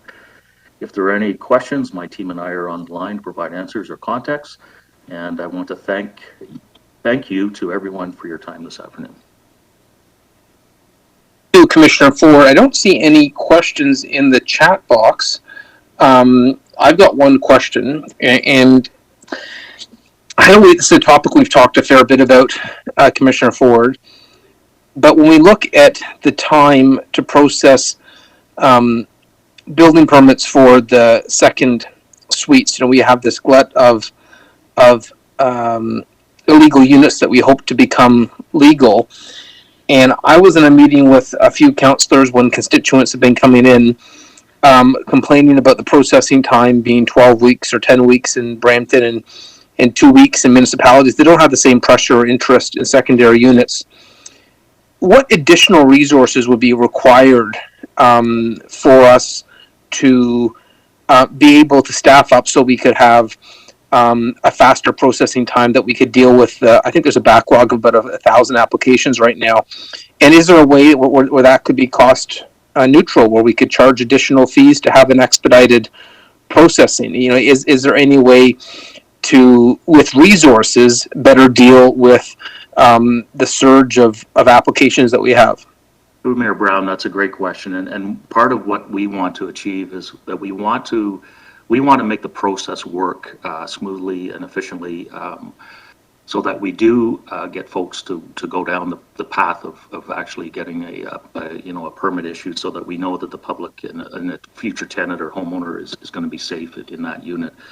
So one of the things that we're doing this year to address and again, the backlog was created because of the significant, as I mentioned, a 60, somewhere like a 60% increase just in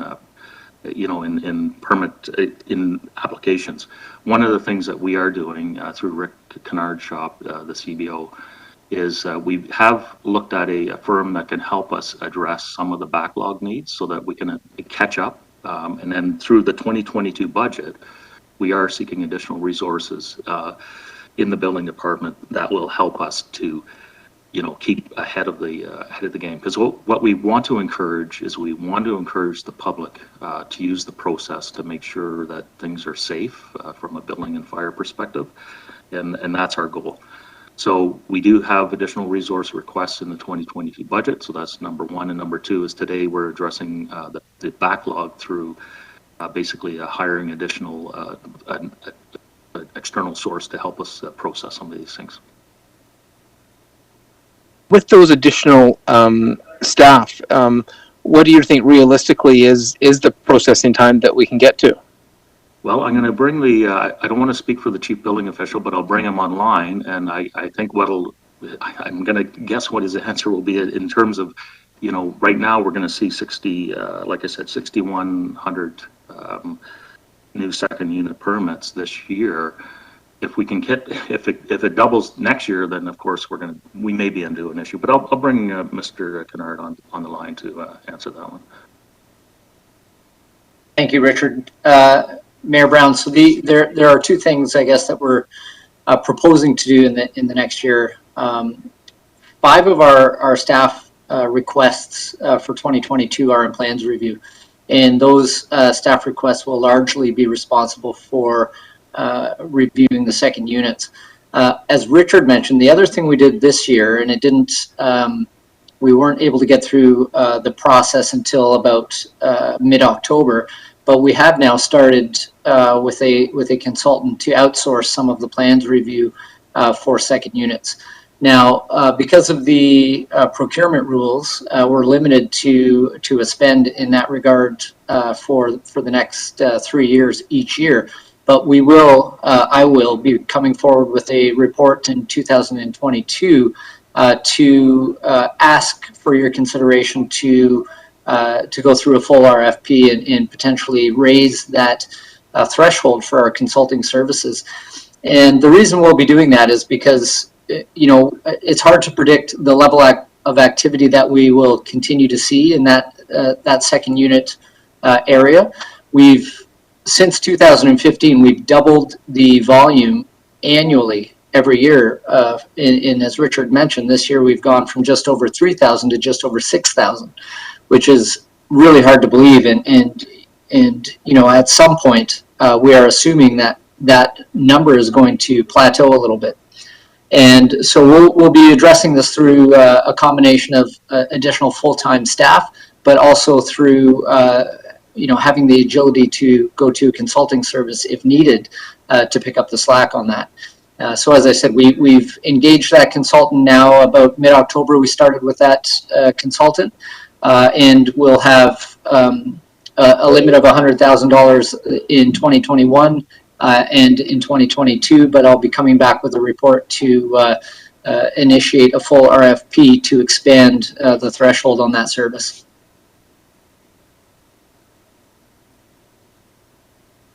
Rick, can look forward to that report. Are there any other questions?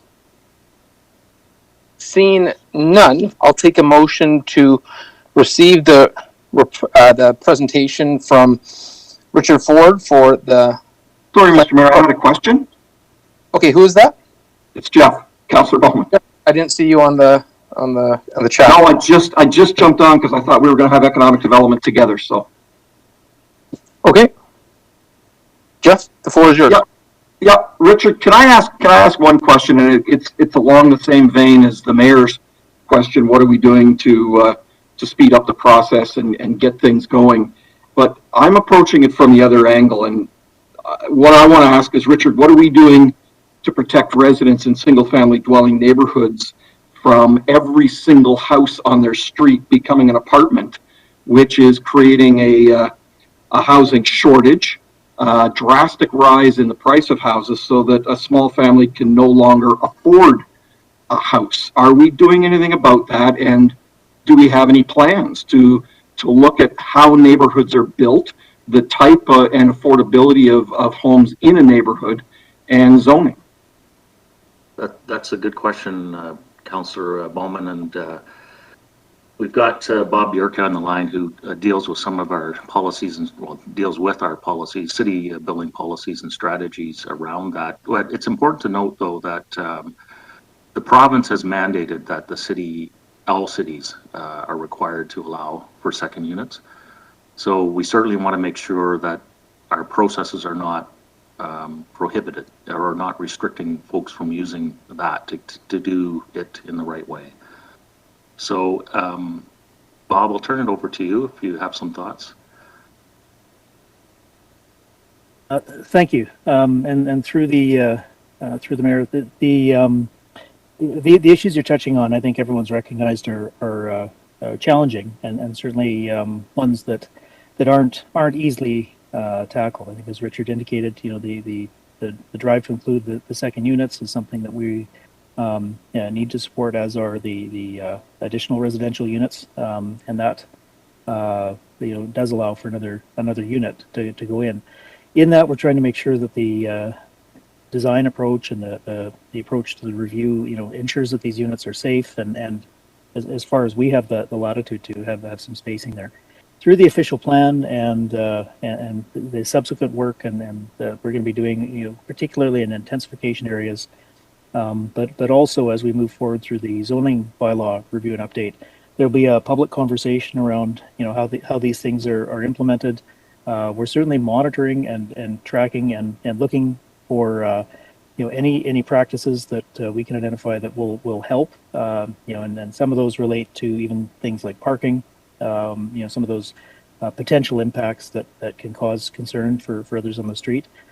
Housing affordability is a very challenging thing for us to tackle, and those increases in prices are also, I think, reflecting what's happening in the GTA and throughout the province and the country. And certainly those investors investing in some of those properties, and as you say, seeing the advantages to doing that do create additional upward pressure. And we don't directly have the ability to control that specifically. Anyone can buy and pursue the opportunities to use the zoning that is permitted in an area. But what we can do is look at the issues and having that strategy to sort of see what we can do within the scope of our mandate to do that, and trying to encourage where we can through the Housing Brampton work, and that the affordability is certainly something we're trying to make an impact where we can. So it's not a great or complete answer, but I think on a lot of fronts we certainly recognize the issue that you're pointing to, and want to work with you and the residents to see what we can do to kind of address that to the extent that we can.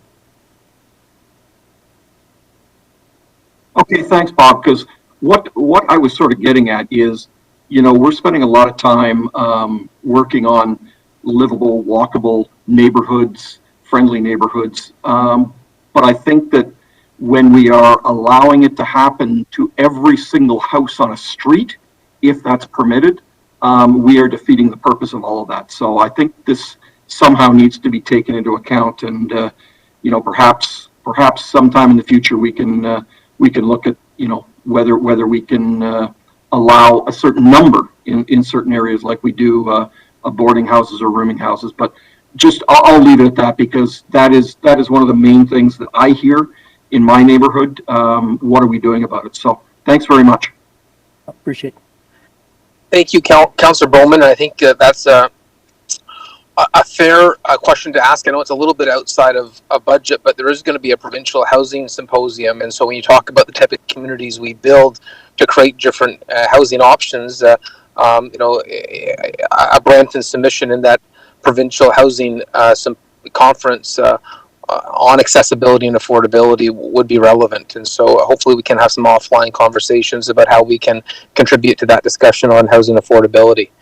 I don't see any other comments on the board, so I will take a motion to receive and actually I should ask a question. Is there a separate report for economic development? Through the chair, it's Richard. No, it's integrated in the overall department. Thank you.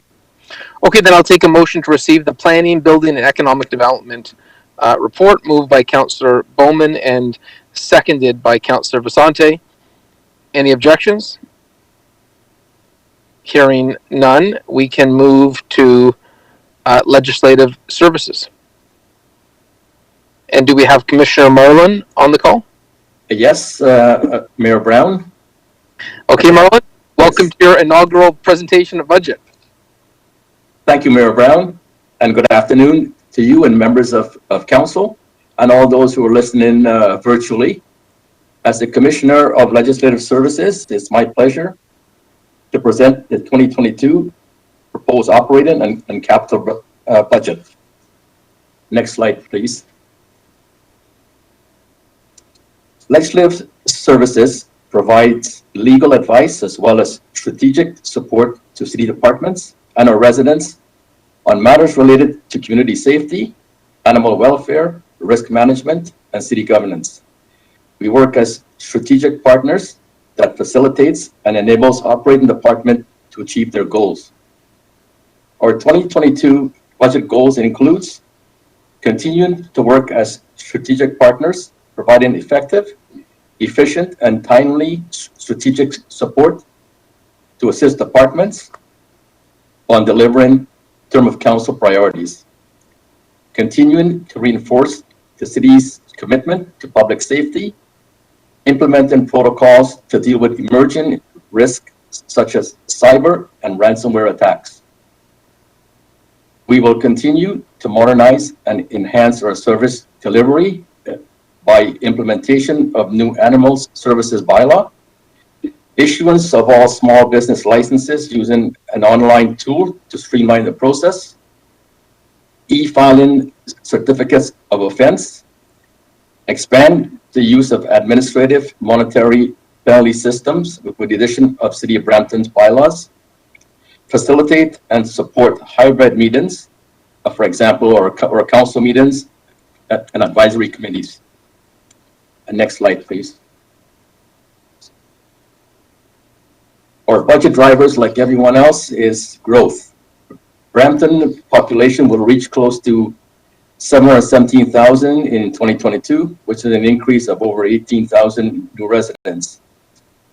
Legislative requirements, such as the implementation of Bill 177 amendments with reforming the yearly resolution process to improve the collection of default times and fines. Provincial downloading. Expectation is that more Part 3 matters being downloaded to POA courts. Discussion with the province were halted due to COVID-19, but have now resumed. Increased demand for services. The number of bylaw complaints continue to increase each year. Service demand for marriage licenses and civil marriages ceremonies remain high for 2022. Basically, as a result of postponed marriages during the pandemic, we are currently booking license appointments and civil marriage appointments well into 2022. Increased volume of work, increased legal workload in supporting planning and development applications, as well as appeals and real estate transactions. Increase in parking violations and automated speed enforcement tickets resulted in increased workloads on payment processing and preparation of default notices, requests for disclosure, requests for screening, and hearing reviews on AMP felony notices. Next slide, please. Term of council priorities. Legislative services aren't the lead on any of the term of council priorities, but as strategic partners, legislative services continues to support city departments in the advancement of term of council priorities through legal services, risk management, and records management.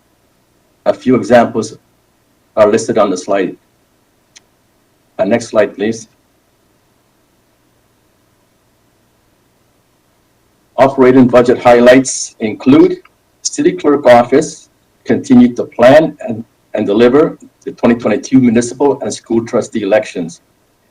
But voting day on October 24th, 2022, this will be a cross-departmental effort led through the City Clerk's Office to serve our estimated 375,000 eligible electors for 21 different offices. The city's lobbyist registry application is being revised and simplified to be more accessible and user-friendly for lobbyist registrants. It's going to enhance public access and be more manageable by city staff. Continued enhancement of mobile technology to improve response time for parking violation, snow-covered sidewalk complaints, property standards, and licensing inspections.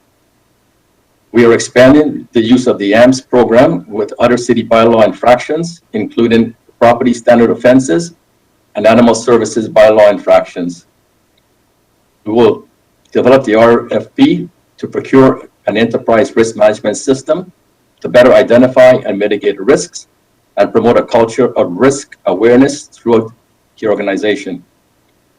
Continued support for increased demands of planning and development applications, appeals, and real estate transactions.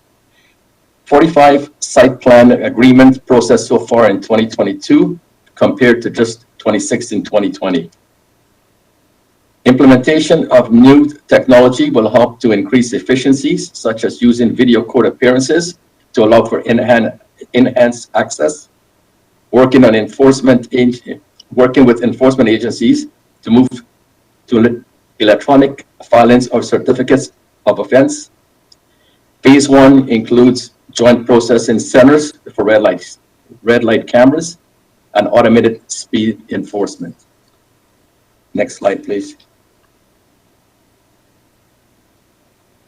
Operating budget highlights. With the increased demand of service, we are projecting an increase in revenues of over $900K in 2022.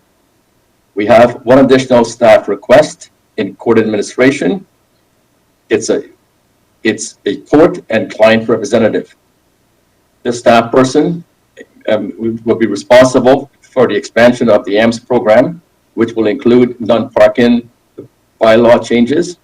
There will be an increase in workload also related to scheduling, default processes, and payment processing.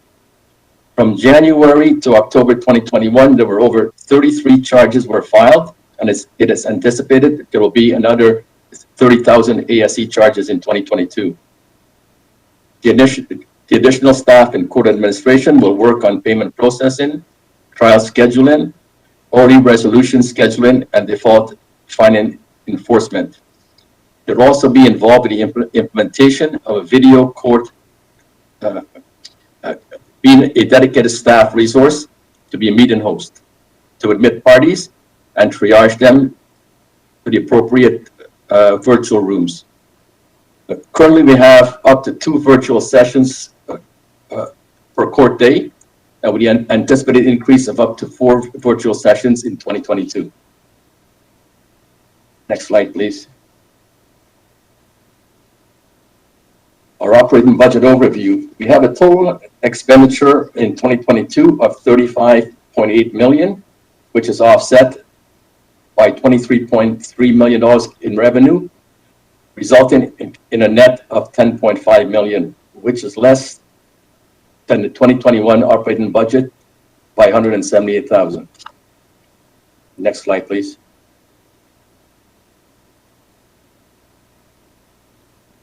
Our capital budget highlights. The City Clerk Office has submitted 2 capital budget requests. Paper ballot tabulation for 2022 election, which will be funded through the Municipal Election Reserve, and MFIPA Access Privacy Management Tool. Enforcement and bylaw services will expand the use of mobile technology by private property parking enforcement agencies utilizing electronic penalty notices. Animal Services is continuing to work on a new Animal Service Center. Design was approved in 2021. This new center will improve animal care, modernize the adoption process, and provide space for staff to deliver educational programming. Next slide, please.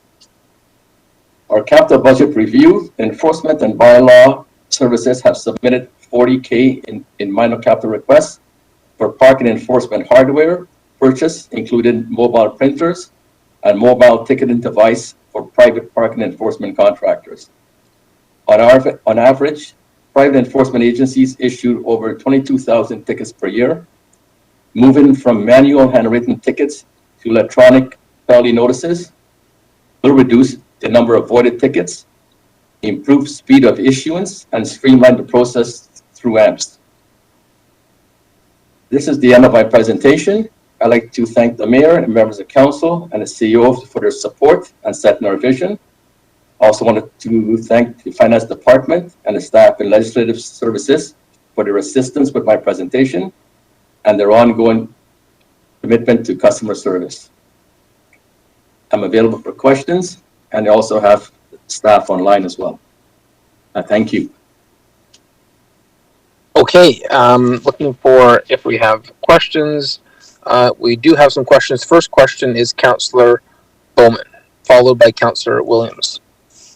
Thank you very much, through you, Mr. Mayor. I've got a few questions regarding the budgets for some of the individual areas within legislative services.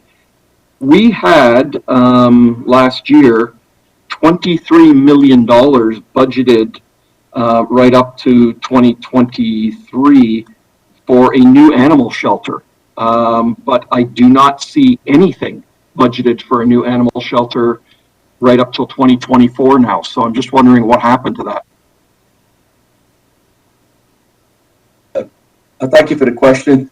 Through the Mayor, thank you for the question, Councillor Bowman. I will turn that over to Mike for an answer.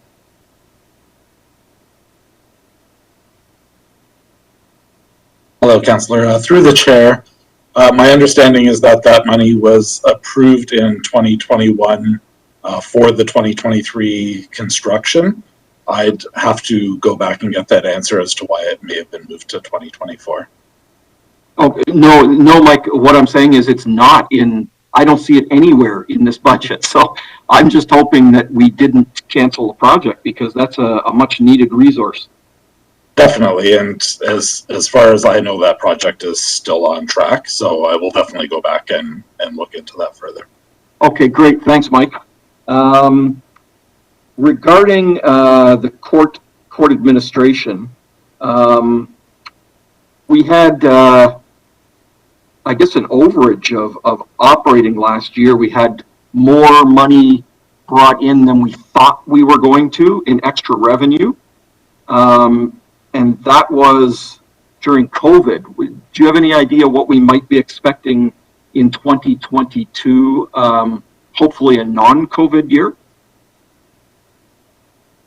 Thank you for the question, Councillor Bowman. Through the chair, I'd like to ask Jane to step in. Thank you, Marlon. Through the mayor to Councillor Bowman. Right now, I believe we're on track for what we had estimated for budget for 2021. I would defer to finance to assist with this question regarding what we may bring in. It's difficult to say at this point because we still are experiencing individuals who are requesting extensions of time to pay their fines. We have had increased fines come in associated to automated speed enforcement.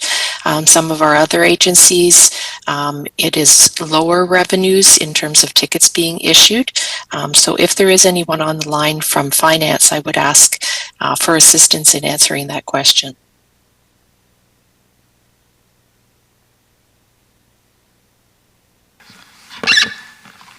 Through the chair, thank you. Can you please repeat the question? Sure. Is this Mark? Yeah. Sorry, Councillor. Okay. No problem. In the 2021 book, we had anticipated a total operating from court administration and fines and things. But when I look at this book in 2022, it's actually $285,000 higher. So than what was reported in 2021. So I'm just wondering, do we have any indication now what we might be looking at for next year with hopefully a lot less impacts from COVID in terms of revenue from the operating side?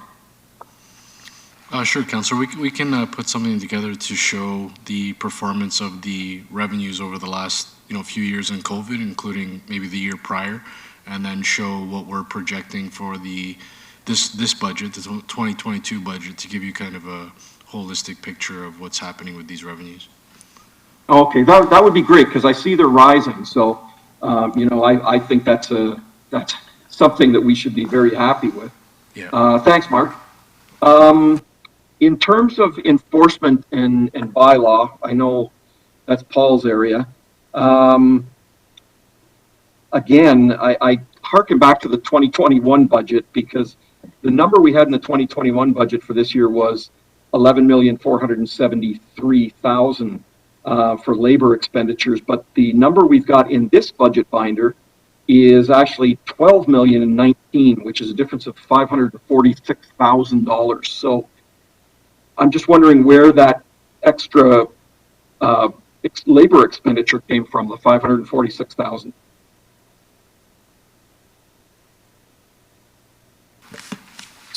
Through you, Mr. Mayor, some of that would have probably come from, and Mark Medeiros might be able to help me out on this one a little bit. My first understanding of this might be that it was the cannabis unit addition for 2022. I know we had it in the 221 budget, but we didn't ask for any more labor in 2022 than we had in 21, so I don't know why that number would be different. So through the chair, it's Mark Medeiros here. Thank you for the question. So similar to the question this morning, we're going to go back and do a reconciliation. So one thing for sure that we know that basically changes every cost center is the non-union economic adjustment and merit program. The way the program works is that we budget for it in general government, and then when the actual rates are determined in April, we actually transfer the money from general government to every cost center. So that fundamentally increases every cost center and every service across the organization. So when the budget proposal and the budget approval is done, the money's in general government. The following year, when you see that budget from the previous year, it'll be higher. And then on top of that, there are budget adjustments. So we'll go back, Councillor, and reconcile those numbers to 2021, but we don't have that right now. Okay, and Mark, could it be from cannabis? Paul had said it could be from the cannabis. Through the chair, I'm not aware of an in-year operating budget adjustment for cannabis. So I don't think so, but we'll have to go back and validate. Okay, thanks, Mark. And Paul, just one other question. You had 4 people budgeted last year. Were you able to hire all those 4 people, like for the full year? Through you, Mr. Mayor. Yeah, we didn't go to a 221 budget ask for 4 bodies. Council graciously gave us those at the end of the year when the budget was approved. We did go through a hiring process, and we were able to hire, I believe, the majority of them for April and May, and I think we had one more that started a little later than that. So we eventually did get them hired. Okay, so there was an individual you had doing a special project for you. Was he included in that 4? No, he wasn't included in that 4. I was able to utilize his services through gapping money that I had available that we had seen grow throughout the year. So that's where that money came from. It wasn't a budgeted item. Oh, okay. So that was money that if we had hired those other people in January, we wouldn't have had that money. But since we hired them late, there was a little bit of money in the budget there. Is that what you mean by the gapping? Well, gapping money is, where we have the vacancy in the spot, but we didn't use the gapping money from that to hire. We purposely used gapping money from other positions we had. We had the director's position, which wasn't backfilled, that we had moved the director up to the commissioner's level. We saved that money on a gapping in there. We had saved some money on some long-term disability gapping as well. So we did have gapping money available to us other than the 4 new hires. Okay, thanks, Paul. Last question last question I have is about legal services. We had, I don't even know how many months ago, requested in council a report on all outsourced legal contracts from all the departments. Samir, do we have that report ready so that we can see what dollar value of legal is actually outsourced by each department, not using our own legal? Through the chair, that report is not ready as of yet, but it's close. We have the information from finance. We're going through it. We noticed that the way that the report is generated had some categories of expenses that don't fall into what was requested by council. So each department is going through that list as we speak, and we're hoping to send that consolidated list from all the departments in the very near future. Okay, because I noticed that we've got other expenditures of about $702,000. Would those outsourced legal people or contracts be included in that $702,000? I believe that's right, but I would have to defer to finance to confirm that. Okay, well, okay, I was just sort of hoping to get that report back before we went into budget, so we knew what the other expenditures were for legal. The whole point sort of was to see if we needed more people in our own legal department to handle these things rather than continually outsourcing. But I guess we won't see that until next budget. So okay, that was it. Thanks very much. Through the chair, if I could respond to Councillor Bowman's earlier question about the animal shelter. Sure. Yes. The construction for the animal shelter is actually in the Public Works budget. So it was moved to the Public Works, but it's still ongoing, correct? It's still ongoing. That is correct, Councillor Bowman. Okay, perfect. I wanted to make sure that we were getting a new animal shelter. We desperately need it. Thanks. Thank you, Councillor Bowman. I believe Councillor Williams is next. Yes, thank you. Thank you, Mayor. Hi, Marlon. Thanks for coming and giving us this the presentation. I have a question about the bylaw enforcement side. I know that we had asked for an update to know whether or not we have enough resources to address the number of calls that we get coming into bylaw? Do we have those numbers? Thank you for the question, Councillor Williams. I'll pass that on to Paul if he's still online. Just a quick comment before I pass it on. In reviewing and filling our vacancies, we haven't got all our positions filled as yet. So we're currently reviewing our services, our commitment, and then evaluating it against our resources available. That's ongoing as we speak, but I'll pass it on to Paul for some additional comments. Thank you, Marlon. Through you, Mr. Mayor, to Councillor Williams. It's a bit of a tricky question in the sense that my answer would be we would never have enough, in the sense that there is always work for us to do. If you look at the work we have out there, property standards has gone up significantly in their offense categories. We've gone from, in 2016, we had roughly 7,900 property standards complaints. This year, last year, I'm sorry, we had 13,336. So we've almost doubled, and we've gone up from 16 to 24 officers, and the work continues to grow. If you look at lodging houses, we went up from 700 to 1,000, and all our numbers have gone up similarly. So the demand for our service is there. We have officers, and we are behind in the sense that it does take us a little bit of time to get to all of the complaints.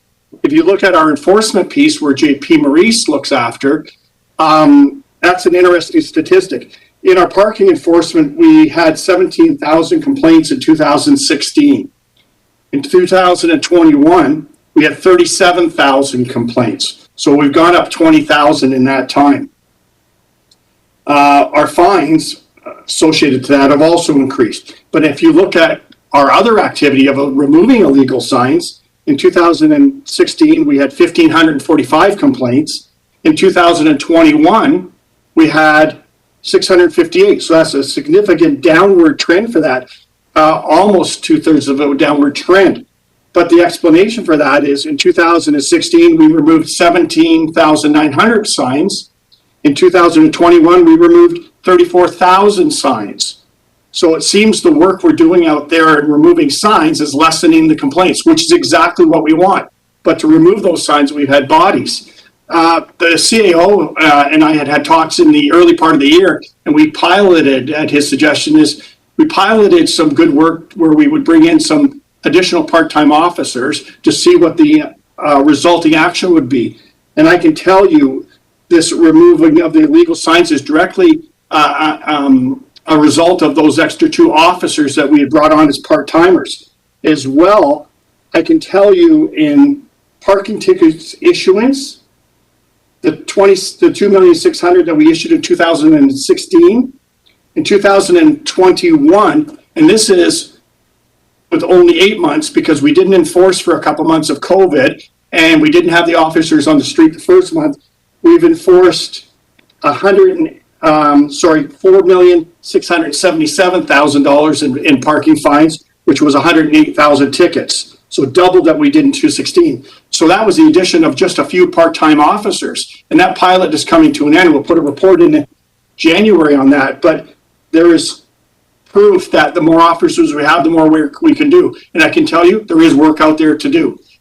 This is much like speeding on the highway for the OPP. You could put 10 officers out and catch 100 speeders. You could put 20 officers out and catch 200 speeders because it will always be there. So this work, absolutely, we could use more bodies, but we would also like to be responsible fiscally to the community.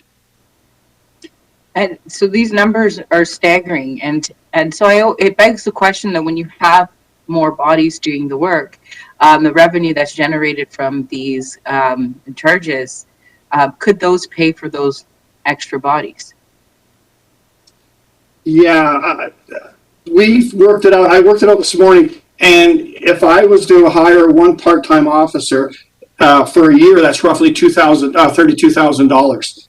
If I look at the revenue generated through the parking enforcement, not including the sign enforcement they do, we're averaging about just under $200,000 for 9 months' work so far this year. Mhm. So the return on investment in that position is significant. Absolutely.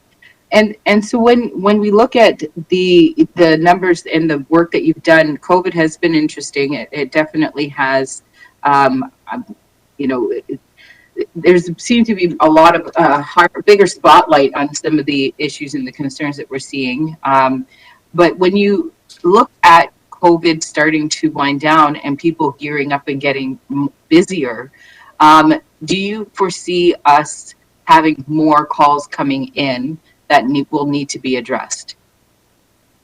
Right, through Mr. Mayor to the councillor. I do. I think there's still a lot of work for us there to perform. There's a lot of illegal signs out there. There's still parking offenses, but there's still municipal offenses and there's still property standards offenses that we would like to get to that we just haven't been proactive on. We've been very reactive by taking the phone calls in, and that's the majority of our work is taking the 311 calls and going responding to it. The proactive pieces, is where we'd like to get, free up the officers' time, which that reduction of calls might do, and then the officers can go out and start looking for these offenses. Quite often, a citizen will say, well, why did you come to my street and pick on my house? Well, our response is normally, because of what it is because we were called because there was an infraction there. And they'll say, well, there's so many more on the street. Well, that's true, and we will deal with that. But when we go into a proactive mode, we'll be able to go down those streets and start looking for those offenses and start dealing with them and working and educating the community on improving their property standards or their municipal obedience to the bylaws. And then if not, then we'll have to fine. But we can start working with them to making sure our city is a beautiful, safe place to be. Absolutely. And I think that's where people are the most frustrated, right? You know, we have a number of conversations in council and residents are calling into us constantly about how things look and why can't we move to a more proactive system. So when, and I think as we already know that there are 1,000 backlogged basements that are going to need to be inspected, looking for their license and so on and so forth.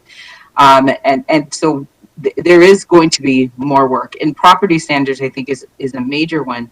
You said you had 27,000 or 13,000 property standard complaints, and we have 24 officers to manage that, or is that 24 officers managing everything? No, that's 24 through you, Mr. Mayor, to the chair, to the councillor. That's 24 officers managing all our property standards offenses, basement apartments, lodging houses, the multi-unit dwelling, and the second unit task force, as well as the cannabis task force. That's that one pocket of officers. And in order for us to address everything, this is the magic question. How many should we be at for a city this size for the growth that is projected? Through you, Mr. Mayor, to the councillor. Once again, councillor, a tough number, but I mean, I can tell you we're deficient. We haven't moved any additional officers into licensing in the past 8 or 9 years. We could use an officer or two there to catch up on the business licensing we are now doing. Our municipal enforcement officers, I mean, we have a total of 66,000 cases we went to in 2020.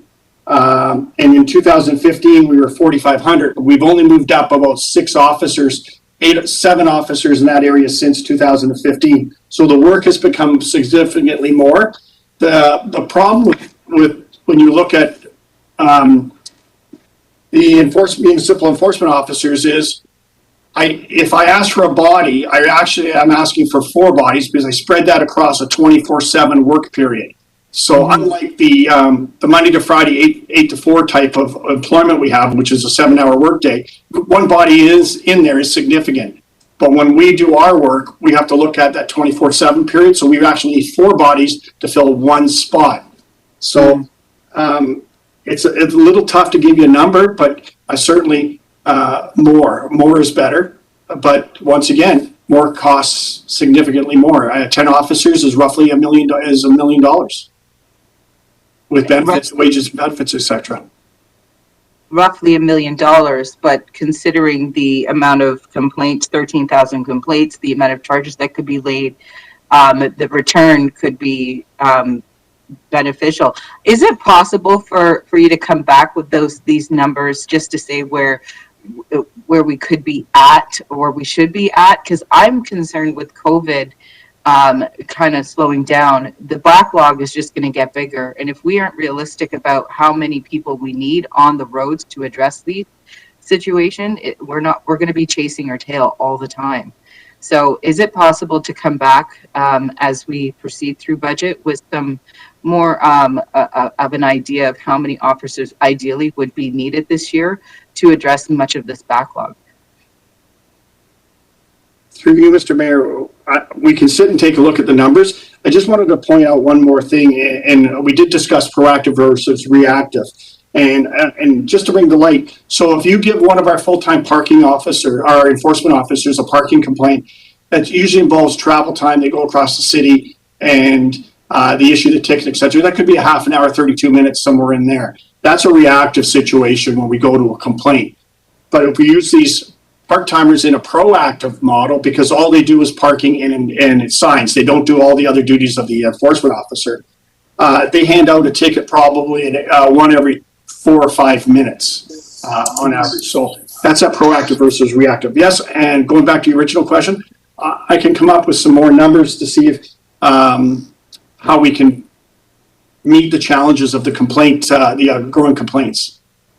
That'd be great, even if it is a pilot project where it is a pilot, just a certain amount of officers just to deal with backlog.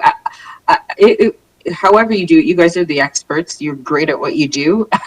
You have the numbers, but it'd be great if you could come back with some kind of concrete numbers, because I think we really are going to be in a worse off position. 13,000 property standards complaints, and that could just escalate, and so any kind of support or guidance and numbers back would be extremely helpful. Thanks so much for answering all my questions and going down this road with me.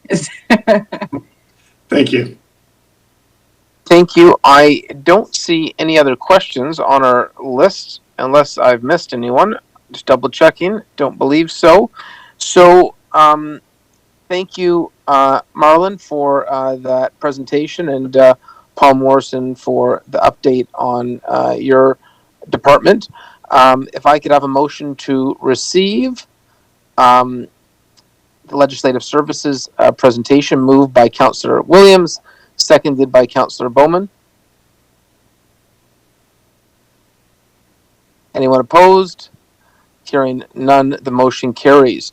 We had this session budgeted to 4:30 today, time budgeted till 4:30. And so the next two reports we can deal with at the next budget time allocation. I believe tonight we're having delegations that are pre-scheduled. Peter, do you want to walk us through the schedule a little bit, just so we know exactly what the next steps are? Certainly, through you, Mr. Mayor, to members of committee. So the time budget was till 4:30 today for the day session. We do have an evening session scheduled at 7 p.m. this evening. This is the first of two sessions for public delegations. Tonight we have three registered delegates: Chris Drew regarding Brampton Transit investments, Jotvinder Sodhi regarding property tax freeze and property tax rebate program for low-income seniors and persons with disabilities, and Jotvinder Sodhi on public and road safety. As well, we have correspondence from Jotvinder Sodhi and Myrna Adams regarding a request for a property tax rebate program for low-income seniors and low-income persons with disabilities and support for other seniors programs. And we also have this evening scheduled item 7.1, which is the Downtown Brampton BIA 2022 budget presentation. And then, so the time budget for this evening was scheduled between 7 and 9. So committee may not use that whole 2-hour segment. And then after this evening, committee will recess and reconvene tomorrow morning at 9:30, where it can continue with the departmental presentations. There are 2 left. And then it can commence its debate and consider the reports that are on the agenda as well. Okay, well, thank you, Peter, for that overview. Thank you, Council, for your consideration today and thoughtful questions, and for all the staff who were very detailed in their presentations. So we are now adjourned until 7 o'clock. Do you require a motion for that, Peter? No, Mr. Mayor, you can just recess the meeting as chair, so the meeting's recessed Okay. until 7 PM. Okay, thank you, everyone. Please have an enjoyable dinner with your family before we reconvene this evening.